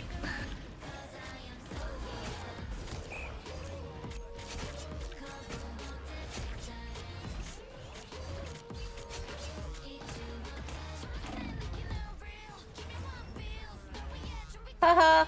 Jeff tried. Blobby. That was a pretty Can we solid get shadowcase for game. Blobby? That was pretty good. 24 kills. Hey, let's go. Blah, blah, They blah. got like 16k damage. Yay. Let's go, Jiggy! Thank you. Let's go. That's all Jiggy Time to Jiggy. smash. Wait, wrong. Isn't that who you were? Thing smash. It's very fun. And That Jeff looks so disappointed. what Jeff? Good. Oh, there, Jeff? Why? Well, because you can't spit the thing out. He'll go like an inch in front of him. Ah. So he didn't go far enough. So he has to suicide and jump off the edge. Mm-hmm. Oh. The whole time only died Oh, once. Huh. Wait, did they nerf Jeff? I think. No, it's just the thing can't get CC'd. Oh. That's what makes him so fucking good. Oh, because he's a rock. He's a rock. Exactly. He's a rock. Exactly. It sounds No, stupid. no, but no. It's because He's a a rock. boulder. He's not a rock. It's so good. He's a It's boulder. not a boulder. It's a rock. Yeah. It sounds stupid as fuck, but it's legit. It's so cool. That's Like- literally what it is. You're like, wait, because he's a rock. I'm like, 'Cause he's a yeah, rock. it's fucking awesome. Because he's made out of stone. Wow. From the He's rock Bronx. hard. Hi, Gloomy. What do you mean he looks nothing like Dwayne Johnson? I mean, I would argue that he kind of does. Very handsome. Interesting. What? Have you not seen my monster fucker card? I have not actually. Oh, actually, let me send it to you then. I haven't seen this either. May I also see? yeah. What? Yeah, let me. I need an That's adult. You are a monster. Do you need a human fucker card? I mean, I guess they're kind of on it. It doesn't surprise me. Where you know, is it? it makes sense. Art? No. Where did I put it? Mhm. Punch, punch, punch. What? I might have to send it to you after stream because I don't know where it is. No, you're good. You're good. I know. You're good. You're good. All right. Is this a quiz that you can take online? No, I made it. Oh. There was an asset that somebody had on Ko-Fi for like $6, so I bought it a couple months ago. Hi, Valiant. Welcome in. It's Valiant. We love Valiant in this house.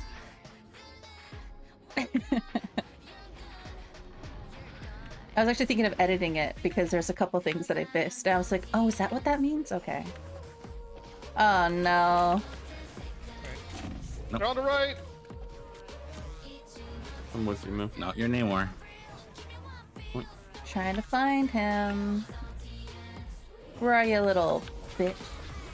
Get over here. There's a Scarlet Witch online.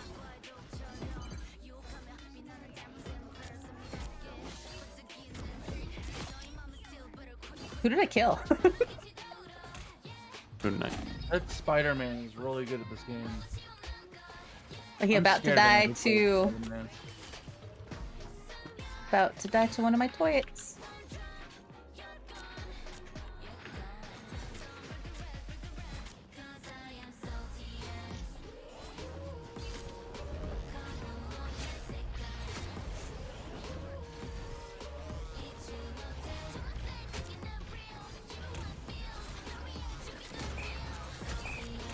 Get jiggy with it. Wait. What the hell just happened to Got me? him. Oh, I'm so slow. why are you so slow? Stop it. The collection of the drinks. Yeah. The moon! I like how it looks like Webby's taking a sip out of Fluffy's drink. Dude, Spider-Man, Really thirsty. leave me alone, dog. Yeah, Spider-Man's holding you thirsty. guys back here. It takes like one Where are good you? Spider-Man, it's like all over. It's all over for me. Trying to play Punisher. Yeah, I can't even get on point because you guys are stuck. Yeah. All right. I'm sorry. I'm gonna go squirrel. I'm squirreling it. Okay, we need.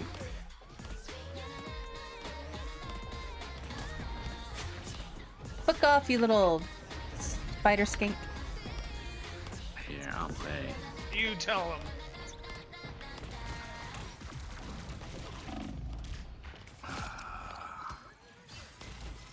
I'll play. Does you got Spider-Man pen? left. I'll do Neymar. Spider-Man left? He's on the left.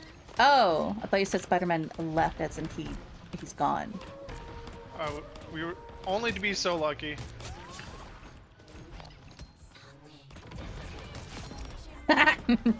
Disappeared. Nice Dead. job. They actually disappeared. They did. Oh, he's one. He's done. Yeah, I can't hit a Spider-Man, no matter how hard I try.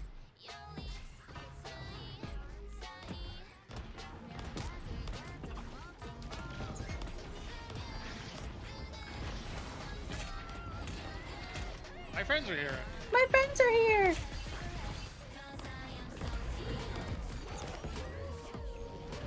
This burly bitch. Oh, he just threw it at me. What a jerk. Nice. Spider-Man. You're alone, Spider-Man. I have the high ground. High ground Spider-Man. I'm Twine variant. Twine.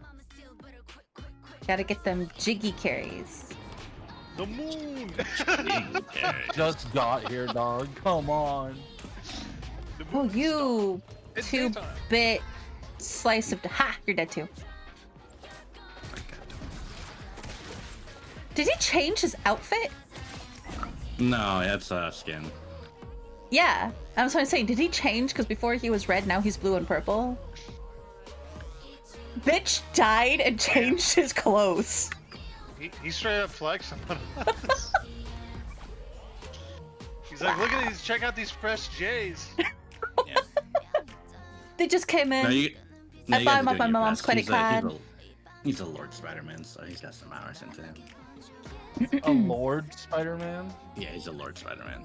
Mm-hmm. He's trying to say that he's Wait, he's what's holy. Our, passive give us? You can't Oh, change did you skin in what? game. Maybe someone else is playing Spidey. For what? Oh, maybe. What are you talking about? 'Cause we're playing so Rocket. yeah, so Rocket will give you that super duper damage boost. Ah.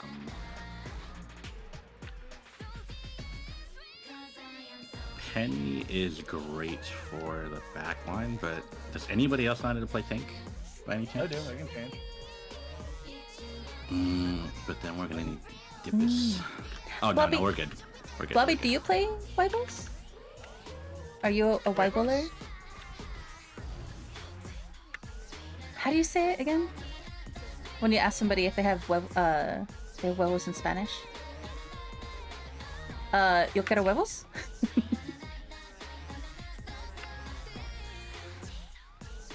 Magneto main. Hey, Magneto main! We love a tonk in this house. Respect. Respect. We respect the tonks. Moon Knight's up above. Yep. He's mama a beach. Oh shit, you fucking kidding me?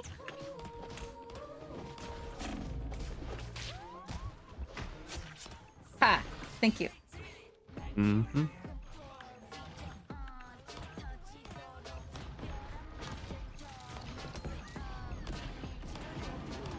the mook.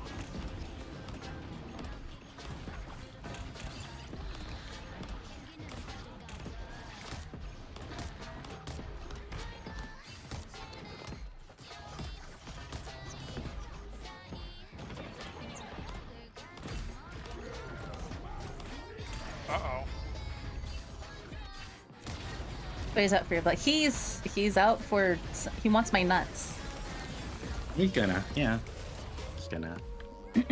He wants my squirrely nuts. Though I don't blame him. And have you seen these hip windows? Look at these things. They're kind of nice.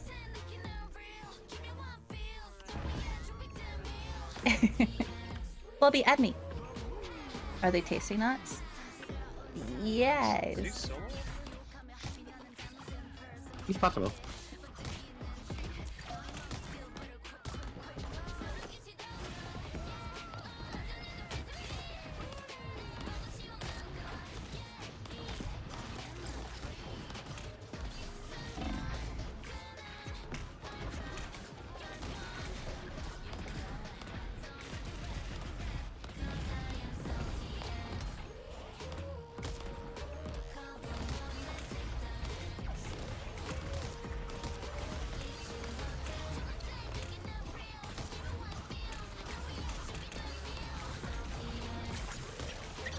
Fuck off, Moon Knight. Shit in somebody else's cereal. Care package break for Comrade Mukia. Thank Go you for ahead, the do care thing. package. I'll do it after this match. Or when I die. Whatever comes first.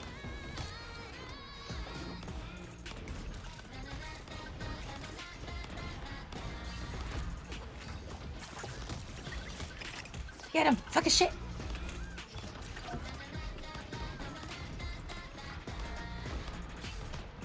Oh, it was bad.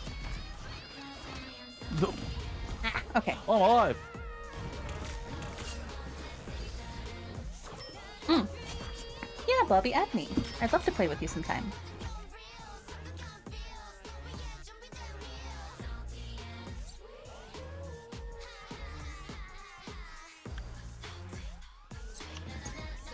No, no, no, no, no, no, no.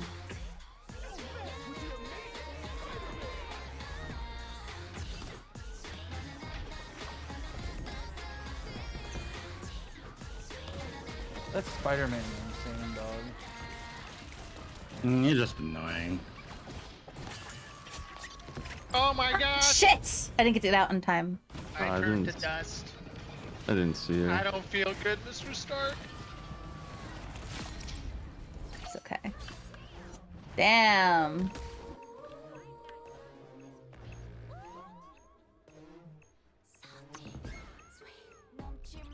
Her ult, you have so much time to like kill her, but you have to find where she is. Her rework, she's just an extra 100 health now. Oh, for did her they? ult. Yeah. Oh, okay. Because she was very squishy. Well, she still is. Yeah, but She like, still is, but she's able to withstand a couple more hits. This dude's name is crazy. what, you don't like glitter? I think we both know it. Yeah, that's definitely the crazy part. That's the crazy part. Yeah, Claire yeah, doesn't yeah, like yeah. glitter. Confirmed. Lore accurate. Oh yeah. Don't get me Totally. started on glitter. Glitter's the fucking devil, Honestly, It's coarse and it's dry and it gets everywhere. bro. So, I grew up in Vegas, okay? My friend in yeah. high school bought a ex-stripper car, okay? Glitter was on my clothes every single Welcome back from the ad. fucking day. My entire high school fucking career, okay? you just had glitter everywhere. It just never, ever went away. You were just super sparkly and pretty. That's why- No. Okay, Bobby. I'll do it after this match. But you didn't want to be sparkly pretty? You didn't want it everywhere, dog? I don't want no booty sweat tricking with me all the time, okay? Ain't no bleach, it's glitter, dog. What's in the ex-stripper cart? Is it like a Ford Honda Fit or something? It Oh my was God. a Oldsmobile Arrow, I believe. Oh is what it God, was. an Oldsmobile. Well, we'll see for the care Yep. package and for the head pack. Yeah, it was. I'm like, yep, I can smell the work. I can smell the hard work in this car. God damn. Oh my god. Not that I can smell the hard work. Oh my dog. God. Bro, I got stories for days. Don't I even fucking bet. know. I fucking hate glitter, dude. It's the worst. Wait, how do you get out of this place?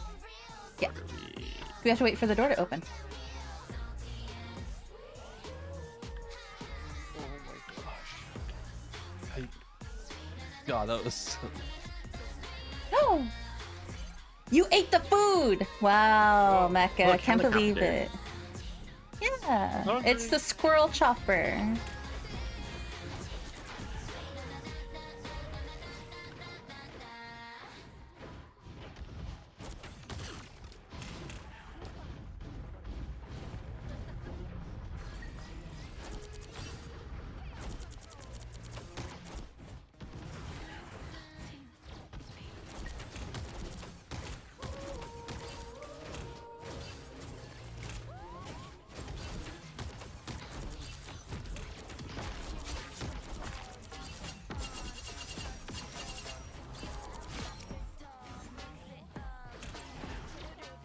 Oh, nice pull on the Scarlet Witch.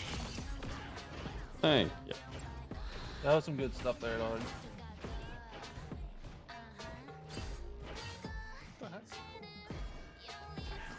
the heck? I've never played on this map. This It's is a new the map. This is brand- new. This is the brand new one. Oh, is it? Yeah, this is the Central Park Dracula map. And we are in... Oh. Look, it's the Were Squirrel. Oh, he's so cute! I love him! It's I feel like he belongs in Monster Hunter. it's Squirrel Girl's trusty steed. I love I agree. everything. Said my about trigger him. word. You've activated me. Monster Hunter, dog. I'm busted. More like Monster Fucker. I mean, what? I'm dead. I have been stormed upon. You are I the have been storm told that is not. approaching. Fuck, I died. I got somebody. I got two. There's somebody's. Enemy team is making it too easy. Hi, no, it's not easy. I mean, we're still having a little bit of struggle. Oh my gosh. Ah, it's gonna be. Oh, I love this. I got a I'm LS. salty and sweet. Didn't they buff Hella? Chicken two tap again. No matter how far away. That's kind of crap. What the hell? Ah. That the map regenerates itself. But I was standing on it and it was scary. Don't be scared. Hello? Can you Hi. actually hit? They have. I think I might just ult this corridor.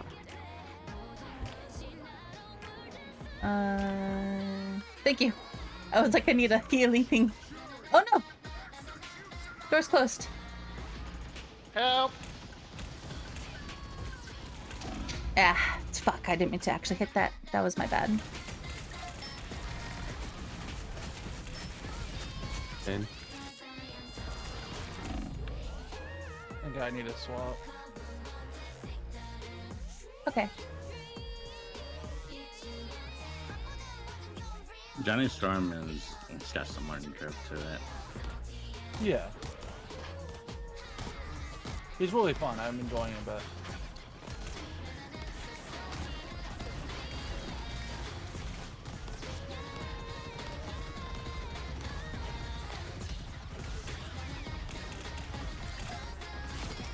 Fuck off, Punisher. let him know. Storm Oh, I is got her, I behind got us. her, I got her. Stop. wait, did you take her out of her ult? Yeah, you can with her, the right click.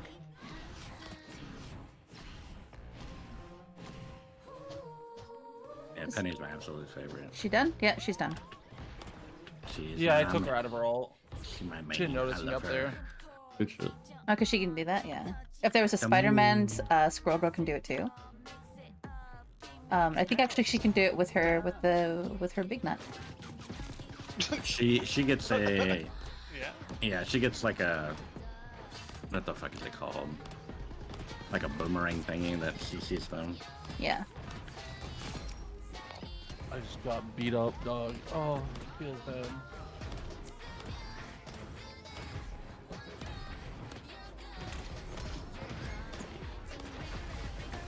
Yo, is that Blade? That is Blade. Where do we go from here?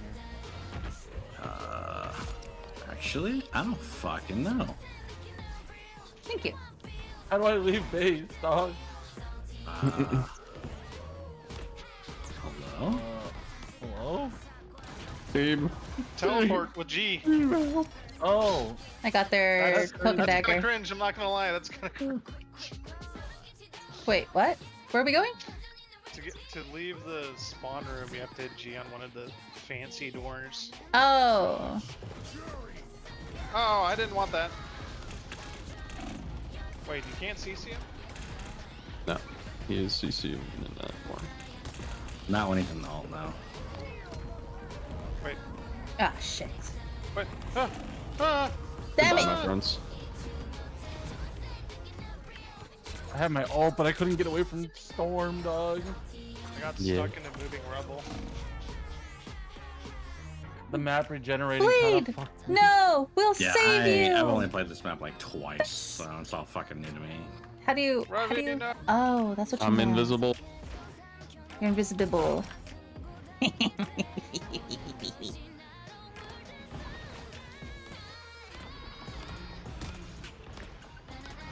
Where are you going? Where are you going? No armor dangerous. No. You're armed and weak, little baby. They just camping spawn. That Bucky is hovering over that health pot and it's pissing me off.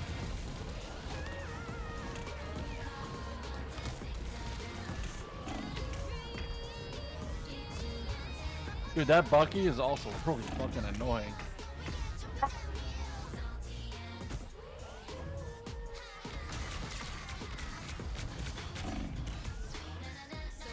Na, na, na, na, na, na, na.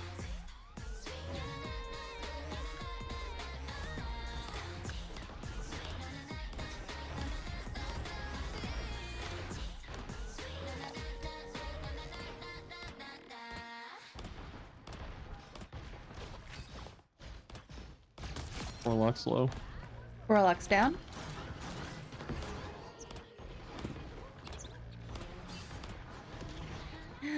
Let's go, mighty steed! Onwards!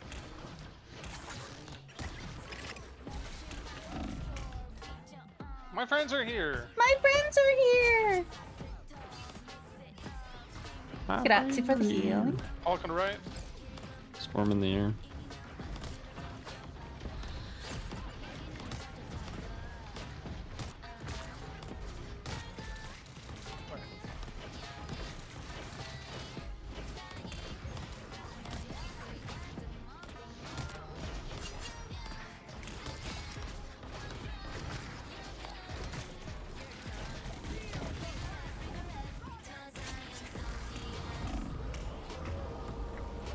Oh wow, she chased me. I think she wanted my nut. Just a wee little bit there, lad. I mean, I don't blame them. They are kind of tasty. Oh my.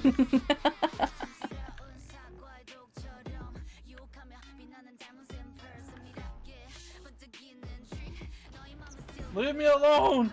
You're just having a fucking battle, dude. Dude, she just won't leave me alone, dog.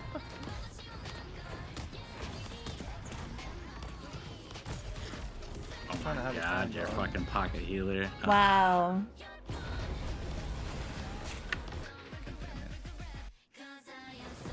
I need my pocket healers. Not what I meant to do. Too late now, though. I already did it. Talks above you guys. Mm-hmm.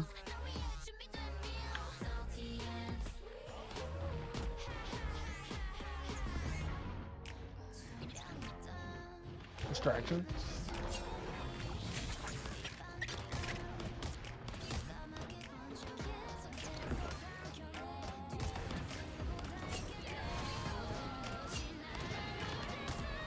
Wait, no! Damn. She's dead. Damn. Oh, nice. Good shit. I can't see shit. GG's. Yay! Nice. On the back of my mighty steed, we succeed. We did it! That's Let's neat. go, So Webby. What that squirrel do though? What do you mean by that? No, What do you mean by that? don't look at me like that. I'm looking at you with all of my eyes. Don't look at me with your dog. third eye like that. I swear to I'm God. looking at you with all of my eyes, dog. That's all. Wow. Stop. Wait, what about me? I don't get a fuck. Wow, see, I see how it is. I see how it is. What- You have a You get a favorite. what? You have a favorite. He's right there. No, he said he's looking at you with all three of his eyes. He has a favorite. He's not looking at me, or Webby, I have or Mecca. so many He has eyes. 3 dog. eyes. I have so many He- eyes. he's I can got a look at lot. all of you in a. I can look at all of you at once, dog. Yeah. I don't know. But you said it's not- he's got a lot. cheeky. You didn't say Webby or Mecca. be jealous. Or me. No. No, I'm not jealous. I'm not jealous. Oh yeah. Oh shit, wait, hold on. I gotta let me add Blobby really quick so I don't This forget. doesn't sound like jealousy at all, right, Barry? Blobby and Watcher. And, wait, what is that? Ooh, okay. No, no. Alright, one more. Hi, Kami! Only has eyes for Jiki, apparently. It's true. So we're full up right now, Variant. We have Spongy with us. We do have a party of 6. And then after this last one, I'm probably gonna raid on out to somebody.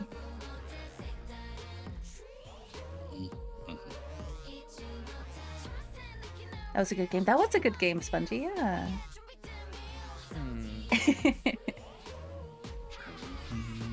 Ba, ba, ba. Ooh, yeah. I got this. This one. How do I Nah. change my... Dun, dun, dun. Leon. Mwah. Thank you for the kiss. Someone. Let's see. Let's see. Can we find where Leon kissed me? In a place Oh. you can't see. Aha. No, I see it. Leon bit me. They bit me in the arm. Right? On my left arm.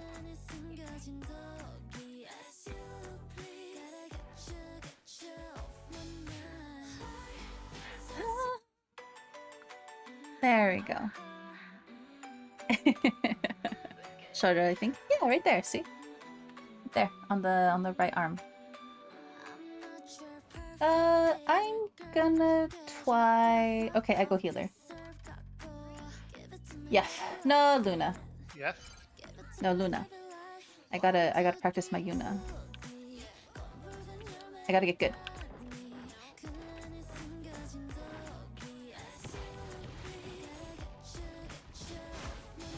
Oh Fuck my this building. god. Fuck this building. Okay.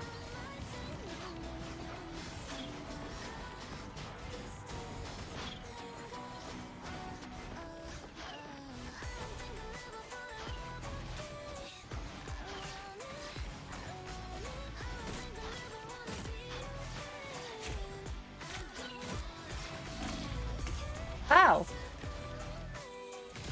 Has been sentenced. Story where I was Good sick shit, in the Abby, past. I good told my friend he was feeding in League, and I felt very sad after because reformed and wholesome family stuck. from then on. Aww. Oh, Sentenced. No, that's fair. Yeah.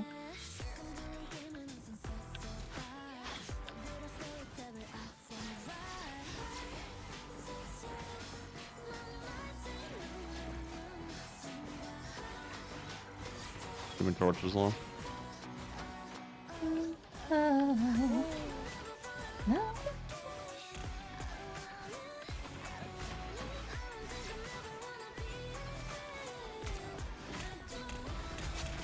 Back off, you fire bitch. Ow. That was my fault.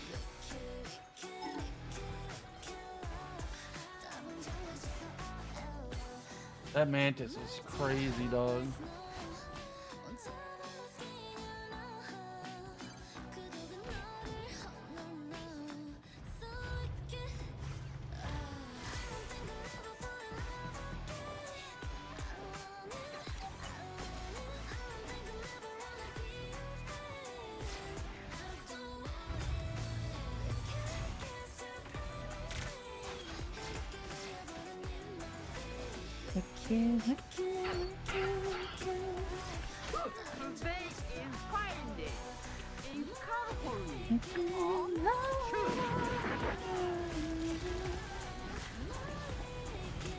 I couldn't make it through that window. Hoi!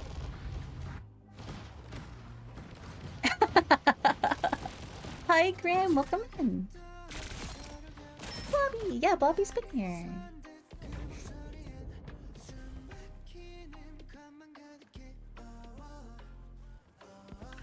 No, Oh, no. I couldn't get to you. I'm That so bad. Goddamn mantis.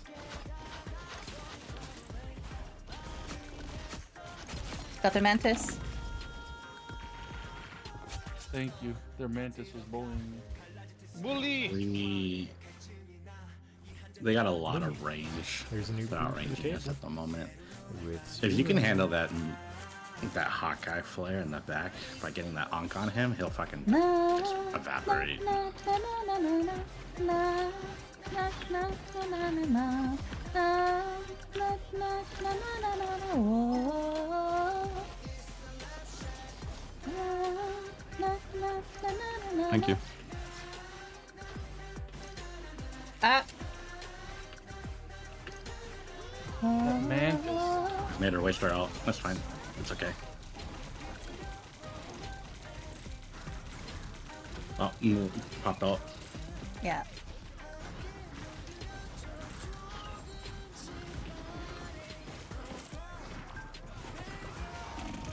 Yeah, thought so. It's okay. They wasted like all their fucking ults. Well, Yeah. Mecha still has his ult, and I still have my ult. I'm at 99%. Swap. I'm gonna swap his name more.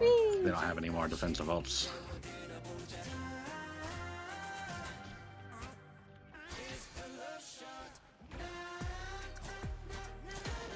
Yeah.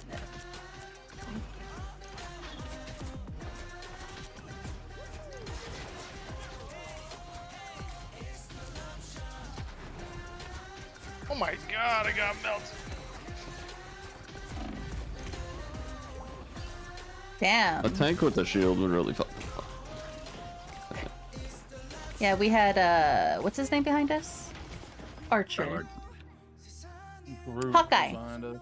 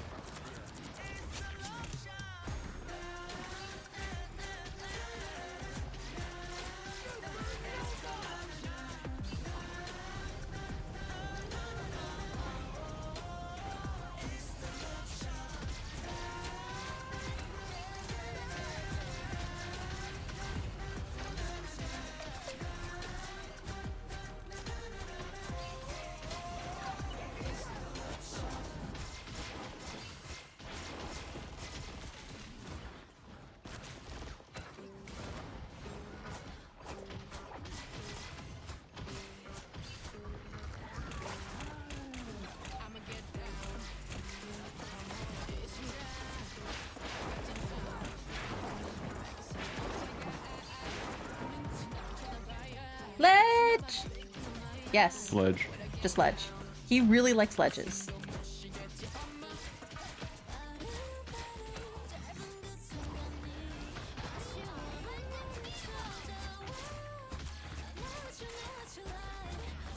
It's very unfortunate. Yeah.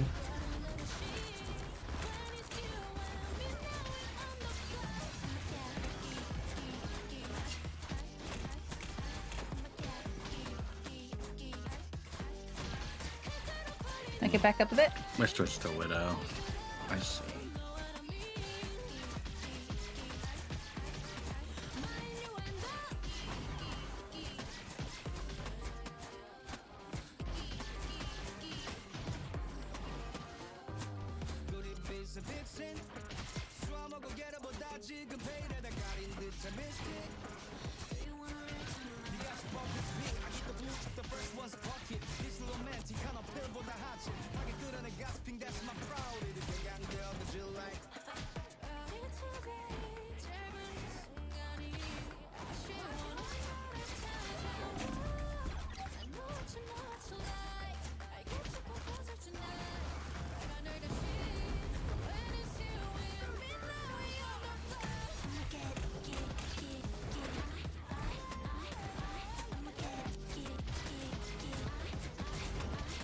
Oh, I'm asleep. No, get away from me, Mantis.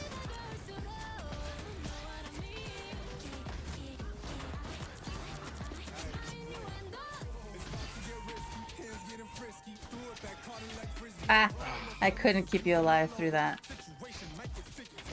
I tried though. Damn it, I tried just popping my ult on top of me, hoping I'd hit him. But he killed me before I could pull it off. Mop, you're so cute. I want to give you hugs and kisses.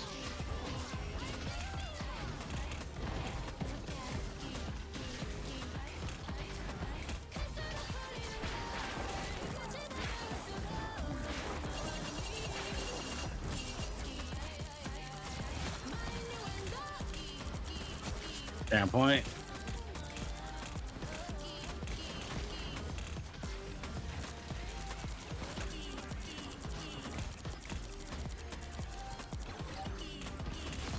Got him. Mantis still on point.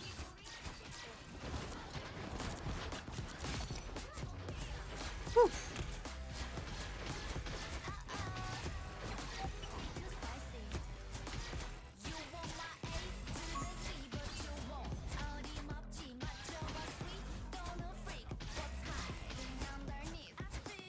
Okay. Ha! Jonathan, welcome in. Look at this slacker. Who? Me? Listen. Listen. Listen, listen, listen, linda. Qué linda, listen.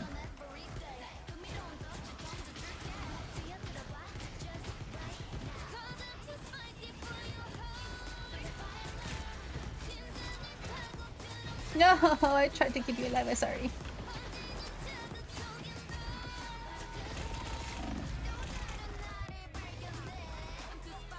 Killed him.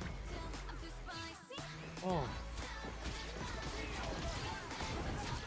Oh, they picked Storm. Oh, what a hoe. Ah, fuck, I couldn't use my thing to disappear again. I'm dead. Concentration. Hi, yeah, welcome in. Oh, Graham, I'm sorry. I'll get you a cup in a minute. Oh, fuck. Actually, Variant, can you do me a favor? Can you refund Grim? Because after this game, I'm not gonna be able to do cups. There's someone up there. On the left.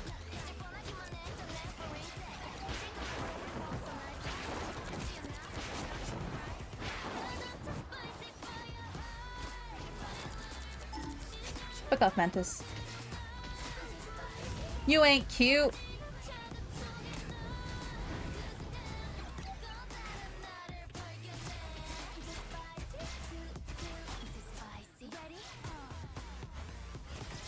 Thank you, Marion. Mwah, mwah, mwah.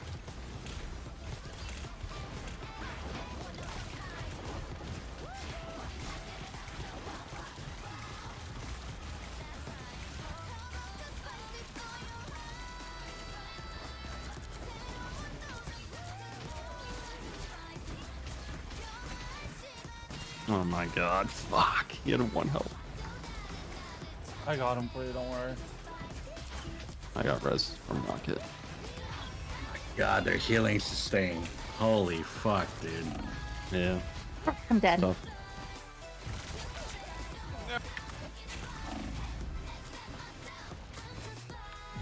Yeah. The pocket is ridiculous. Well, I tried. No, we did good. We did good. We got it very far. Yeah. Okay. Their mantis is insane, dog. Mm-hmm. 22k healing, dog. Holy crap. Nah. Bungie out here healing everyone.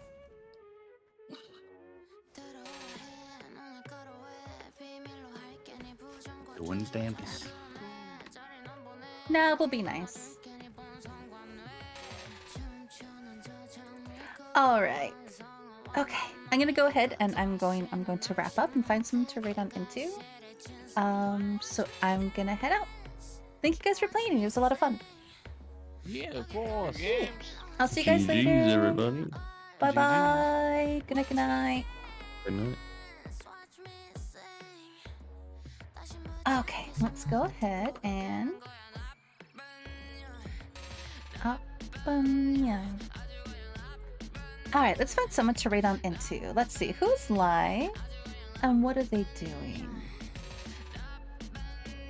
Kenka said he was gonna do a event over on his channel, but I think I don't know where he is actually. Thanks for stream. Yeah, thank you for joining, guys. It was a lot of fun. Let's see. Let's go. Oh, you know what? Okay. I see somebody that's live right now that we can go raid on into. I haven't been able to like raid into them ever before. But let's go raid on into them. Let's go raid on into. Ooh. Hold on. We can do that one.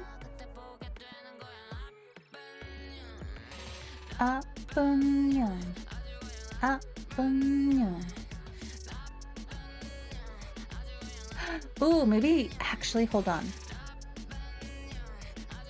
Yeah, you know what? No, we're gonna go right on into Harper. I love you. I love you too, Inky. I love you. We're gonna go right on into Harper. They are celebrating their 2.0 model debut. So let's go say hi. Let's go check them out. Let's go celebrate people doing amazing things on their own channel and stuff. But yeah, Harper is really cool. I met them through Silas, or maybe it was Kako. It was probably one of them.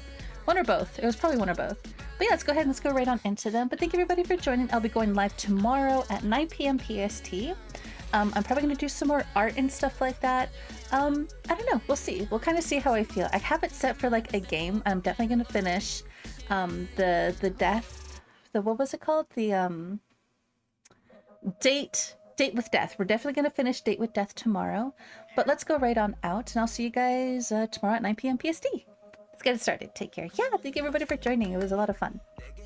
It was really fun playing around with, or talking and hanging out with Karnak, and then playing the game with Jiggy and Wevy and Mecha and Spongy and Flare. It was good. If you guys want to go ahead and give me a follow over on X, or follow my ASMR YouTube channel, or any other links, go ahead and follow those ones. If you guys would like to join us on the raid, go ahead and use the cake emotes. The cake emotes are for subscribers, but if you're not a subscriber and you want to join us on the raid, go ahead and use the second one with the purple hearts. Purple hearts are a Twitch Global emote, so you don't have to be a subscriber to join us on the raid. But thank you everybody for joining. It was a lot of fun. Hopefully you guys enjoyed the night too. Let's go ahead and let's get the raid started. Like I said, we're going to go right on into Neon Harper. They are doing some Sonic Racing Crossworlds. But they're really sweet, and hopefully you guys enjoy their stream half as much as I do. So I'll see you guys over there. Have a good night, rest well, dream of good things, make it fully energized to kick ass and take names tomorrow. If you guys can't take all the names, please let us know. We'll help you take the rest. Until then, I'll see you guys later. Good night. Bye-bye.